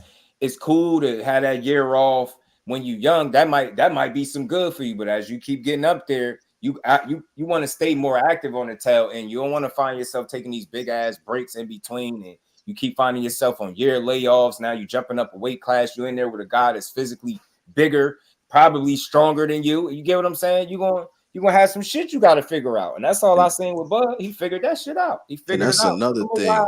But he figured it out. When Bud was landing them punches, to me, it looked like Bud was punching harder than this dude. And that, to me, I'm like, yo, that's was lifting him up with some body. Yo, when he with the body shots, I hear shit through my TV, man. Punching with more confidence for sure to me. He was more for sure with his offense, and that's what Madrimov stayed in that double Dutch. Like, I'm halfway in, I'm halfway out, I'm gonna attack. Like, it's halfway in, halfway out. He stayed in that same kind of rhythm the entire fight. He didn't break it. Like, he stayed. But you know, one thing that people sometimes neglect: it's really hard to be a judge. You know, when you're a boxing fan, you're just watching for the fight and the excitement. You know, you see some techniques and stuff. That's but why when you're a judge, you have to like look at ring generalship. Something different. I don't bug out because I don't know what you was seeing while you was watching it. That's why I always highlight dudes be right there at the fight and they'll all see different things. Like we sitting at home. You could be. I don't know what the commentary was seeing. House. I'm sitting right in front of the TV, 4 eyes and all. Like we might see some different shit. So when we come here, that's what makes the conversation worth it. Like, what did you see? If it's something different than me, then I definitely want to hear it. People be flipping when they 8-3, 8-9, 9-3. The commentation on the event, that commentation was terrible. I don't know what fight they was looking at. Right. They wasn't calling none of Crawford's work. Nah, none. I'm gonna say this. I had it. I had it. 7-5-8-4 Crawford. I'm with that. I'm with the 8-4. I'm with the 8-4-7-5. Both. Right. I'm not crying if you saying, man, it was that close. But I'm telling you, I feel like it was more competitive than close. And what I mean is, if I win 8 rounds out of 12, that's a I won double the rounds you won. But you competed in all of them. No round that I, take and just run with it and create that typical separation that I do in my fights. That's what we wasn't seeing. So that element wasn't present. And it left people feeling like their fight was way closer than what it was. The dude was just getting slightly outworked round after round, and he got a couple rounds in himself. You know what I mean? Just I completely agree with that. I like watching Bud thinking there. It was a lot more competitive than it was. Like when people talking about robbery and all this, like I don't want to hear none of that. Like talk to me. I know you feel like I do. It was more competitive than it was close. It wasn't I don't want to hear no robbery or none of that. That definitely. I keep telling y'all, it come down to this, y'all, in boxing. He didn't do enough. Going into the 10th round, the championship rounds is important. Right. Bud dominated. He either got 2 or all 3 of those. 10, 11, 12. Bro. That's the fight right there. It ain't PC. We make things harder than they gotta be sometimes. Yeah, it was competitive all going through. You could have a swing round, blah, blah, blah. Cool. But it's going the distance now. Right. Once it get to round 9, round 10, but not even really round 9, really round 10, 11, 12. The guy that's more convincing in those rounds, if it's already close prior to that, not only do he deserves to win, he should win, and he probably will win. Yeah, talk to him. It's called championship rounds just for a reason. It's a reason they call them that. They leave a lasting impression too. That's the last thing the judges see. Big facts. They key in on them. Which one do you think was hard to judge? And this is an old fight. Devin versus Lomachenko or Crawford versus Madrimov? Devin versus Lomachenko. Absolutely. I don't think neither one of them difficult, man. I really understand why people be, that overreaction or that, you know, some people felt like it was a robbery with the Dev and Loma. I thought Devin won. One guy had the most dominant rounds in the fight, and that shit is very like it influences people, right? You like, damn, he kind of getting off, but one round is still one round. He had a couple where he that's really the only got thing off, I disagree with you on. I thought, listen, it came down to this, man. I thought Loma won, but I wasn't mad that Loma lost because of that 12th round. Yeah. Just somebody background. My background off the hill. Same thing I said, bro. I was not mad. The only reason why I think Loma won, because I think the middle of that fight, Loma was doing this motherfucking thing, and he hurt Devin. I don't know if that was round 10, round 11, but when he was on them ropes, if them ropes wasn't there, he was about to go through them. So, but that 12th round, and Devin dominated, with Devin dominating in the beginning and getting a round or two in the middle of that, I'm not about to sit up here and argue. And y'all know I'm not the biggest Devin fan, but what I will not do is lie on the man. I will not lie on the man, buddy. I felt the same way, bro. I felt like that was 7-5, and I felt like he earned it. He won it in the 12th. Loma was on record saying he took his foot off the gas. All the people that make the argument for him, I have no issue, but that's why I can't make an argument for Loma. Yo, Jesse, you know what was crazy for me? Give it 100%, and I know the other guy did. I have no problem. That's why he won, and that's why you did. How you gonna not go 100% in the biggest fight of your life? The biggest fight of your life in the 12th round? In this close fight, you know what? I'm gonna let off the gas a little bit on this young man. Why? You supposed to take it home. The fight was really like this, and you had the most dominant rounds in the fight. So have you and just why I say that, just because if Loma would have dominated that 12th round, the conversation would be much different. Much different. If the fight would have kept going how it was going, and let's say Loma had a round like he had when he hurt him, and I don't know if that was the 10th or the 11th. If he had another round like that in the 12th, it wouldn't be nothing to really talk about up here. You definitely could. You got some math, a little bit of math to do. That's not the only fight he did that. He did it in Teo fight too. He did it in the Teo fight. He started, he has a history. He picked it up. He had some dominant rounds. We like, yo, he's touching Teo up. 12 rounds. But that was after 7 rounds of doing absolutely let up. nothing. Like, I don't know what it is about them. Guess what other fight he did it in? But won't nobody sit up there and give my man credit? Can I bring up something, y'all? I'm sorry. I got you. Hey, B, before you do, somebody got background Jermaine Ortiz. Somebody got some background noise. Yeah, somebody got some background noise. Everybody doing it sounds like the ocean. Where we're swimming. Big Dre. Big Dre, that's yeah. I think that's Dre. I got you. I think he also did it against Jermaine Ortiz, yo. I got a gripe, y'all. He did. Loma shouldn't have won that Jermaine Ortiz fight. And Teo, Timothy Bradley still ain't tell me who the hell Teo is, but okay. He fought very like the way he got his work done. A lot of people compare the performances with Jermaine and Loma, and then Dev and Loma. I felt like he didn't let the fight get away from him. He kind of what Dev did. They didn't let the fight get away from him, but I think he performed more consistently through all of the rounds. No round that I felt like Jermaine Ortiz really got dominated in that Loma fight. He was competitive pretty much every round. He had some definitive rounds where you like he definitely lost, but he didn't allow the fight to get away from him. Yo, but you know what's crazy though? Hey, you know what's crazy? When it came to the Devin fight, before the fight, I was convinced if Devin may look close, he was gonna get robbed. He was going to like top rank card, and he was facing top ranks, basically like prima donna, you know? Right. You know, like in my mind, I felt like, yo, if Devin makes this, if it's not a blowout, they're gonna rob Devin. And I was watching the fight so closely, right? And I had Devin winning, and then I think it was the 10th and 11th, like Lomachenko started having like some big moments within the 10th and 11th. Yeah. You know? And I was like, shit. Yeah, I was like, shit, they're about to rob him. Oh my God, it's over. Right. I said it's over for Devin. They are going to rob this brother, you know? And then Devin somehow, you know, he had great 12th, and I still had the feeling they were going to rob him. Yeah. And then he got the win. Yeah. And I was like, damn. But then I hear people saying that Lomo got robbed. I was like, Yeah, who the hell would rob Lomo on his own promotional company? He did that to himself. All that experience you got, bro. Nobody would ever rob Lomachenko. What are we talking obviously about? was good enough for it to be there to go that long, bro. Give it everything. You don't let no foot up off the guys. What do you mean? Man, that was one of the most famous fighters going into that ring. Like, he came out raging for a second, bro. Like, you giving up them body shots and he was taking them.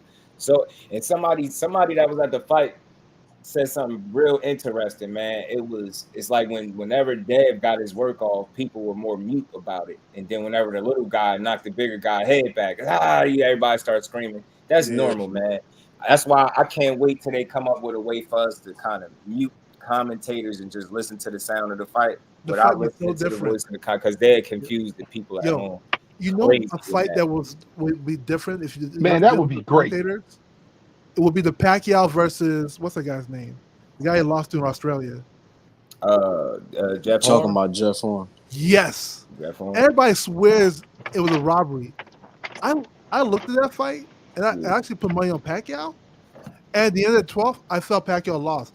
Jeff Horn roughed Pacquiao. I'm about to say that. He mauled him, bro. He did. Yeah, he roughed him. He mauled him, dude. I'm like, Pacquiao looked like a hot mess at the 12th round, you know? Fact, Ace. And you know what else? That Jeff Horn fight, that was get back, if anybody was paying attention. Y'all remember Pacquiao fighting the Australian all them years ago? Yeah. Nadal Hussein, where they robbed him. Remember the referee? Y'all gotta go check the video out on the channel. The referee came out and admitted that he cheated for Pacquiao. Oh yeah, I remember that. Oh yeah, that dude was from Australia. All them years later, they get him over there in Australia with Jeff Horn, and they get him. I always said that. I said I ain't letting that go. I think I'm on this, son. They got his ass back. They waited for a long time, but they got him. They said we got him now. That would be a career-changing loss too. You know that, right? Say that again. That robbery that the ref did for Pacquiao probably would change his whole trajectory. Yeah, yes it did. Yeah. Yes it did. Oh my goodness. And the way he laughed about it was wild. He was like this dude bigger, stronger. Like he basically he a monster compared to Pacquiao. He had every reason to win this fight, and how he just break down how he cheated, giving Pacquiao extra time. Oh man, this dude, you gotta watch it. Like that shit. If I was that fight, I'd probably live for that brother, man. Yeah, what's his name? Jose Padilla. It's on the channel. I did a video on it for sure. But I put the video in it while he talking and breaking it down. He was laughing about it like this. He thought this shit was funny. But he said they told him that it makes more sense basically financially for Manny to win rather than Hussein. He was like Hussein was the much bigger, stronger, just better all around fighter. He was like, man, he was in there beating Manny up. He was stalling Manny out, bro. I'm like, damn, yo, he gave him a long ass count. He was doing mad dirty shit in that fight. I couldn't believe that shit. I'm like, damn. And he said it was pride too. I remember that. He was they get back all them years later. He said he was like the maker Pacquiao. I'm like, yes, I robbed Pacquiao. I made him who he was today. Hey, just can I ask you a question, Brody? Buzz showed everybody how strong he was in that fight, man. He treated him he ragged out him. He treated Jeff Horn like a kid, man. He beat his ass. Man, he was throwing him around, man. That dude is Jack of all trades. I'm telling you, Bud Crawford strong as hell, naturally, physically strong guy, man. Everybody say that about him that fight him. When I heard EJ said, I knew it was real. I was like, yeah, that's that. I don't need no more evidence to know that dude is physically a strong guy. I mean, you've seen it with Madrimov, but you can tell that he was in there with a different physical specimen because he wasn't able to move him the same way he was able to do other guys in the past. He definitely wasn't able to do that. Okay, well, can I ask all of y'all a question? I just want to know. Everybody was over here talking about Turkey and y'all was, how much he's bringing to the sport and all that. So I just need to know, can we get Terence Crawford versus Boots Innis? We should, but you know why, Dean? Because what was that call about with Boots in the locker room? And Boots like, well, come on, make the fight. You get what I'm saying? What was that about? Bush should jumped himself in the ring, man. I don't know why.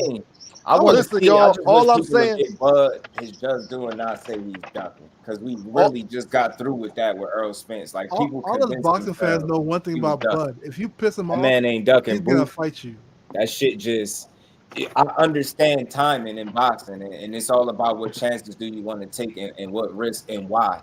And again, if the dude said I'll fight him, everybody keeps saying fight him. But when I say like where that money at, it's like it's cricket. Nah, Turkey said he'll pay for it. He wanted That's what I'm saying. So I think that's the only shot we got, Deem, is him probably facilitating something, maybe an offer and seeing if they put the ball in their court. Put the ball in your court.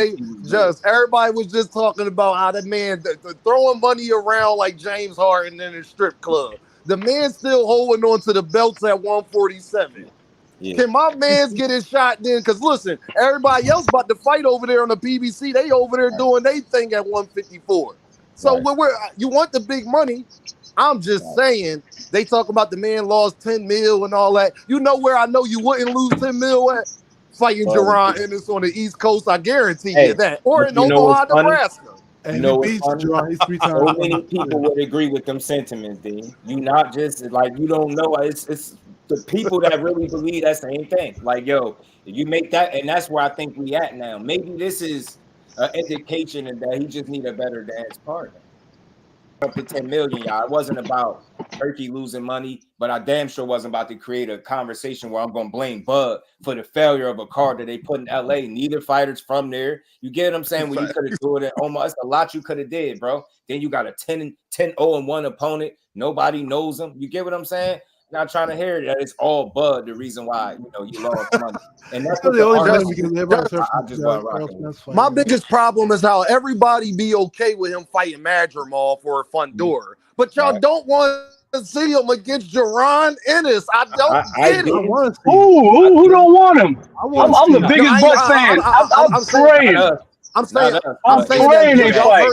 Y'all heard the pushback of Terence Crawford fighting Boots. Y'all have heard all the pushback. People have been pushing back hard on it, and I don't understand why. If we are perfectly fine watching Terence Crawford fight, what you say, Just he 11 and what? 10-0-1, 11 fight, unrelatively known. 154. I gotta take. I gotta take these. Not gonna like. I'll tell you why the fight's not happening yet. Don't start, bro. I'm gonna tell you. Because Boots and his team don't want the fight yet. Keyword yet. Because if they really if they're really about to smoke, all you gotta do is just, you know what I'm saying? You know what? Fuck 147. I got that IBF strap. Let me fuck it. You know what I'm saying, nigga? Pull up my fucking. Pull up my big dog status and shit. I heard that and pull up. Before. We're gonna have to continue this tomorrow for sure. Hey man, I'm gonna have Brian Norman on the roster. Y'all gotta tap in, but we gotta have this conversation, Dean, because NHA going somewhere with that. I heard a couple people make a solid argument that they don't really want that fight right now. And I'll say this right before we get off. It started with the move that he made that moved him out of the rankings to even fight. But you get what I'm saying when he took the IBF route. But he got a reason why they went that way. But you got some people that feel like that move right there told that he didn't want that fight. I'm not gonna put it that way. People got plans. Just not to cut you off. That's not even the angle I was going. I said now that he has the IBF strap, he can actually, you know what I'm saying, he just say F147, just go straight to 154 and challenge Bud. Because he'll be Buzz number mandatory off the rip just because he's a champion of the WBF. I mean IBF. Am I correct or not? That would only apply in IBF at 154. 147 makes more sense because Bud will fight for undisputed at 147 right away. Bud ain't going back down to 147, man. Y'all got to be crazy. He was like 54 pounder. I think he could. He could, but he's not going to do that. He's like a double cheeseburger made that weight. Yeah, stupid. So like, but Just before you go though, bro, I do want to say, after watching that fight, again, a lot of people got the opposite take. I think Bud even more now beat Canelo after watching that because he looked a lot stronger. He still looked sharp coming off of over a year layoff. That dude had fast feet. was big. Canelo is not like that. He is not doing all them damn feints all night. He's throwing wide. And even when Bud was catching him, he was hurting him. And y'all seen that boy's face at the end of the fight. I think Bud will pepper Canelo up. So I still think that he beat Canelo. But that's my take. Salute to you, Just. I agree. You already know, Cash. Not Bud having a W. Not Bud having an IBF. My point was when somebody said the reason that, if I'm not mistaken, somebody said the reason Boots and Bud didn't happen is because Boots didn't want to fight. What I'm saying is, when they were still down at 147, remember he went the IBF route that took him out of the what? Was it the WBO rankings? That's the belt that Bud Crawford had. So that right there made people feel like that told you alone they didn't have no intent on fighting Terence Crawford, at least not in the immediate future. You get what I'm saying? Not this WBA belt that Bud has. Rewind it. Let's rewind it. Remember, he was in the rankings over there. Then he went the IBF route that takes him immediately out the rankings to even fight that guy. Some people saying if you really wanted to fight him, you would have pursued him, being ranked in the division, in the sanctioning body where you was at, which was the WBO. Instead, he chose the IBF. But their reasoning for that, and they already was on record saying that they felt like out of the two fighters, which one that would be more willing to fight him was Errol Spence. So that was their reasoning to some degree to go on that route. But I never thought neither one of those fights would happen with Boots at 147. You know what I'm saying? I just feel like they a little bit older than him. I feel like that fight would only happen at 54. Ace, all love. Man, y'all be aggressive as hell in them comments, and y'all be misunderstanding what people be saying. I know the man got rewind. Y'all be hearing the wrong stuff. Like I could have sworn bro said that's why the fight didn't happen, and I'm telling you, it's some people that have put together a solid argument that will, make you think a little bit. That's also what I will say to wrap it up. People have plans, and y'all better keep that in mind. Your favorite fighter ain't gonna say it. The coaches and trainers and teams ain't gonna say it. They managers and promoters ain't gonna say it. But they got plans, bro. Dudes are not going in them rooms, sitting down, saying, "Yo, give me the most difficult guy you can get me." That shit is not the reality, and it wouldn't make out for a long career anyway. Heard what SOG said. The tough is just not smart and is not healthy. So we'll see. But shout out to Boots. Shout out to Bud. Bud ain't ducking Boots. Boots ain't ducking Bud, man. People got plans, bro. And I just wish he jumped into that ring, man. I just wish Boots. If you piss off Crawford, that dude will fight. I feel like just like how Mosley jumped in the ring for Floyd, and Floyd got pissed off and fought him afterwards. I think that's exactly what happened. If Boots disrespects Bud to a degree where he's like, man, this guy, I'm gonna have to mess him up. I think that he just jumped in the ring, jump in his face or something. Yeah. He can't be somebody's homie. He's gonna be like, yeah, I'll fight that dude later. He gotta be like, I don't think that's not Boots' character. He ain't gonna do that. I respect that. And I'm gonna say this either, but he made that fight happen though. It wasn't Shane Mosley's character at all. Nah, it's definitely Shane Mosley's character. Man, but shout out to all the bros coming up here to build with me, man. It's been a long one. I'm gonna jump off, go get something to eat. But look, man, the link will be dropped tomorrow. We can build, man. After I chop it up with B Norman, we definitely could, get a nice panel discussion. Y'all in the building, we gonna build. Y'all already know. So hey, before you go, let me give you some flowers. Big Drake, NH82. Shout out to my guy Dean and the rest of the family that came up here to build. Shout out to everybody in the super chat, cash chat. We just gonna keep building, y'all, man. I will see y'all tomorrow at 4. I think I'm blocked on your channel though. You? Yeah, because I can't send you a cash app. You shouldn't be. You shouldn't be blocked. But I'm gonna go check. That's why I said I meant to tell people I gotta make some. I don't know. I'll be checking who be getting blocked, and I don't block people. So when I be seeing all of these names, it got to be somebody abusing having a wrench. You can't block people on my channel because you argue with them in another chat. That has nothing to do with me. That's good. That is the weirdest shit ever. I got too many wrenches. It happened too, man. I argue with somebody in one chat and they fall into another chat. You said this, I hate you. He disrespected me over in such and such chat, and I'm like, bro, but this is I can't block him for. You know what I'm saying? So yeah, I'm gonna check for you, bro. I don't block people. I build. If you come over here with an open mind and you just want to have a real good boxing conversation where you ain't gonna be criticized for having your own opinion and you could just have your opinion without getting argued down, That's what I'm about. That's what I do over here. I just don't believe. I'm past that. I'm at another point in my life where I'd rather hear you out, see where you coming from, understand you, than criticize everything you're saying. What the keep talking about? Man, I ain't about to grow more gray hair up here over somebody's boxing opinion. We gonna build. We gonna keep it moving.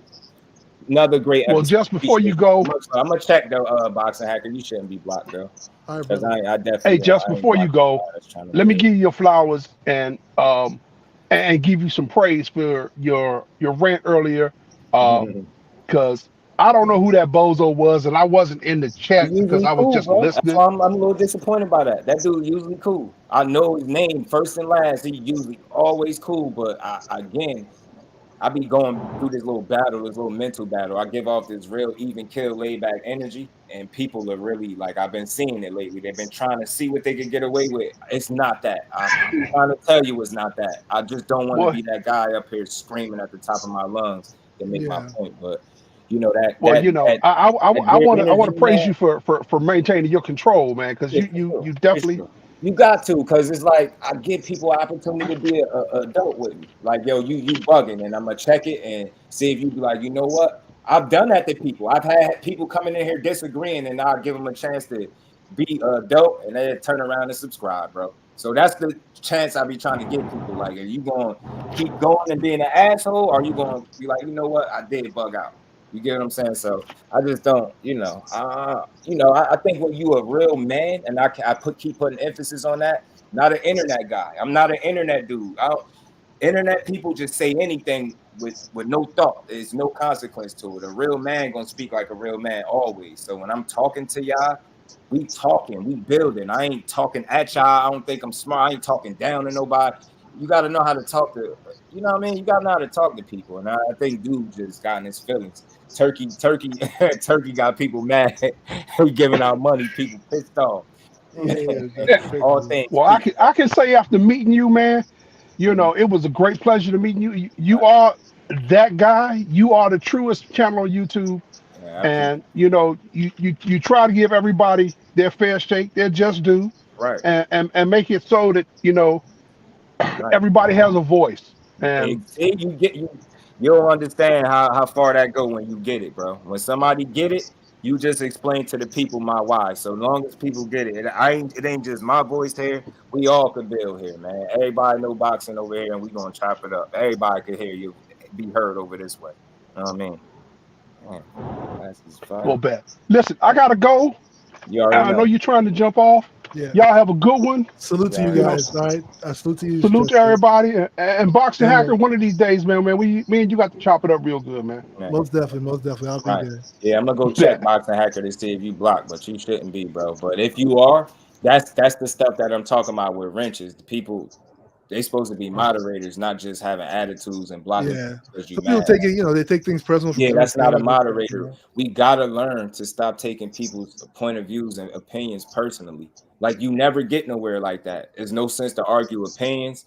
Like, if we all on the same level, we know this boxing. Why I gotta argue with you for you to make your point? Why I gotta even disagree with you while you making your point? Just let you add to the conversation and let's keep spinning. I'm telling you, man, it's a different way to talk this boxing, and I'm showing people whether they paying attention. It remains to be seen, but all that arguing, we eliminated. Let's build, man. I ain't gotta be right all the time, and you ain't gotta be wrong. You know what I'm saying? So salute to you, man, for all your good work. All right? Boxing Hacker, I'm gonna make sure you ain't blocked. Pound for pound, NHA. Y'all dudes is always welcome up to build, man. Most definitely. Shout out to everybody in the chat, man. Over a 4-hour show, another 4-hour build in the books. We'll be back tomorrow. Like I said, we got Brian Norman on, and we're gonna have a good fun conversation with the champ, man. So with that, I'm gonna definitely tune in, man. Y'all be easy. Appreciate you as always, bro. With that, y'all make sure y'all enjoy the rest of y'all good Thursday, and we're gonna close the week strong with a dope interview from B Norman. So I'll catch all y'all tomorrow. Peace to the fam.